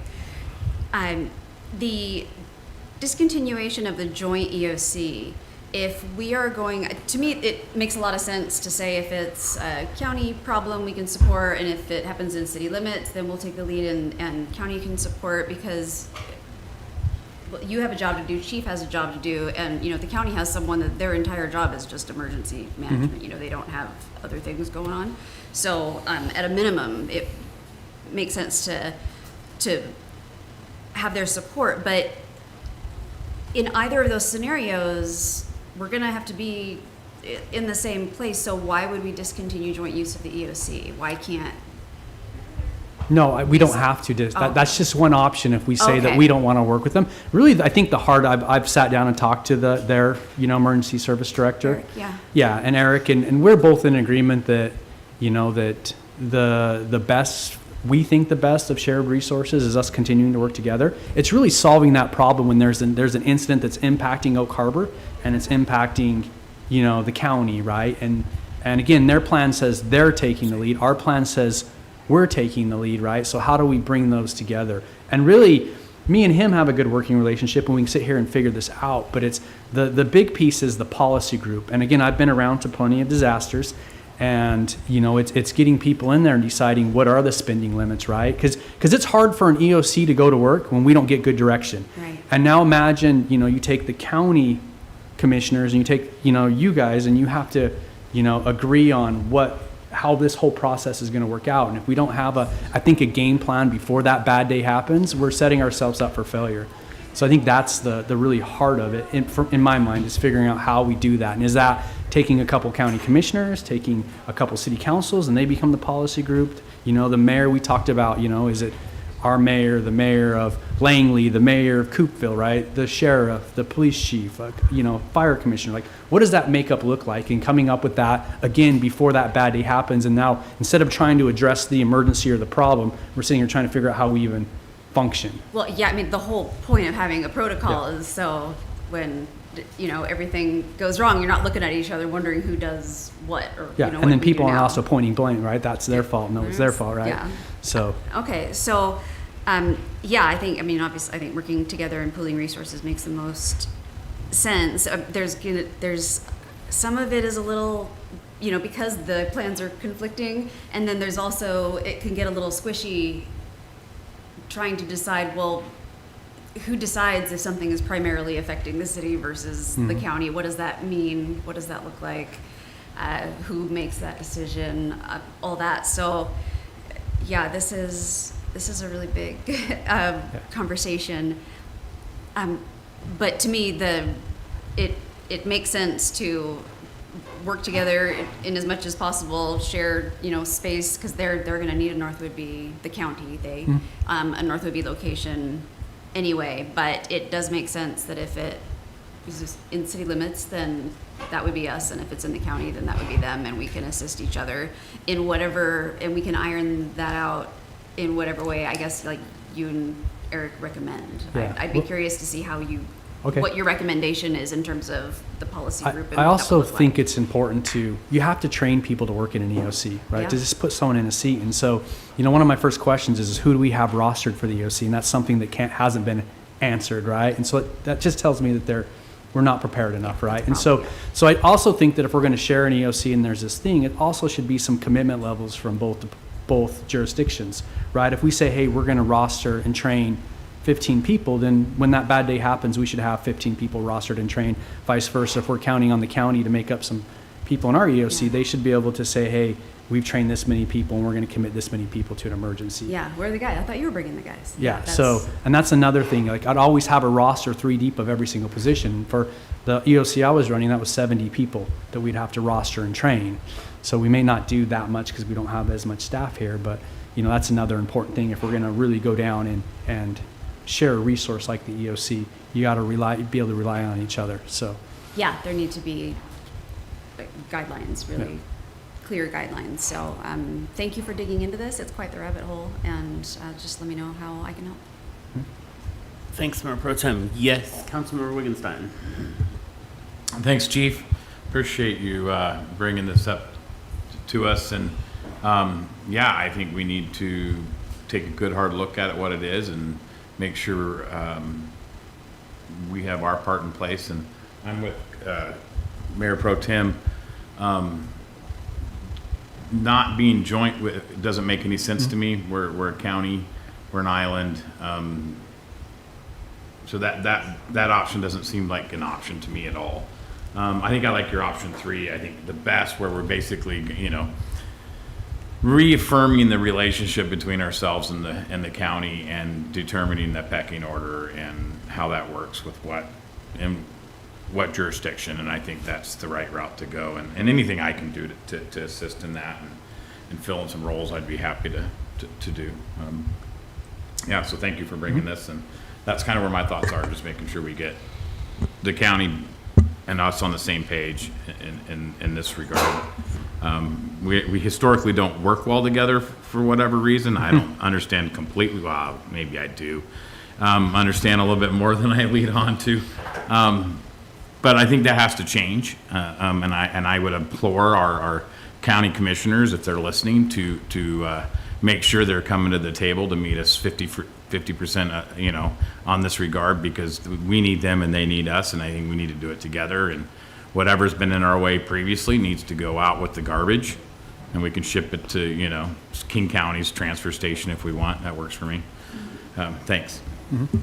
Thank you, Councilmember Wigginstein. Councilmember Stuckey. Yeah, it is interesting to see all these organizations work together. I think back to 2022 when the seaplane went down, because County Morgue is where I'm at, and seeing all the agencies try to work together. So having a plan and a clear who's on first is important. Couple quick questions. One, I do like the idea of where is it primary. I mean, depending upon the disaster, in some ways those invisible lines of city limits matter. But I mean, if something's really bad, how much does it matter? What's the Navy's role? I mean, imagine if there's something, major. Is the Navy involved in any of these plans? In our EOC? Yeah. I mean, they usually you could have the military come in as a, supporting of people in there, because they just have resources. We usually call it our liaison officer, and you can bring people in. Like, even if it's like a power issue, right? Having the power company have people in your EOC, So for like us in Vegas, we'd obviously have the power company, the gas company, a hospital surge representative, right? Anyone you can get in to come that can help with your disaster, right? But I look at who's the key players are the policy group, because again, they're setting the objectives, or the priorities for us, right? We need a list of things to go work off of. And then, it's really the EOC manager, and then those 4 people that are your logistics chief, your operations chief, planning chief, and your finance chief, right? Because they're the ones that are signing off on big ticket items. And if you don't follow process when it comes to FEMA, then your opportunity to get reimbursement shrinks, right? And so if you do everything right, you know, and there's a presidential declaration, right, you get 75 cents on the dollar, right? You don't do it right, then, you know, you might be out that money. So, and anyone that went through COVID that asked for reimbursement, you know, it was tough, you know, going through all their processes, even as it changed as the pandemic went on. So You mentioned that $13,000. I'm not going to spend much time on it because it's 13,000 bucks. But you said there was some training or certification you had to have. That do you Correct. have? Yep. Is that something that's common amongst fire chiefs? I'm thinking after you. No emergency managers, because my collateral duty was emergency Sure. manager, so it was something I did after I got assigned that. Okay. So, I'm just yeah. thinking, you know, if for some reason that we were getting that, we may not. If someone comes on after you, whether that be 5, 10, 50 years. Yeah. maybe They, not. they usually get, like most, I haven't dug into it too much here, but they'll give you a year or two to get the professional series and stuff. So the professional series is easier to get because you can just do them, they're all online classes. Okay, sure.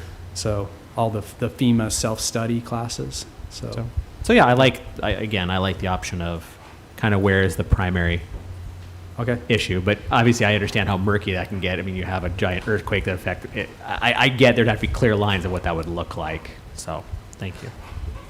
Councilmember Marshall. Thank you, Mayor.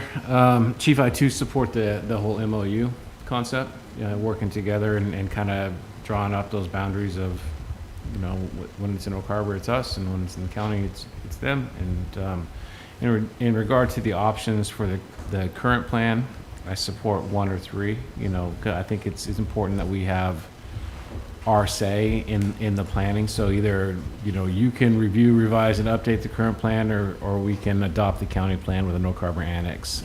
Whatever you feel is in our best interest, and I support that. Yeah. So. And the county would like number 3. You know, Sure. I'm leaning towards more number 1 if you Sure. ask me right now. Yeah. So. And but, if that's the direction you want to go, then I support that. Okay. Yeah. Councilmember Merrow. Having been in law enforcement, I know there's jurisdictional, territorial. Turf Force? Turf Force, thank you for that. And so much so that if a man is killed in one place, they might drag it. They don't want to deal with it, drag it a few feet over to the other jurisdiction. So what I'm just using that as a light-hearted way of saying that memorandum of understanding, and I mean, it's impossible in my visioning not to have some sort of coordinated plan with the county, because anything that happens is just, it's not like Las Vegas or a vast sprawling jurisdiction. And so consequently, there's going to be some really delicate working through the details on who takes over which under certain circumstances. And I can imagine a binder that, volumes of, what do you call it, contingency plans based on scenarios. But that would be something that you and the county professionals would have to draw together to get our approval, I'm sure, because I mean, we're not going to do that part. Yeah, anything that we do obviously has to be promulgated by the mayor and you guys. So yeah, we'll definitely bring back whatever. But any feedback you have on the direction to go is, you know, what I would like. So That's all I've got for now. Great, thanks, Chief. So we will move on to the last one, which is emergency services presentation that you're here to talk about as well.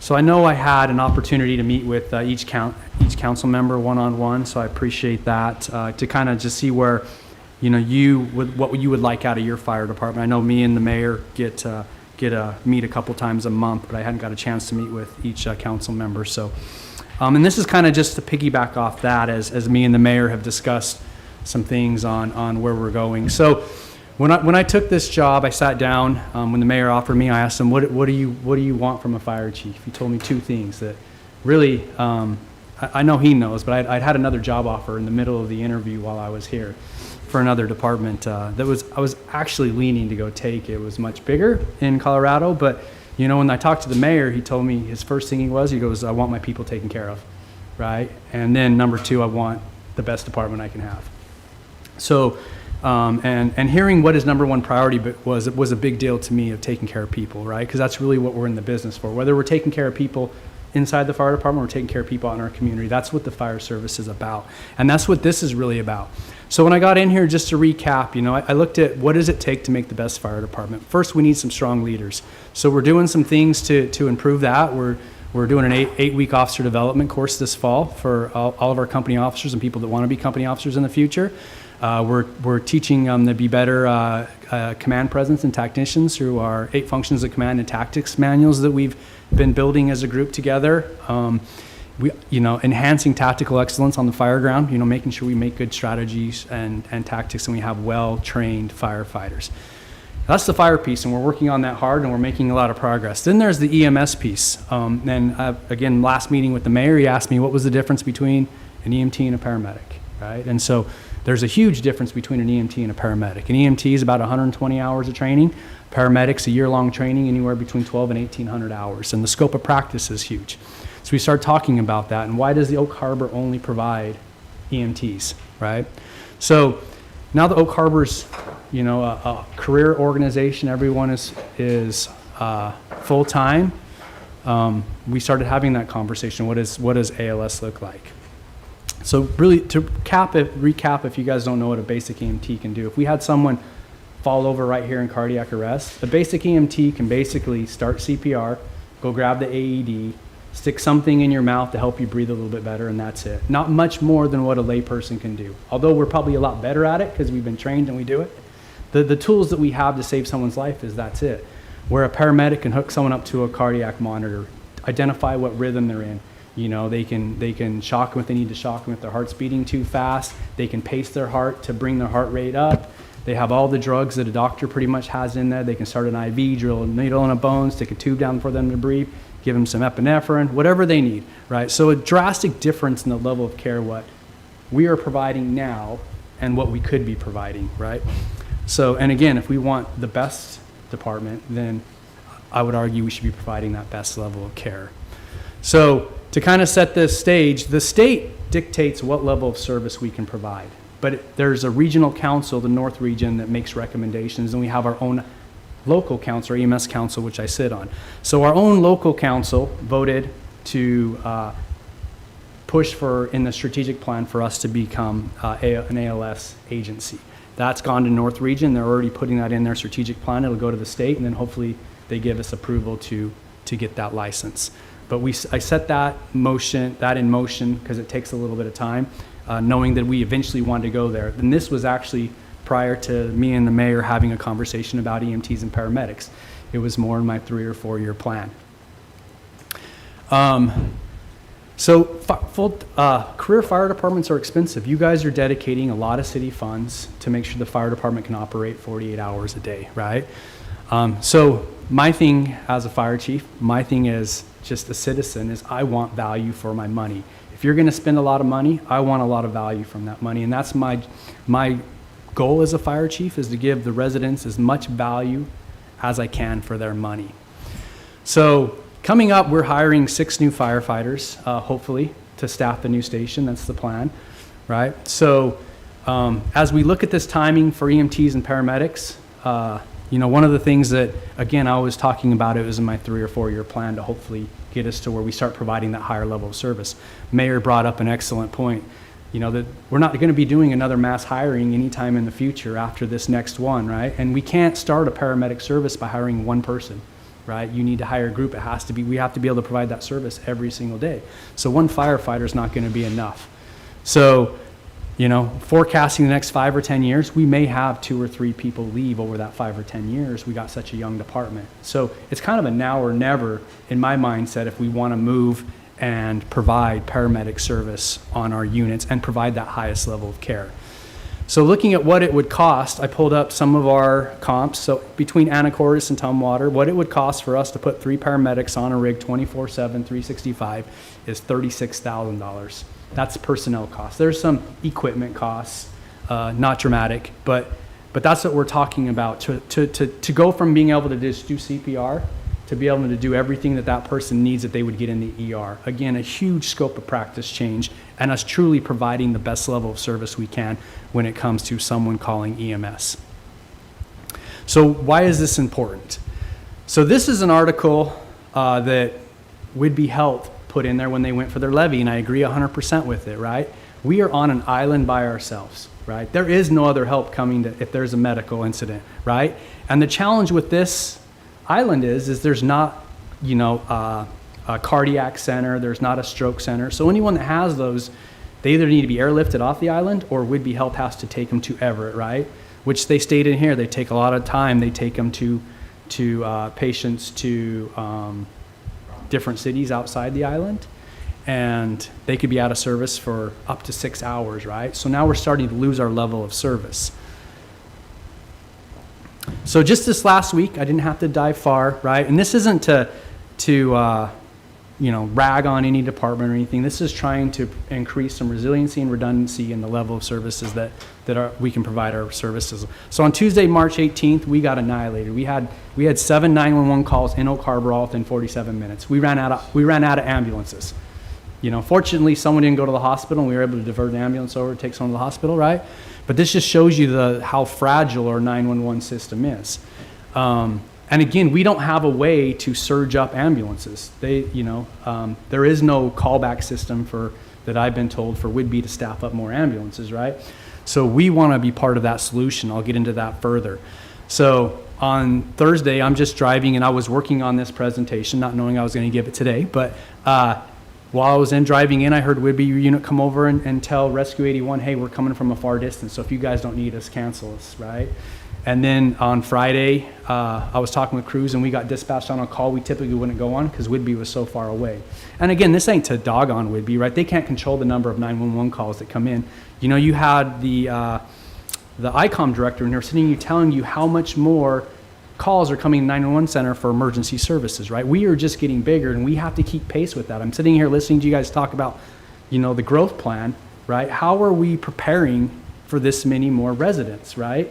And once you need it, you're already 2 years too late for us to start getting these services. So we have to be thinking ahead. So this is a thing I pulled off on a state report for hospitals. I don't know if you guys can read that, but the tallest line, this is hospital waits, where you have to they call it holding up a wall. The ambulance crew goes in there, they keep the patient, and they sit there with the patient on the wall until there's a bed available. Island County has the highest level in the entire state, right? So our call volume's getting busier, our wait times. This is a comparison from 2019 to 2022. So obviously during COVID it probably went up, but this was the year of 2022. COVID was pretty much done in 2022. So again, you can kind of start seeing all these things that are happening. Our call volume's going up, hospital times are getting greater. People are starting to rely on 911 a lot more, especially homeless mental health. You're seeing tons of that. Tony can probably speak to that. Again, we talked about our growth plan requiring 5,500 more units. We're dealing with the homeless and the mental health. I know Whidbey ambulances, they've mentioned how tough it is hiring and getting people in here, right? And so the day that we got annihilated, I talked to their supervisor that day, and they were having to downgrade the ambulance that's out on the north end from paramedic to BLS service because they didn't have enough paramedics.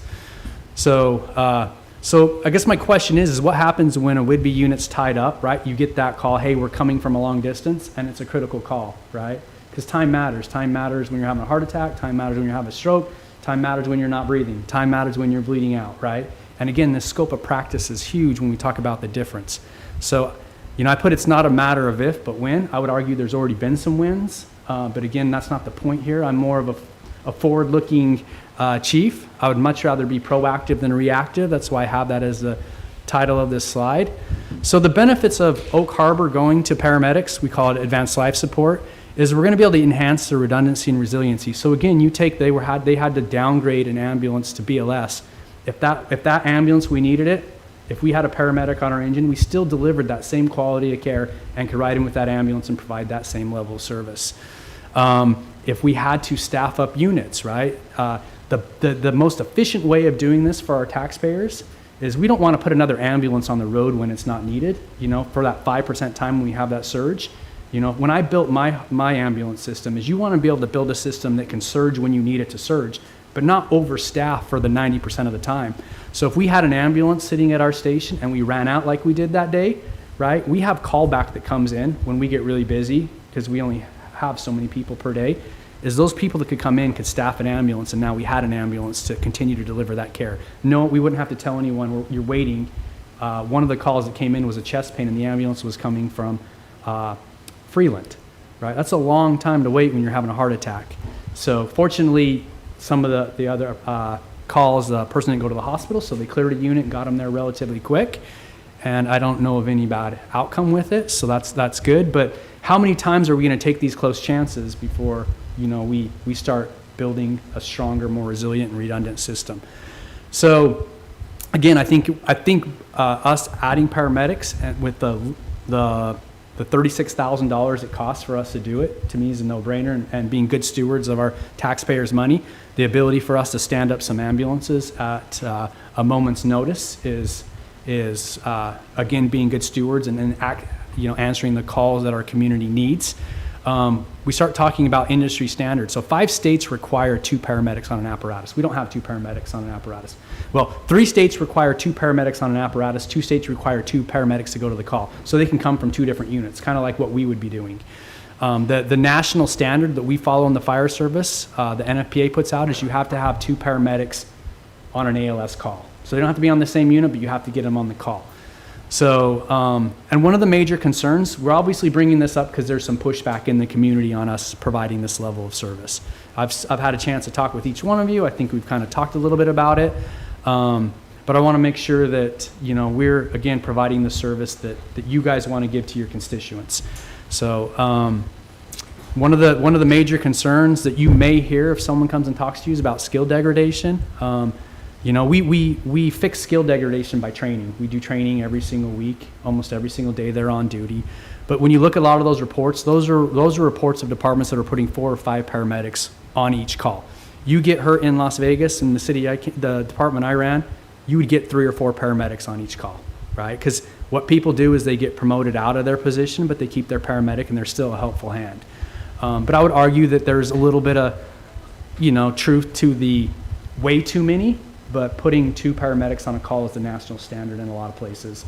And I would argue is nowhere near too many. In fact, I'd argue it's a necessity to have 2 paramedics on a critical call. Having 1 paramedic that has to sit there and do all the skills, right, makes it so they're tunnel vision doing skills and not seeing the overall picture and doing a good patient assessment. You'll never see a doctor in an ER doing all the skills. He has people that does it for him. He comes up with a treatment plan by evaluating everything that he's seeing and going on.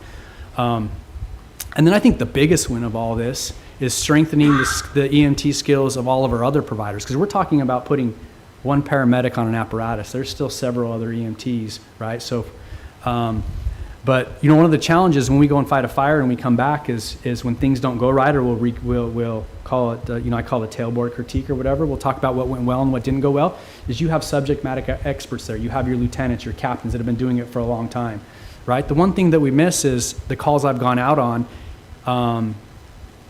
Is we come back and there is no subject matter expert when it comes to EMS. They don't know what, you know, was done really well or not done really well, because your level of training is very limited, right? So bringing a paramedic into that brings a subject matter expert that can help improve everyone's skills. And I've seen it in my career how much people improve and how much our medicine elevates by having a subject matter expert on there.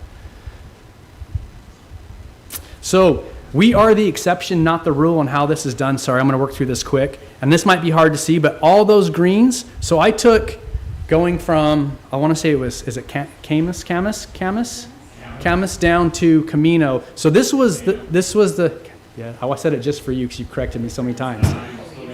I know. So they're all, right when I pulled the state of Washington population, cities by size, between those 2 black lines, there's no one left out, right?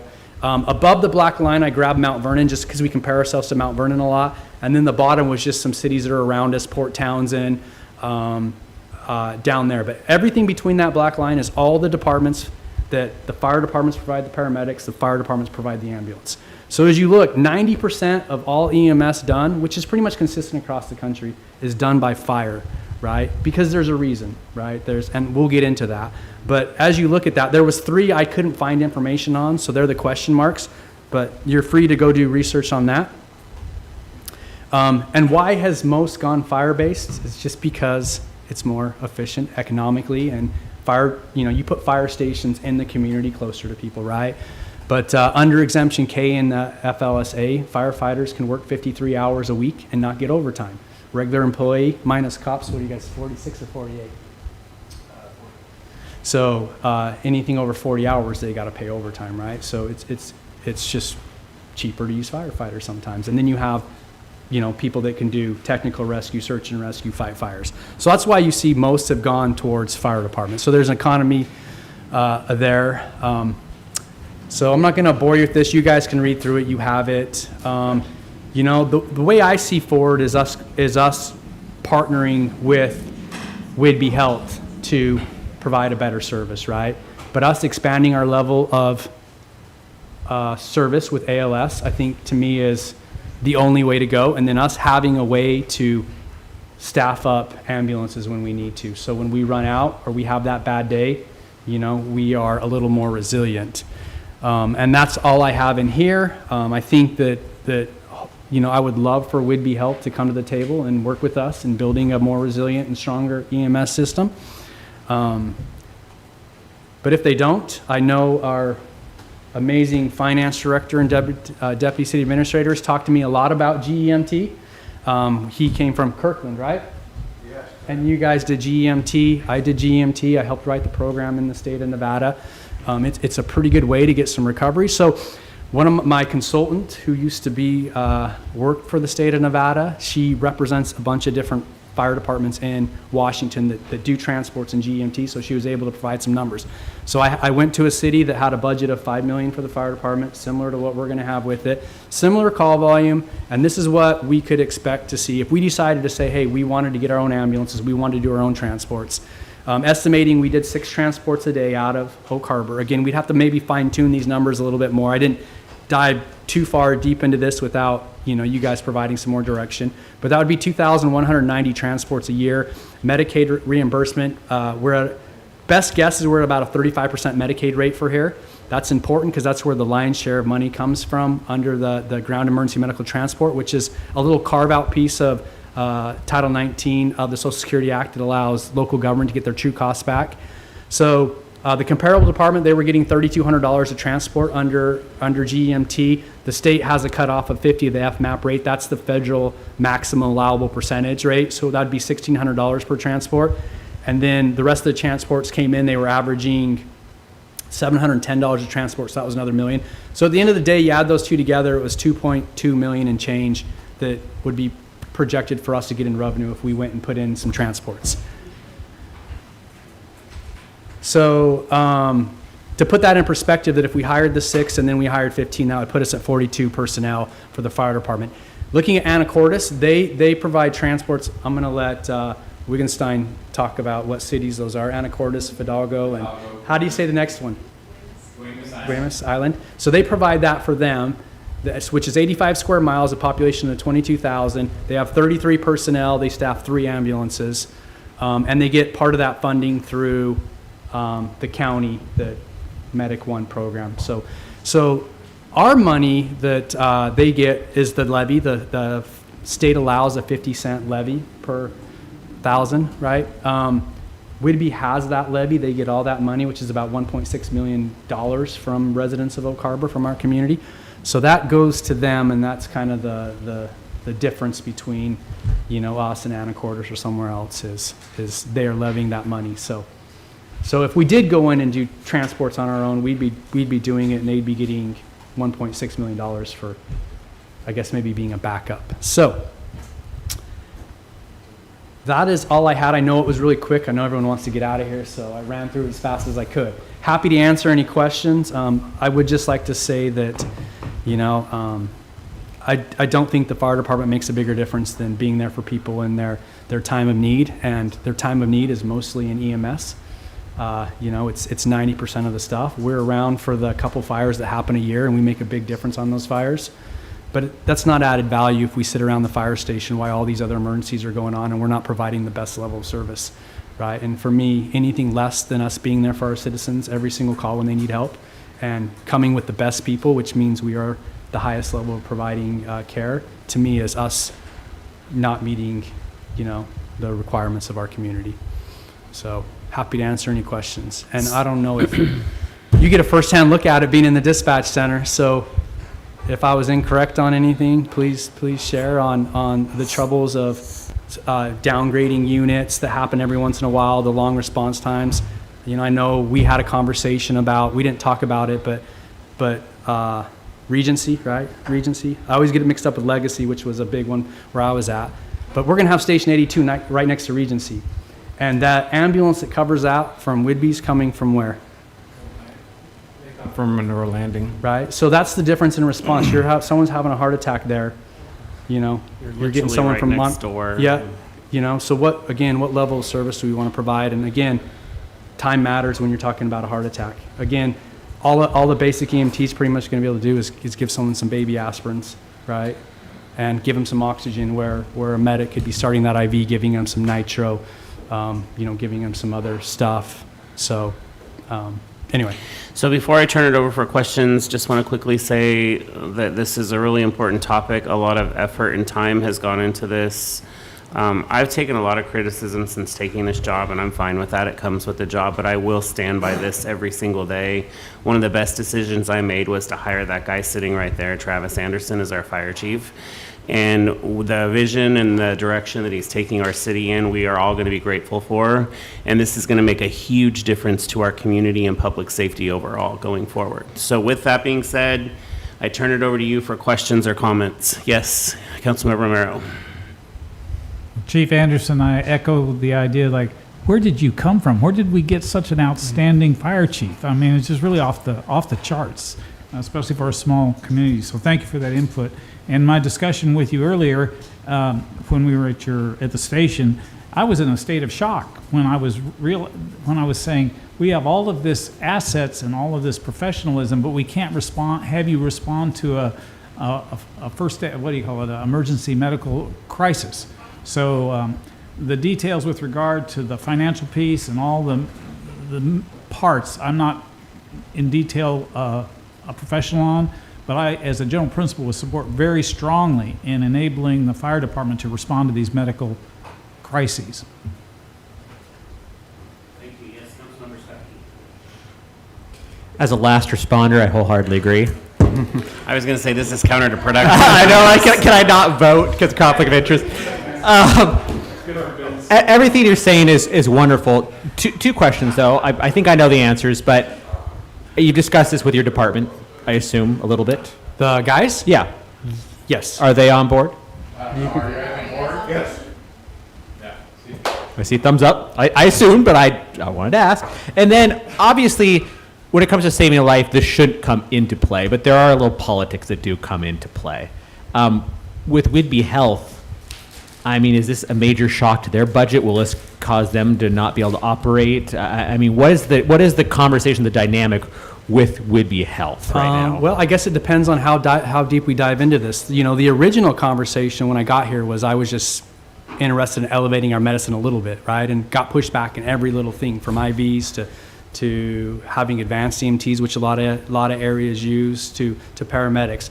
I mean, if we're talking about just putting paramedics on our fire engines, it doesn't eat into their budget at all. In fact, it should save them millions of dollars, right? Because I was having a conversation with them. They're talking about adding another ambulance because you're at that tipping point, right, where you start running out of units. But think about it. If I don't have to add another unit, because again, that 5% of that time that I need it, we can ask Oak Harbor to provide it. You just saved them $900,000, $1 million on staffing another ambulance.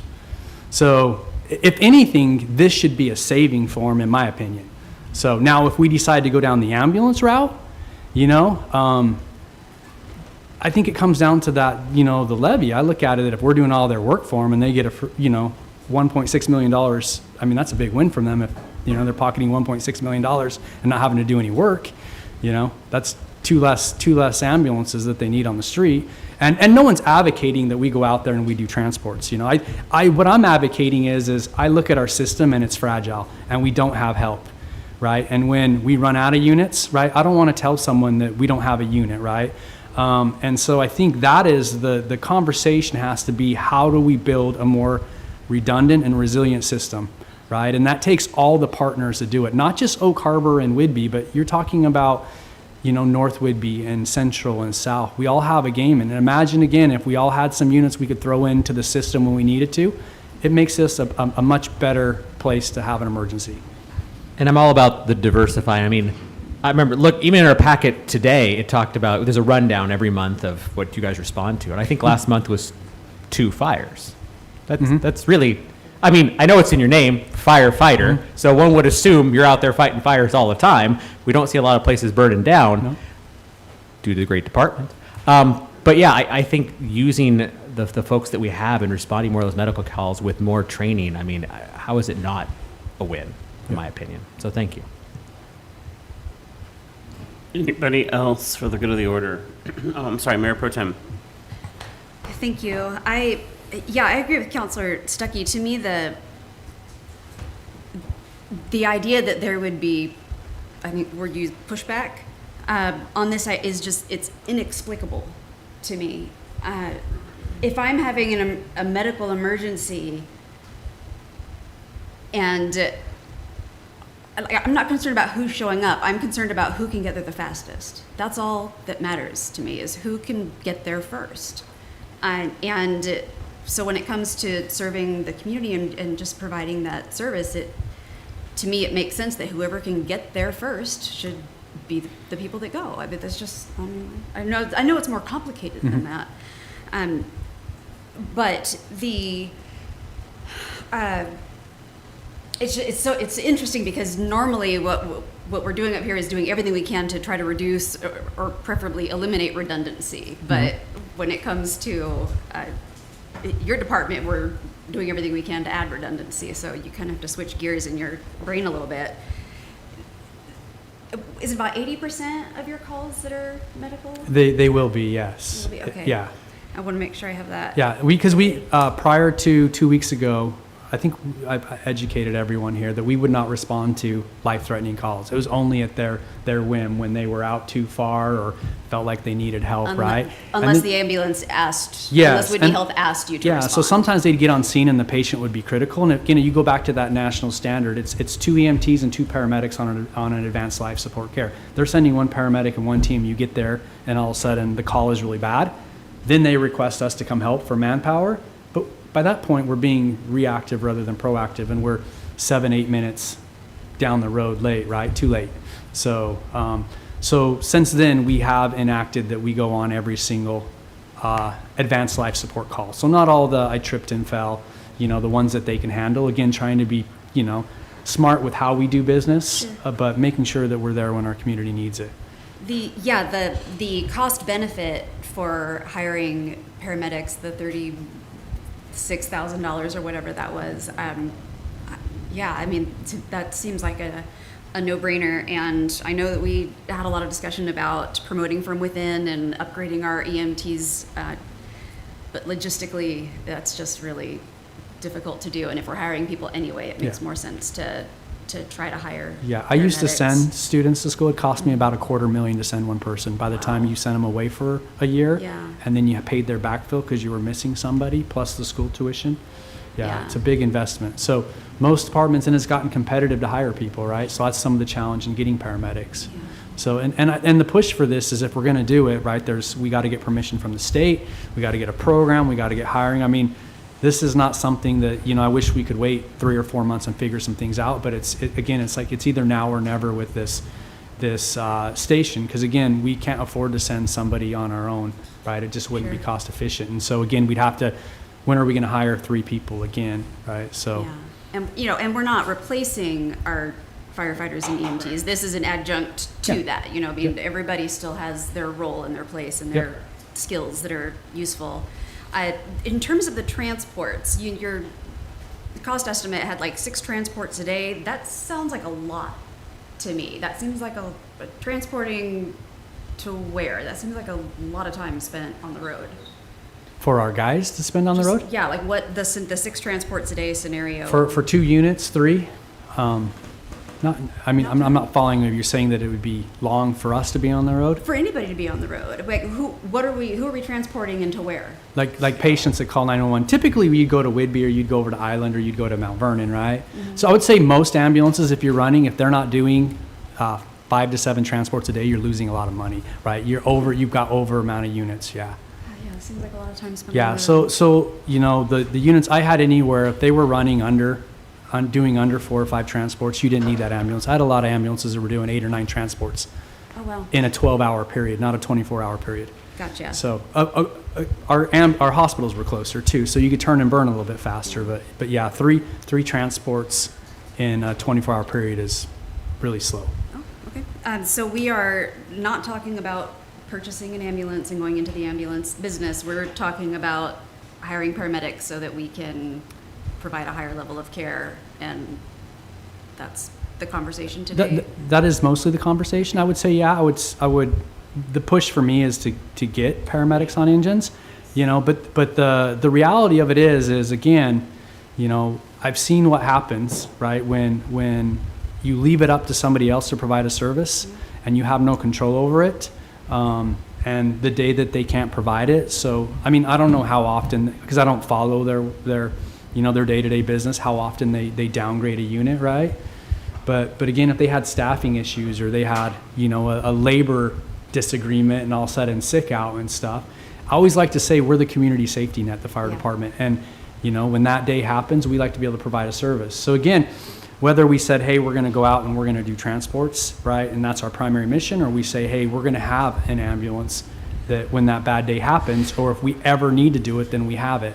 I mean, we run rigs like, you know, Rescue 81 that's there. The expensive piece is not the apparatus, it's the staffing, right? So having a backup ambulance on standby, you know, I don't think is necessarily a bad thing, and I'd recommend it. Now, you know, we talked about some options about Whidbey Health. They're getting brand new ambulances, so maybe they put one of their older ones and they staff it at our unit and we can flex it, we can go get it. You know, I don't think that there's a one way to slice this. The reality is I guess my frustration would be is people coming to the table and sitting down and saying, how do we make a more resilient Oak Harbor when it comes to medical calls, right? So, but I think we can only talk so long, and then we have to move forward, right? So, and again, for us, time is of the essence, because, you know, we have this timing of staffing a new station, and if we're going to bring on paramedics and not send our own, it's the opportune time. Yeah, and it's the nature of your work that, you know, we hope we don't need you, but boy, when we do need you, we really do. So you're just kind of there just in case. So yeah, to me, this can only be a win for the community. I think increasing our level of service can only be a good thing. And I love the train of thought, and I totally support this direction. Thank you. So, and to be completely transparent too, we are working on this. It's going to be coming forward soon. I believe Wendy's working on them now, but we're going forward with grants to secure ambulances and the funding to start doing this and putting this into motion. Who is that? Oh, so yeah, I mean, to be Beth, I'm stuck in a meeting, honey. Come up here. She's talking to herself. We're stuck too. Oh my gosh. We are too, sorry. Hillary. Oh my gosh, that's embarrassing. I've been sitting here patiently with my mic off this whole time, though. That's impressive. levity. Yes, Councilmember Wittgenstein. Thank you for taking the time to care about our community the way you do, and supporting all of these fine individuals over here on the wall here supporting you as well. And thank you guys for what you do for what we do in our community. We're so grateful. At least I am. I won't speak for everybody up here, but I'm assuming they are too. We want to get you anything and everything you can to do the job. I'm all in favor of public safety.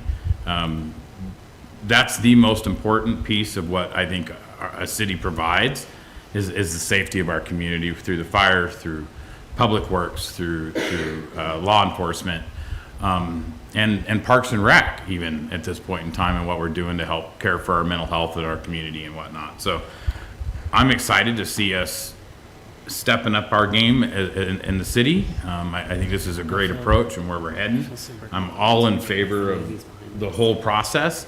I will put out to the other elected officials in these other special tax districts that seem to be having some pushback in their organizations. I challenge the elected officials to get in there and figure it out and start working together. This division we have on this island between special tax districts and county commissioners and others, jurisdictions is crap. I'm tired of it. I'm just, too many people die because we're fighting and not caring because we don't want someone else to get a piece of a pie. It's not about a pie, it's about lives being saved, and we need to do everything we can to do that. And if these other jurisdictions are in the way, then I'm in favor of bulldozing over them. So I'm not up for re-election yet. So here we go. Councilmember Arms. I just want to thank you for taking the time to talk to us beforehand, because that made us feel like we're more of the community. And, time is of the essence. And our community is getting bigger. We need to be proactive, not reactive. So I appreciate you putting it all on the line and doing it now instead of, well, I'm new, I'll wait. No, I'm glad you did it. Thank you very much, because it is really extremely, as a long-term care nurse, I understand how critical time is. So thank you. You're welcome.